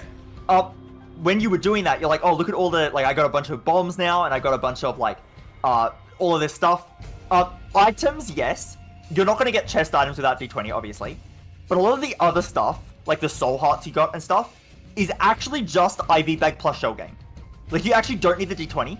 Just IV bag plus shell game kind of, like, fuels itself, and you just get a bunch of consumables. Yeah. It's not items. You're not going to win from that, because it's not items. But I just want you to know that, like, a lot of the value consumable-wise is actually just IV bag and shell game, and not D20. Right, but that's, you know, they do still fuel the DA20. Yeah, no, of course. With the D20, you will get it. That being said, I wanted to know how likely it is to get that scenario. Because I tried having D20 breaks without the shell game and IV bag, and without the shell game and IV bag, it's not really feasible. And unless you get, like, some really crazy like, synergy. Yeah, this is obvious. You need, and there's a few ways to do this. Any machine in the game, you can get this going. There's a ton of room combos that have slot machines even. You just dump all your coins into the machine, in any machine, and just spawn as many consumables on any room as possible. It happens. It doesn't even need to be an arcade. Arcade is just consistent, right? On a red heart character, I still would argue it is a consistent break. But it takes a million years. Nobody wants to do that. So, like, on a red heart character, sure, I could say top 5 item. Why not? But who cares? Because it's red heart characters. That's not how I rank items. It's not... to be fair, I haven't tested it. I actually do still want to do a Lost start with D20 test. Like, no ED6. I want to see if D20 is basically better than ED6. Which might be relevant later. Maybe we'll be comparing D20 and ED6, right? So yeah, maybe I'll do that eventually, right? But I've showed this test a million times. Unfortunately, it's from a corrupted VOD, so I actually don't even have the startup, which is like the most important part, which is annoying. But I got a game break going on on the Mother and Beast runs for Tainted Lost, 2 separate runs. And I won those runs because of D20. All right. Sure, I probably high rolled, but high roll things can happen. There are trinkets in the game. There are cards in the game that basically guarantee the break. All you need, like, there's so many things, right, that combine with D20 to get a game break. There's 48-hour energy pills. There's the tinted hermit card gives you 1,000,000 coins into the room. The torn pocket trinket is really, really good. Safety scissors is amazing for D20 because you just suddenly cannot spawn golden troll bombs. Like, it's like you're playing a different game almost. Like, how many consumables can you get into the room? And I think there's enough scenarios, enough items that spawn consumables on the ground consistently that I think this spot that I have it right now is fair enough, even considering all characters. Obviously on Red Heart characters, I could say it's top 5 or high insane, but I don't care about that. I do drop it quite a lot for lack of consistency on other characters. So that's why it's here. Because without IV bag is one of the easiest ways to drop consumables. Like, it just is. So I tried doing tests just like without an IV bag basically, and it seems very hard to actually get enough consumables. Like, I tried playing slot machines, just a slot machine and no IV bag to piggyback off it. You don't get enough consumables. I tried sack room with getting the 30 coin payout. So the 30 coins from the sack room plus the chests that you get as you're playing the sack room wasn't enough to get infinite. Like, I just think it's weird. It's a weird thing to test because I do always listen. Turt will always freak out whenever I say this. I do always get the break, and I don't know why. I don't know exactly what it is. I think I must just get it early enough to the point where I can try it enough times to the point where I inevitably get it. But I always get this break to the point where I've banned using this item because I think it's too easy, too broken. Maybe I'm just lucky? I really don't know why. I always get this break going as every character, not even just red health characters. I don't know why. I don't know what it is. That's why I want to do the lost test. I did stop using it for a long time. Maybe there's a chance, maybe I banned it before it got nerfed for the golden troll bombs and everything. That's possible. That's very possible. Maybe I'm thinking of the item before it got nerfed and the golden troll bombs were a thing, right? I think you might be thinking of the After Plus version of the item. And that's possible. I will fully admit to that. That's why I want to do the lost test. But I mean, hell, obviously that this is 2 separate tainted lost runs that I did the hardest marks on the hardest character because I game broke with the hardest character. All right. Very experience based. Maybe it doesn't have much logic to it. I don't know.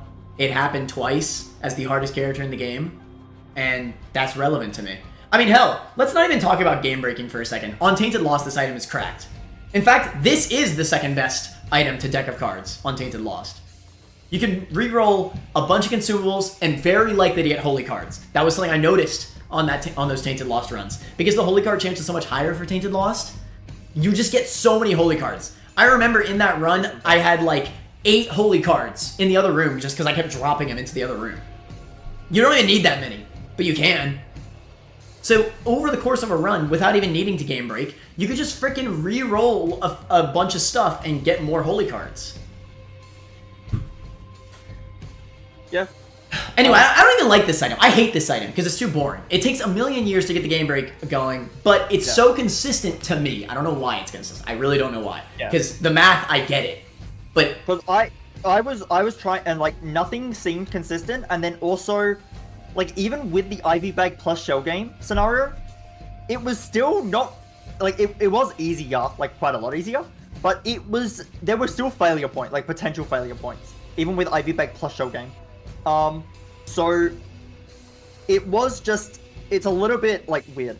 Anyway, yeah, I tried other scenarios that weren't IV bag and shell game and couldn't really like get it in a way that seemed like even slightly consistent. So I decided to map out, like, do it a lot of tests on depth 2 floors, on how often you actually get an arcade that has a shell game and a blood donor in it. Because if the argument is you need the IV bag, you need to get it on the same floor as the shell game. Because I'll be honest, Turt, whatever you're saying right now is based on Red Heart characters, and I just don't care. No, I'm saying even with Red Heart characters, it's not as high as you think. Which makes it even worse on non-Red Heart characters. But I basically just it was actually quite quick because I got like into a good rhythm. But I did like over 100 depth 2 tests, seeing what like the floor like layout was, and essentially only 15% of the time you actually get an arcade that has both the shell game and the blood donor, and then obviously half of that time you don't even get the IV bag. Because if you got the IV bag earlier in the run, then you didn't have it at the right time because you need the shell game. Yeah, this is absolutely one of those things where it's like, there's so many times where this happens in our tier list where the math just does not compute in my brain, because how is it that it's only 15% chance, but I get it as often as I do? It almost feels like I'm cheating somehow. It makes no sense. Because it's so consistent for me. And every time I pick up D20, this is not one of those moments where, oh, you're thinking only of high roll scenarios. No. I'm saying 100% of the time I pick up D20 and keep it, because sometimes I drop it because I don't feel like using it. That's different. But when I keep it, I always get the game break. I just do. I don't know what to say other than you might be forgetting when you're not getting it. That's all I can really say. I don't know what to say either, because you're right. It technically makes no sense to the math. It just happens. Because the problem is that vaults replace arcades 40% of the time. And then even if you get an arcade, a lot of the arcade layouts, especially now in Repentance, which is why it might be that you are actually thinking of Earth Plus. Because Repentance there's more arcade layouts, and less of them actually have the because there's more machines now. Repentance added a bunch of machines, right? Like Hell Game and stuff. So it's less likely you actually get the shell game plus blood donor. So yeah, there's just a lot of things like that. Just and also the way arcades generate is sometimes they're the last to generate in terms of special rooms. So there's a lot of the time where your floor, like 11.5% of the time, my depth 2 didn't have a vault or an arcade because it just couldn't generate one. There wasn't room on the floor. It's guaranteed to generate at least one arcade or vault. I wonder how does D20 work on the vanishing coins of Tainted Keeper? Probably. But like, does it make the new consumable disappear as well? I wouldn't think so. Let's test that. I can test that. That would actually be insane. Because what about those rooms that like you kill 1 million enemies, and then just like 1 million coins spawn? Hold on.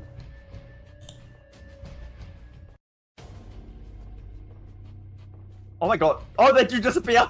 Oh, they do. Okay, well that makes sense, to be fair. But I mean, you know, if you're in a room, that's still good though. It's still a good combo. Even with that, if you're in a room with like 1 million enemies, and you just kill a bunch at once, like whatever synergy you have, you just D20 really quick and pick up as much stuff as you can. Like, let's be honest here, any consumable other than basic coins is going to be better, right? Yeah. So if you just run and grab whatever you can, it's still good. But yeah.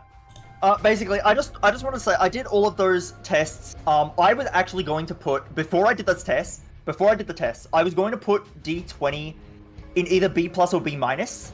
After the test, I found it's less consistent than I first thought. Meaning I actually think it might be low B-. That's where I would put it. Low B- approximately. So you're doing high A-, and I'm doing low B-. That's fine. So I do also think that you're thinking it needs to have a game break. I think the item has plenty of benefit without game breaking. Like 100%. You get infinite consumables as any character, you just will. So that's also really useful into the early game. You have infinite health, I would argue. Obviously it doesn't matter for the Lost, but you know, and the Tainted Lost Holy Card thing is still very relevant. Yeah, I don't know. Hell, on regular Keeper runs, obviously you want to keep your wooden nickel no matter what, but you could place a lot of wooden nickels into one room if you find D20 on a floor and then just, you know, use that to get some instant benefit. Like there's a lot of ways that you can not even necessarily break with D20, but just gain a ton of benefit, right? You know, you could just instantly get a really good card or a really good pill or whatever, and a really good trinket. It could be anything, right? So yeah, I think the actual like consumable benefit of D20 is not. If you don't think the consumable benefit of D20 is good, you need to do a whole run with it. I think you were only testing in specific scenarios. No, you need to do a whole run with it. No, I'm not saying it's bad. I'm saying that... Because you do get 99 of every consumable. Well, maybe not 99, but you will get way more than you need. I feel like a lot of items can get me way more than I need. Yeah, I know. I'm just saying, like, it is also doing that on top of high roll potential of break the entire game. Yeah. Well, no, in terms of, like, just D20's, like, actual use, like, just the consumables, I'd probably put it high C+, like, very high C+. And then I'm adding in the fact that it does have some good synergies, like Habit, Sharp Plug, Charge Penny, stuff like that make you get the infinite a lot easier. Therefore, low B-. I'll put it up a tier, because it still has the potential. It's kind of hard to do that, but you can do it. It is possible, so... And if you do get it, you win the run. Like, you actually do. I think it's too inconsistent. Like, way too inconsistent for me to give it a lot of weighting. Yeah, so I'm willing to give it, like, a bit of a tier. I think we both need to do runs with it. Yeah. So for now, let's just put it... We're putting it... It should go in the middle of B+. Like, right somewhere. there. There you go. Put it below Transcendence. Sure. There you go. Yeah. Okay. I expected this item to be harder to deal with. I am happy that you... One thing that I personally was unhappy with was that you were putting it next to D6. It was not next to like, D6. I thought it was on the same tier as D6. Yeah, so as soon as you, like, opened up saying, like, oh, it is actually more A- than A+, that already made me feel a lot better about it. Because that's more reasonable. A-, I can see it. A+ was like, was a bit, yeah, anyway. Yeah, it's not as consistent as the other items in A+. I value consistency more than anything. I still do think it's consistent, but the math doesn't add up. So I have to do it. I would like to see you use it. Yeah, I want to try it with the Lost. Yeah, I already don't. Using... I will say I already don't think it's consistent with the Lost. I will say, but I don't know. Like I think it must be what I said, where it was before nerf, and you know it was a lot easier to get game breaks going. It just must have been that. What I think it is I think you played it a lot in After Earth Plus, where it was more consistent. I don't remember how it was in After Earth Plus, but it definitely was. It got nerfed. So you probably had it in After Earth Plus, won with it a lot. You might have only used it a few runs in Repentance, got lucky specifically in those runs, yeah, and then you stopped using it, and now you've had barely any Repentance experience. That is what that makes sense to me. I'm not sure if that happened. That being said, okay, I will. Well, and you know what? Okay, can we at least put it above Transcendence because of greed mode? Just one spot. It is. It is the best greed mode item. I ban it in greed mode as well. I actually also ban it in greed mode. Come on, it's the best. Not above habit. That is the best greed mode item. I don't even think you were considering that in your placement. I don't even think you were considering that in your placement. I don't think you were. What's your new placement? I think you're lying to yourself. It is the best item in greed mode. No item better. I don't give greed that much weighting. It is a mark. It is the same as every other mark. Like, so easy to beat greed mode with this item. It is top 1 item in greed mode. No. D Infinity is top 1 because it has... True. True. True. Yeah, the top 3 items in greed mode are Death Certificate. No, I'm so... Okay, listen. I don't want to be an asshole about it. I'm so confident you were not considering greed mode. We should at least put it here. I wasn't. Fine. Fine.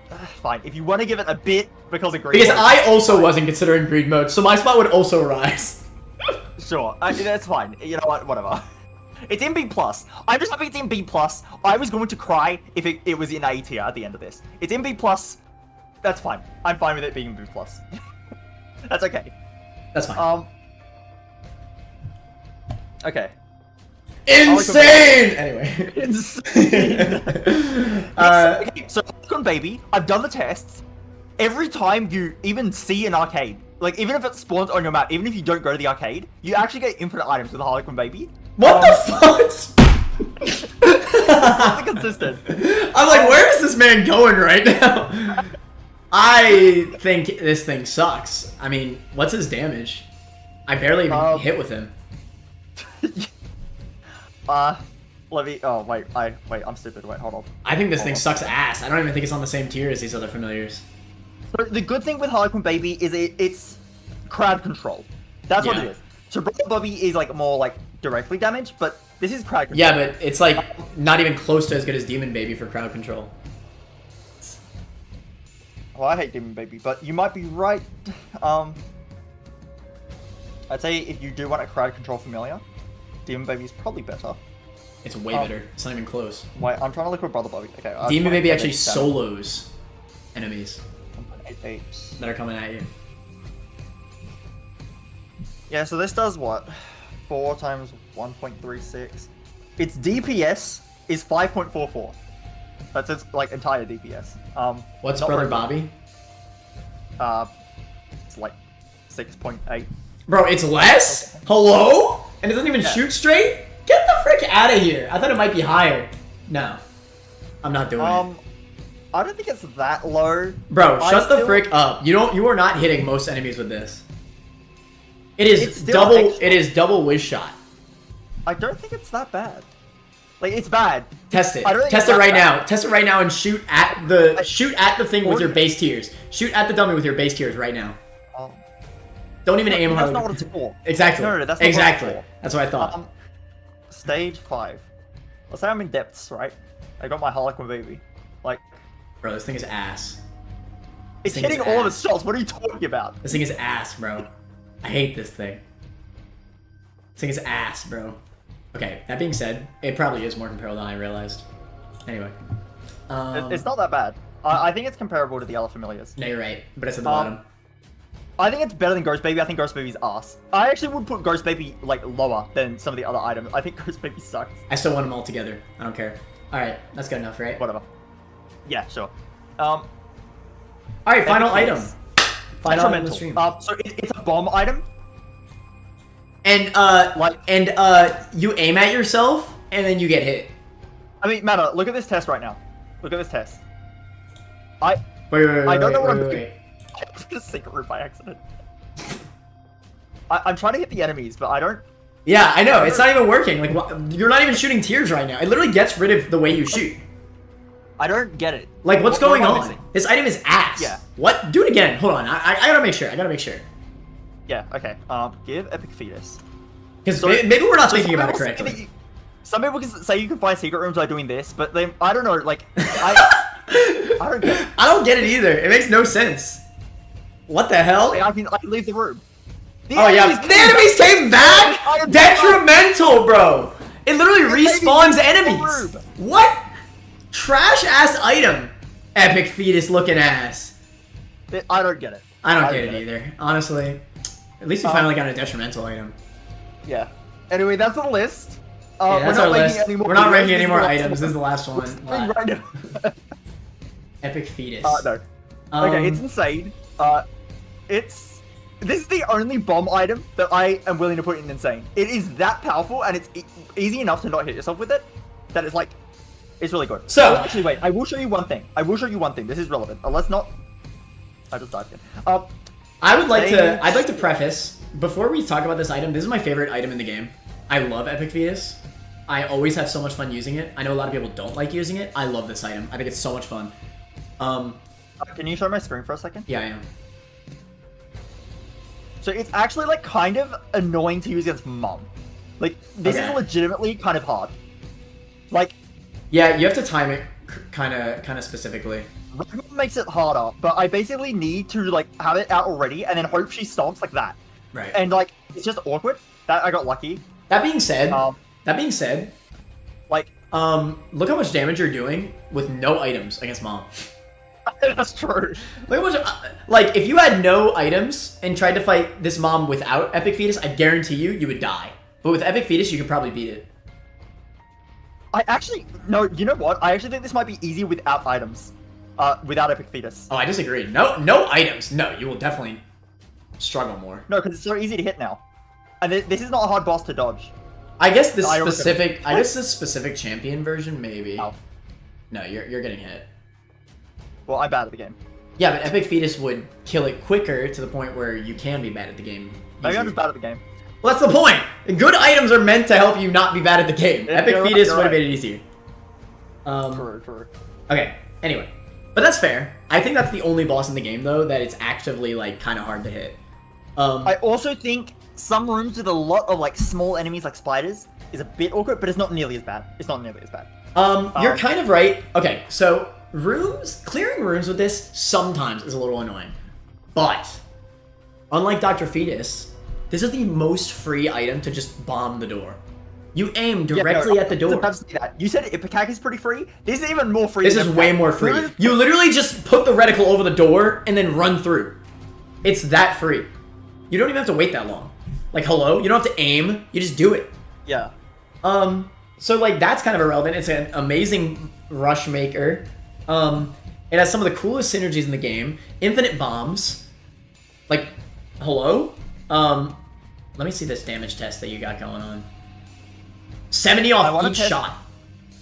I want to test how bad it is with soy milk. Wait. I want to test how bad it is. Wait, okay, isn't 70 like... That's a lot of damage. That's a lot of damage. Off each shot with no items. Okay, 350 in 10 seconds. What? I'm gonna give myself soy milk. Give soy milk. Because I'm pretty sure this sucks.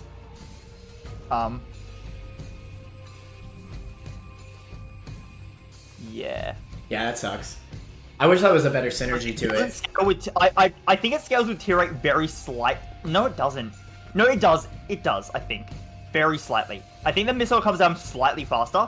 It's obviously not nearly to the point that's where you're going to make up for the soy milk. That is definitely an anti-synergy. Soy milk is, to be fair, an anti-synergy with many items in this game. So I'm not going to give that too much weighting. I think that's more so of a detriment to soy milk rather than Epic Fetus. Because honestly, I can't think of many items that are... Like, I can think of more items that are bad with soy milk than items that are good with soy milk. I'll put it that way. Kind of right. Someone's saying test delirium, so... When he has addition rotation, that is annoying. How did I not get hit there? I should have got hit there. You do kind of have infinite range with delirium, but it is still kind of annoying to hit it. That being said, you don't need to approach like you do with something like Mom's Knife. Like, you could still just, like... It's doing a lot of damage when you do hit. But yeah, I do see how this is a bit awkward. It is.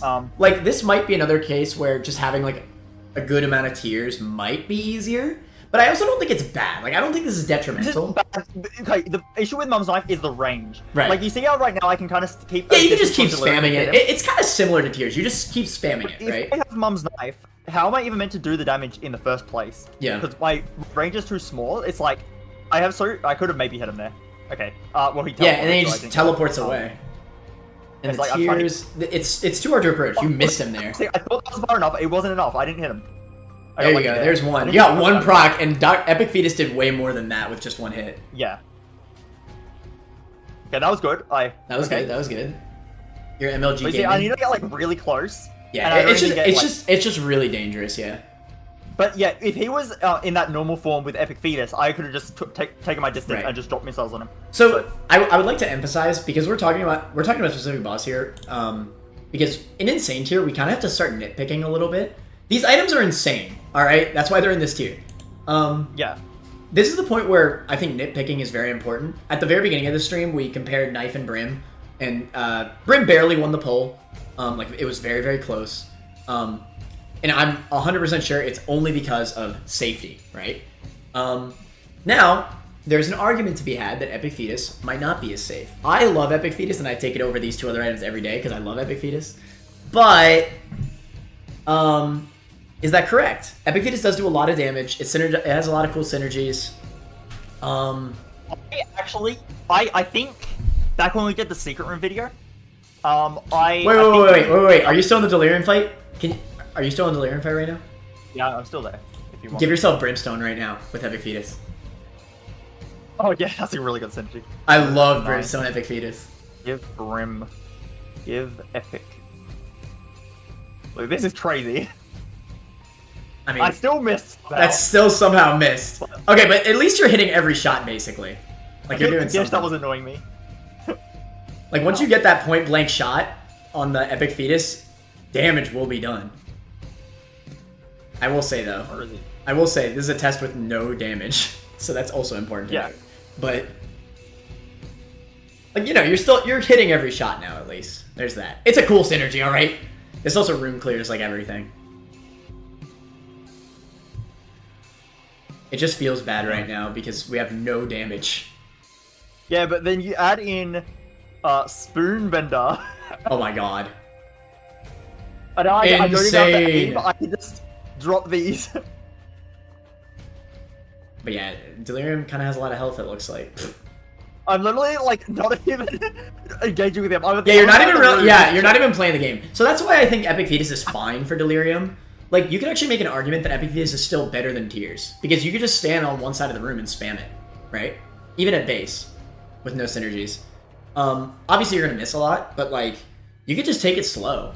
And just like, stay at one side of the room and just keep spamming him. Yeah, the issue with Mum's Knife, and the reason I mentioned it as being bad, is because of range. Like, I'm not gonna do damage if I don't get up close. Yeah. And even when I get up close, I can't really get that much damage as I want.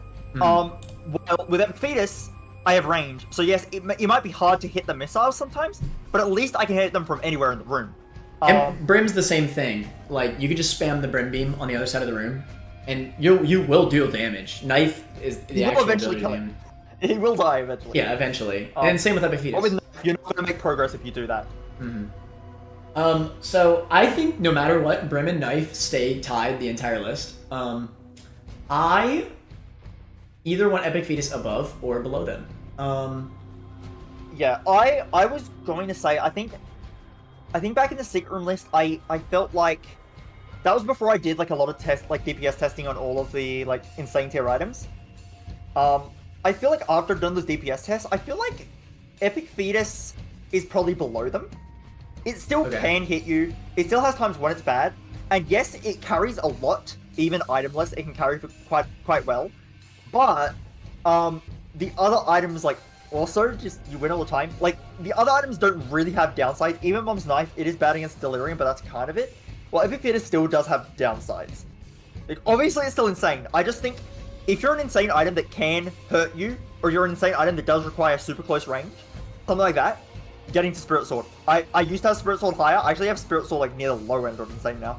But I'm just thinking about it. Like, compared to the other insane items, if it has a downside, that's quite relevant. And I think that's the case with Epic Fetus. So I think it is low insane. It makes me sad, but I think you might be right. I just love this item. It's just fun to me, alright? But yeah, and it is still good. I think if I'm Tainted Lost and I see Brim and Knife, I think that's a hard choice. But if I'm Tainted Lost and I see Brim and Epic Fetus, I think I'm taking Brim every time. Oh no, Brim is an instant take for me over Knife. I actually think Epic Fetus is a take over Knife as well on Lost. But Lost is pretty specific. Like, I think the infinite range helps Lost a lot.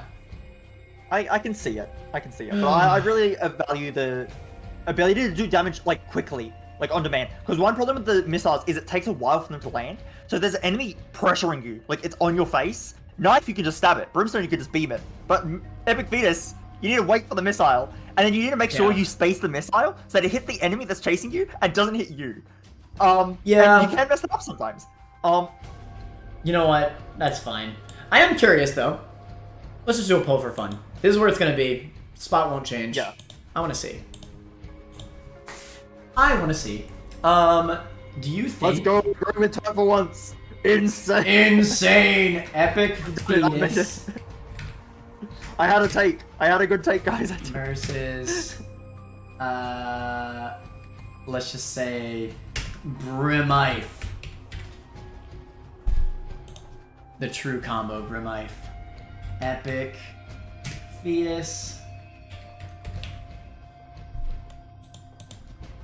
Brimife. Just do brim/knife. If you do Brimife, they might think it's the synergy. I was just thinking that, actually.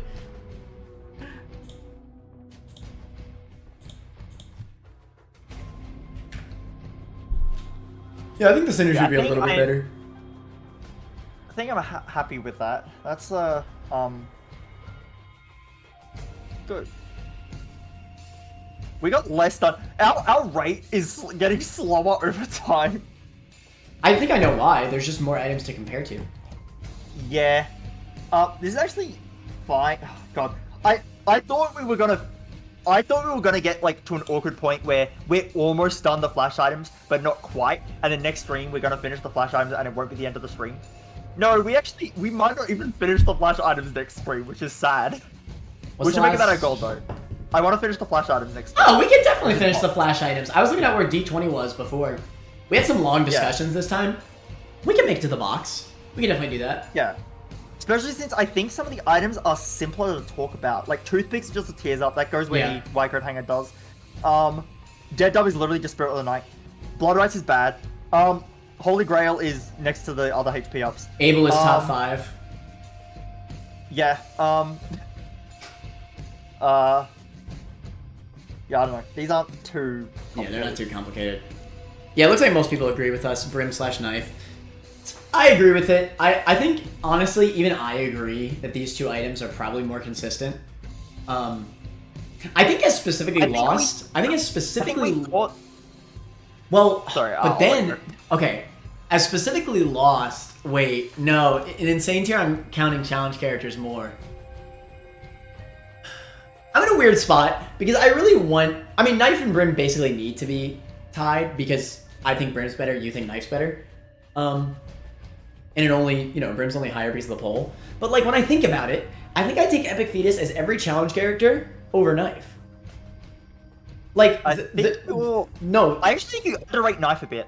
No, I'm not. Listen, I'm not. Just think about how crazy Epic Fetus is on not just the Lost because of infinite range. How about the Keepers? Do you know how OP triple and quad shot is with Epic Fetus? I'd rather have Knife. What? It launches 4 missiles! Yeah, but I could have 4 knives. Yeah, but that's harder to hit. No, you know what's crazy about the 4 missiles too? Is that you can actually spread it. Like, do this in a test right now. Like, while you're shooting it... Okay. They kind of, like, stagger. So you get, like... Hold on. Yeah, do it, though, really quick. I want to show it. That's something a lot of people don't realize. Like... Yeah, so you can move them while they're shooting. Like, while the 4 bombs are shooting, you just continue to shoot them.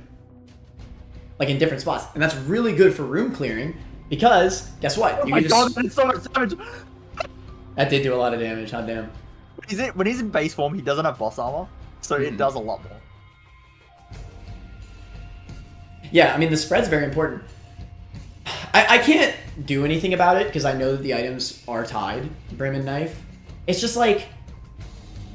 Again, I am basically only talking about the challenge characters in Insane, because, again, it's irrelevant to even talk about the other characters. Because every single one of the items in Insane is a guaranteed win as Red and Soul Heart characters. You actually just don't lose. So extra power is irrelevant there. But the safety on Lost... and the much better synergy on Keeper, I think Epic Fetus is better than Knife. But not better than Brim, because of the reasons you said.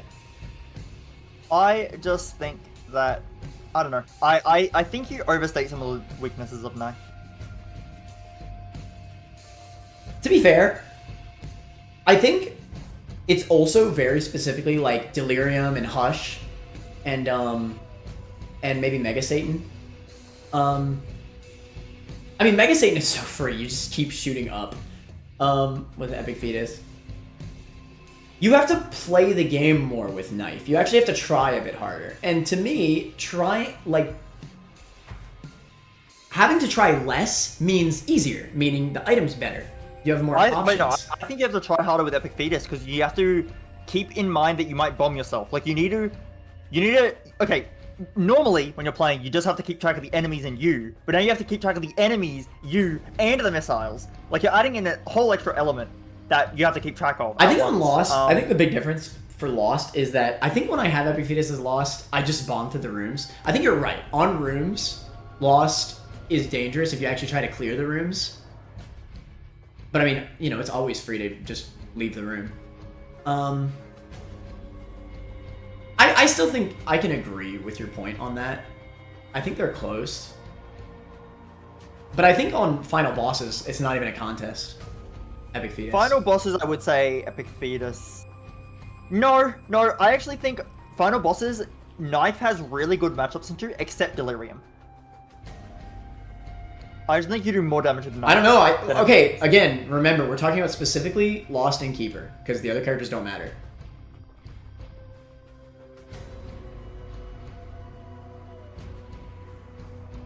Do you really think that the Knife is consistently better than triple and quad Epic Fetus in infinite range on the Losts for final bosses?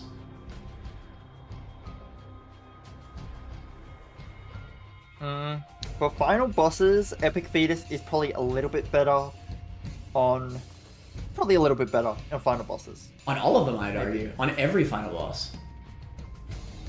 It depends what... But like I mean, okay, let's be real. It's so obviously better on Keeper. It's not even close. Lost, it's a little closer. I'll agree. On Keeper, you're actually on crack if you think that Knife is comparable. I'm sorry. That synergy is so OP. You're right. Because it doesn't... Again, Epic Fetus doesn't really care about tier delay, so you're just getting 4 times damage. Yeah. So... That's fair enough, yeah.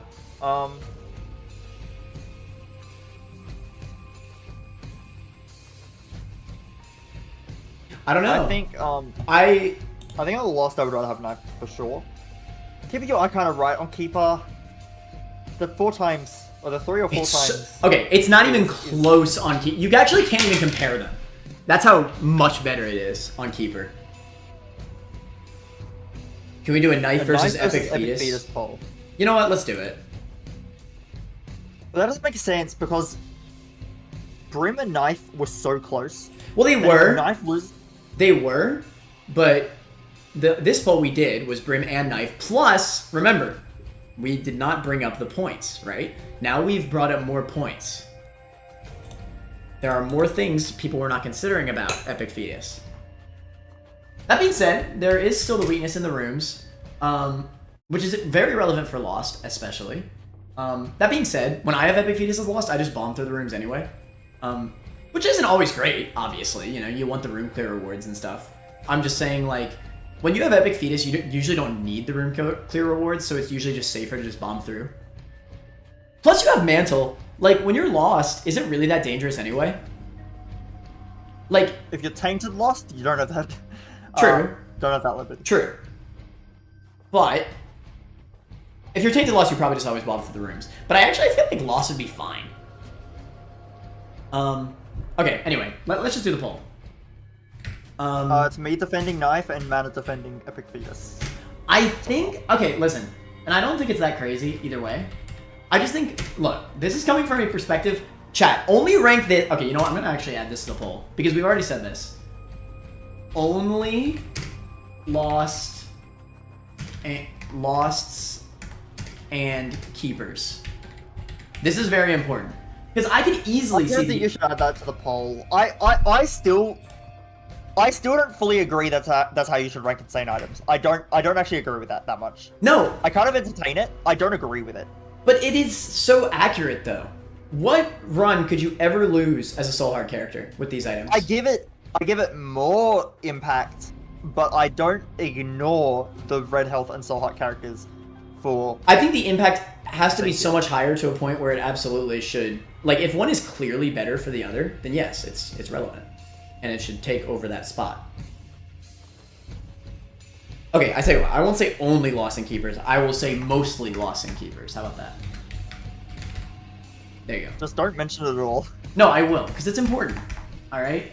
Most people will consider only red health characters, and that's wrong. At this point in the list, we're talking about the hardest possible scenarios, because those are the moments that matter for ranking these items. These are guaranteed win items otherwise. As every character. The amount of qualifiers you're putting on the poll is strange. I would rather have knife on all characters. Yeah. Maybe, but again, for criteria's sake, that just doesn't make sense. We're talking about what are the best items. And if these items are all the same win rate, it is irrelevant to talk about those characters. It just is. I think if you ignore that point, then I think you're just being a little too biased. Where we've always been ranking about win consistency, and 100% is 100%. So I'm not biased at all.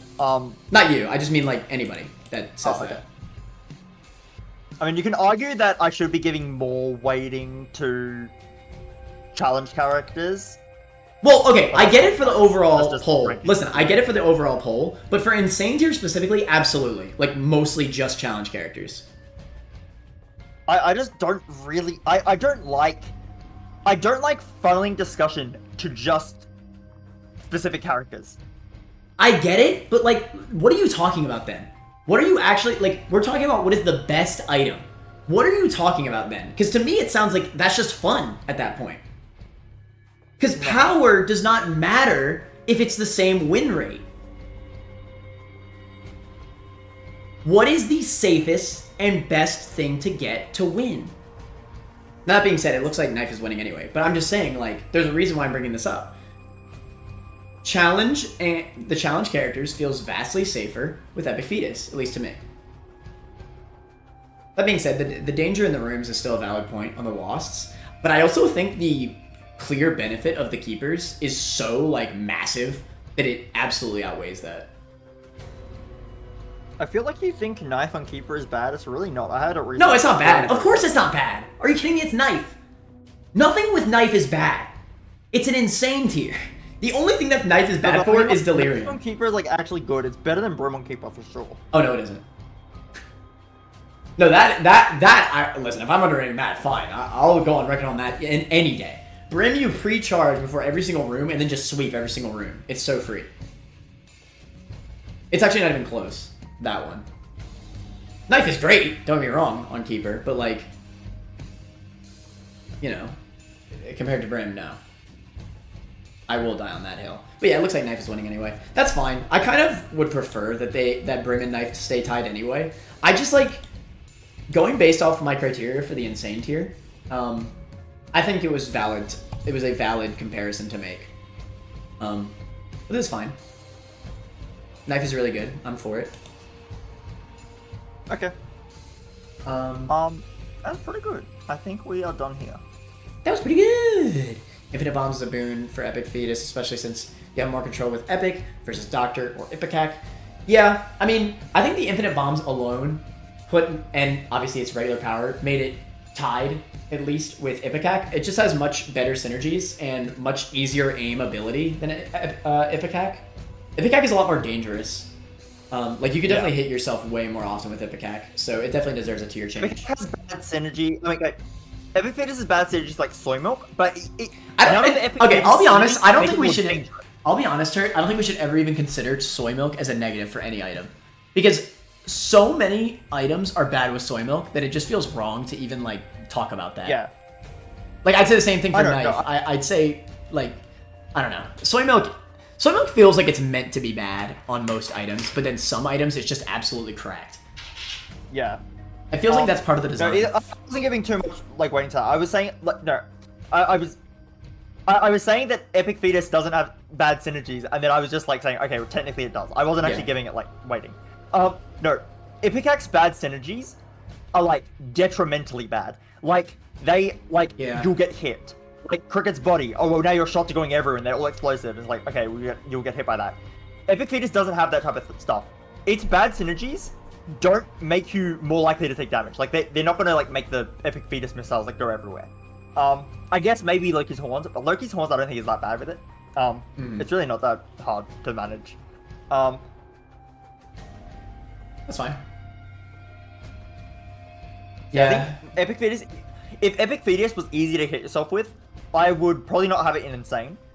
But it's quite like it's pretty easy. It's a lot easier to avoid the mess. I actually think than it is to on some runs. I think the times that you hit yourself are like so clearly you're just being dumb.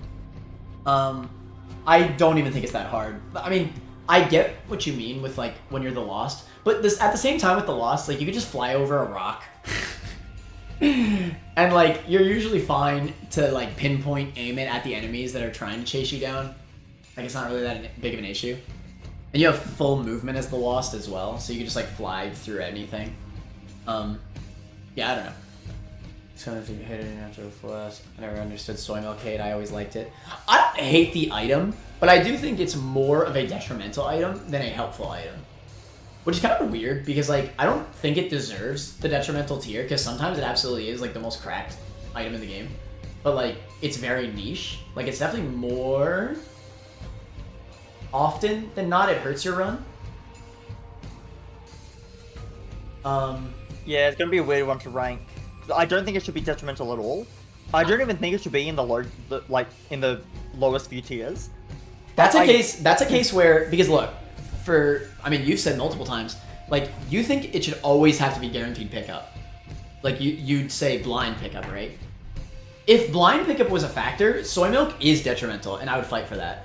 But if we consider the fact that you can pass it, then no, it's not detrimental because you can just take it when it's good for your run. I consider things detrimental when on average they are detrimental. Soy milk is not detrimental on average. Most runs it doesn't do much. Then there's a bunch of runs where it actually is really, really good, and then there's some runs where it's bad. It's kind of a mix. So I'd say on average, it's kind of a side grade. It's not detrimental on average, so I wouldn't put it in detrimental. You see what I mean? Yeah, I mean, I don't necessarily think it has to be detrimental either, to be fair. I just said that, but yeah. But yeah, it is just weird because I personally think on average it is detrimental. I actually think it's more of a fun take item more than an actual good item.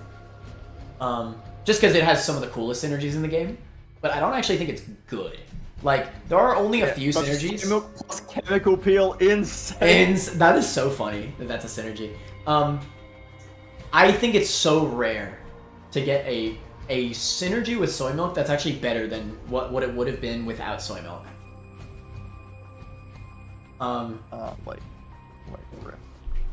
But if you can get it early enough to build your run around it, that's also true. But then at the same time, getting soy milk too early means that you have to deal with it early, and in general, I think it's worse than base tiers. Mana, tell me this isn't insane. Wait, I gotta switch. Hold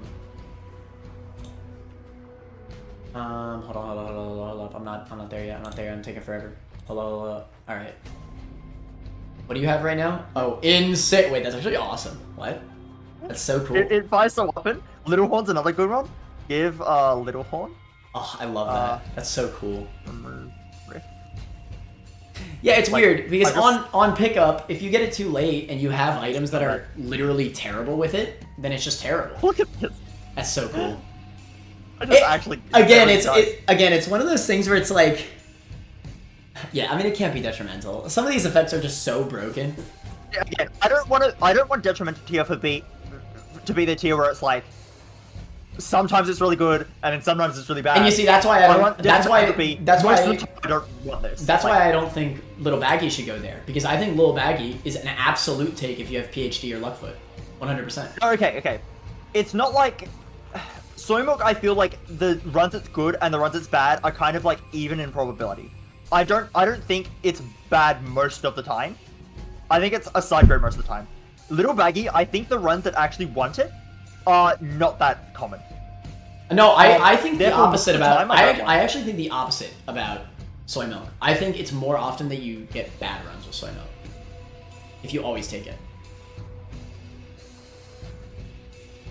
I mean, it technically increases your DPS. Slightly. So it's good with tractor beam where it's easy to hit all the shots. Insane. Insane. Maybe, I don't know. We'll get to it. Either way, that was a pretty good day. We had some pretty good conversations. I am so glad that we moved up triple. Because this entire time, I thought triple was being underrated. And nobody believed me. Everybody was like, why is triple so low? I mean, why is triple so high? Triple's really freaking good. It's a really big DPS. You're right, you're right. And obviously quad shot's really good. Tech 2 is really good. I'm so glad that Tech 2 is as good as I thought it was. I kind of forgot it got buffed as much as it did. In my head, I've been thinking of it as After Plus, Tech 2, and it's not. Yeah, Tech 2 is goated. Tech 2 is indeed goated. I think there's some really fun combos in this one. I think you're also right. Epic Fetus probably is the lower end of insane. It does have enough negatives that I can accept that. I'm just happy it's insane. I'm happy with that. So yeah. Thank you so much for watching, everybody. We are gonna get going now. I don't think Turt is gonna be able to do another list for a while. Ever again. Ever again. Last one. True. No for next week, almost certainly. Maybe for the week after. Maybe. Maybe. No for the week after that, certainly. Like, definitely not. And then maybe the week after that.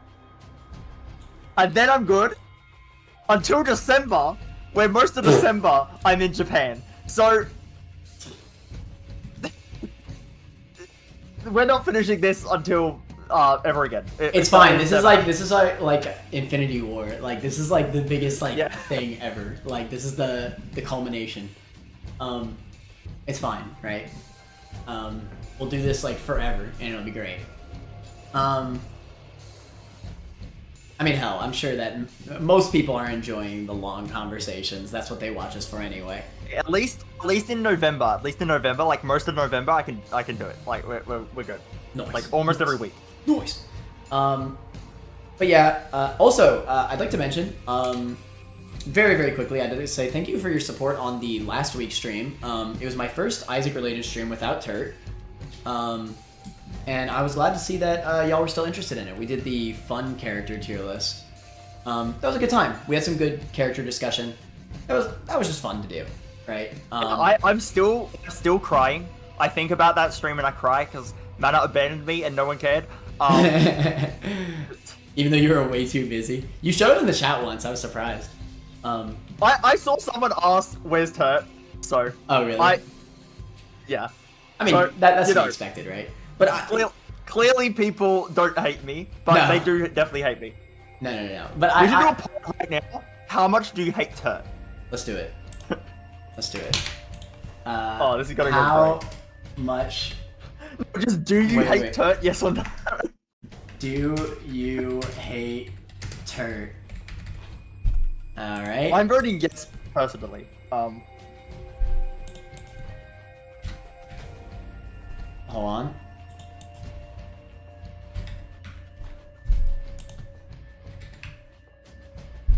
All right, there you go.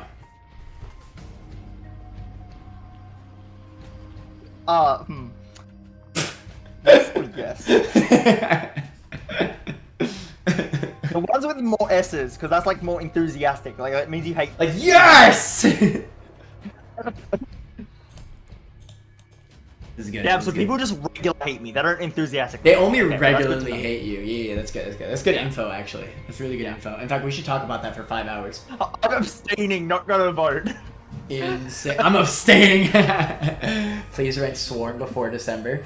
I don't think we will. That item is like one of the last items. It's not happening. It will not happen. Cheese Rod, you're gonna be in it for the long haul. Shout out to the Bob's Rotten Head guy. We put crack the sky below it.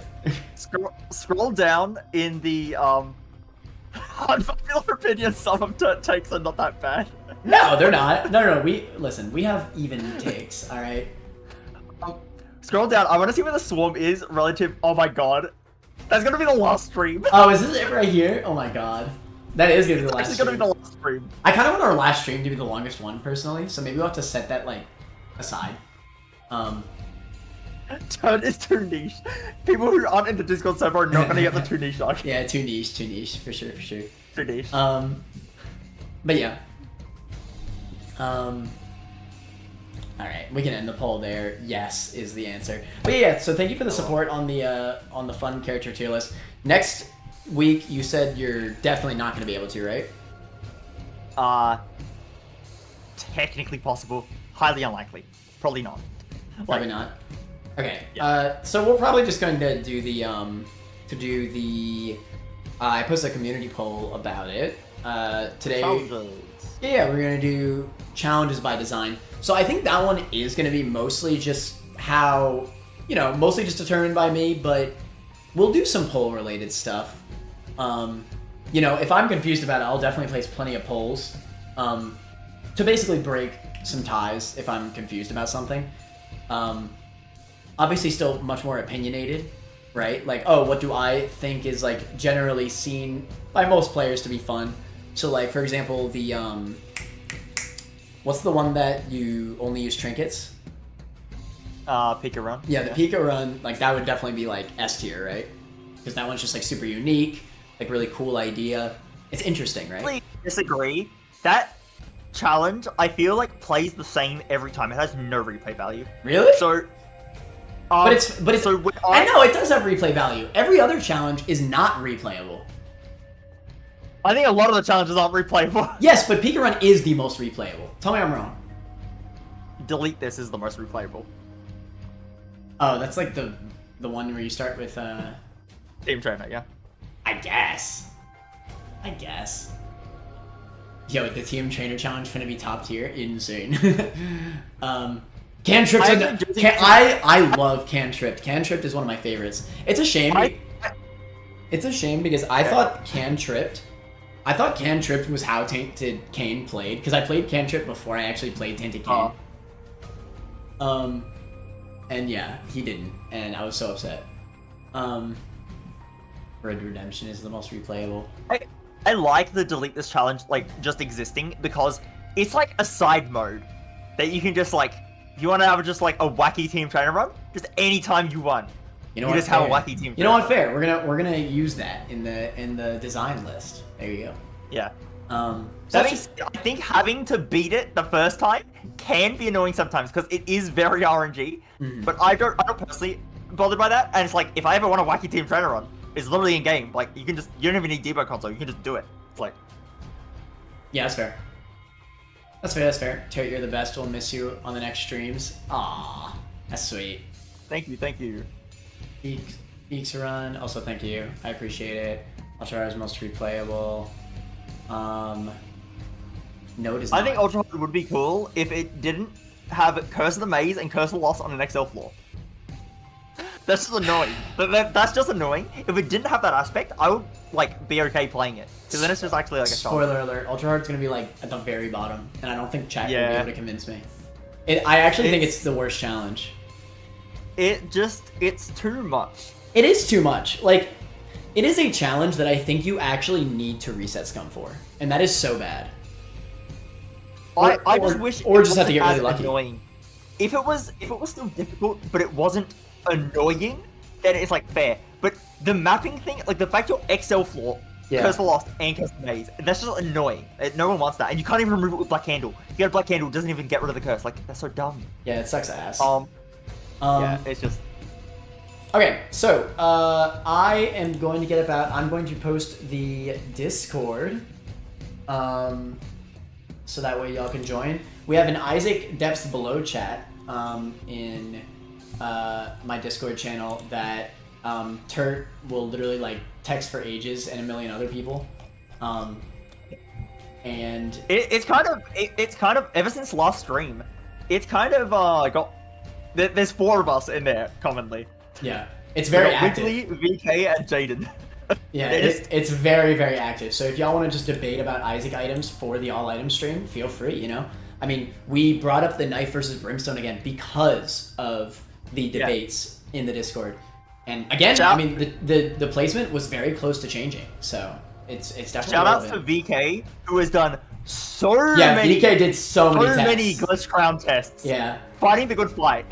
Yeah, fighting the good fight. Very exciting stuff. Let me see if I can actually find the link. Am I dumb? Maybe I just don't know how to do it.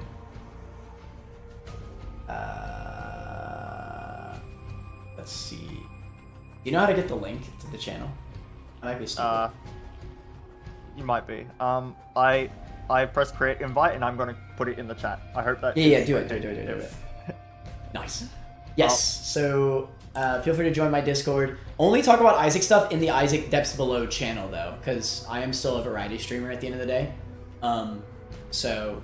You know, try to keep your Isaac discussion to that specific channel. Hey guys, remember, Matter is not an Isaac tuber. He's definitely not an Isaac tuber. I'm not an Isaac streamer. Maybe I'm an Isaac tuber, but not an Isaac streamer. I can't deny the Isaac tuber allegations. Well, maybe I can say Isaac tuber, but definitely not Isaac streamer. You're not an Isaac streamer. That's actually true. You actually are. You actually are a variety streamer. Yeah. Except you only play Pokemon Emerald Rogue and nothing else. So. What do you mean? I only do that Mondays. Mondays are Pokemon Emerald Rogue. Tuesdays are Isaac. Wednesdays is Variety Wednesday. Oh wait, I'm stupid. Wednesday is Variety Wednesday, so I play Elden Ring right now. Thursday is whatever the frick I'm playing, and right now I'm playing Sparking Zero. So there you go. That link should have worked. That had no limit. It expires in 7 days and has no limit. That should have worked. Yeah, that should work. I just checked it. But yeah, if not, I have it linked on my channel, my YouTube channel somewhere. And be excited for the challenges next stream. Later today, I might stream more Dragon Ball Z Sparking Zero. So if y'all want to see that, I'll probably be on Twitch with that. Feel free to check me out there. That should be linked somewhere on my YouTube channel. Just twitch.tv/latermanner. Either way, thank you so much for watching. We appreciate y'all. We'll see y'all next time. Later Manners. See y'all. Say later Manners. Later Manners.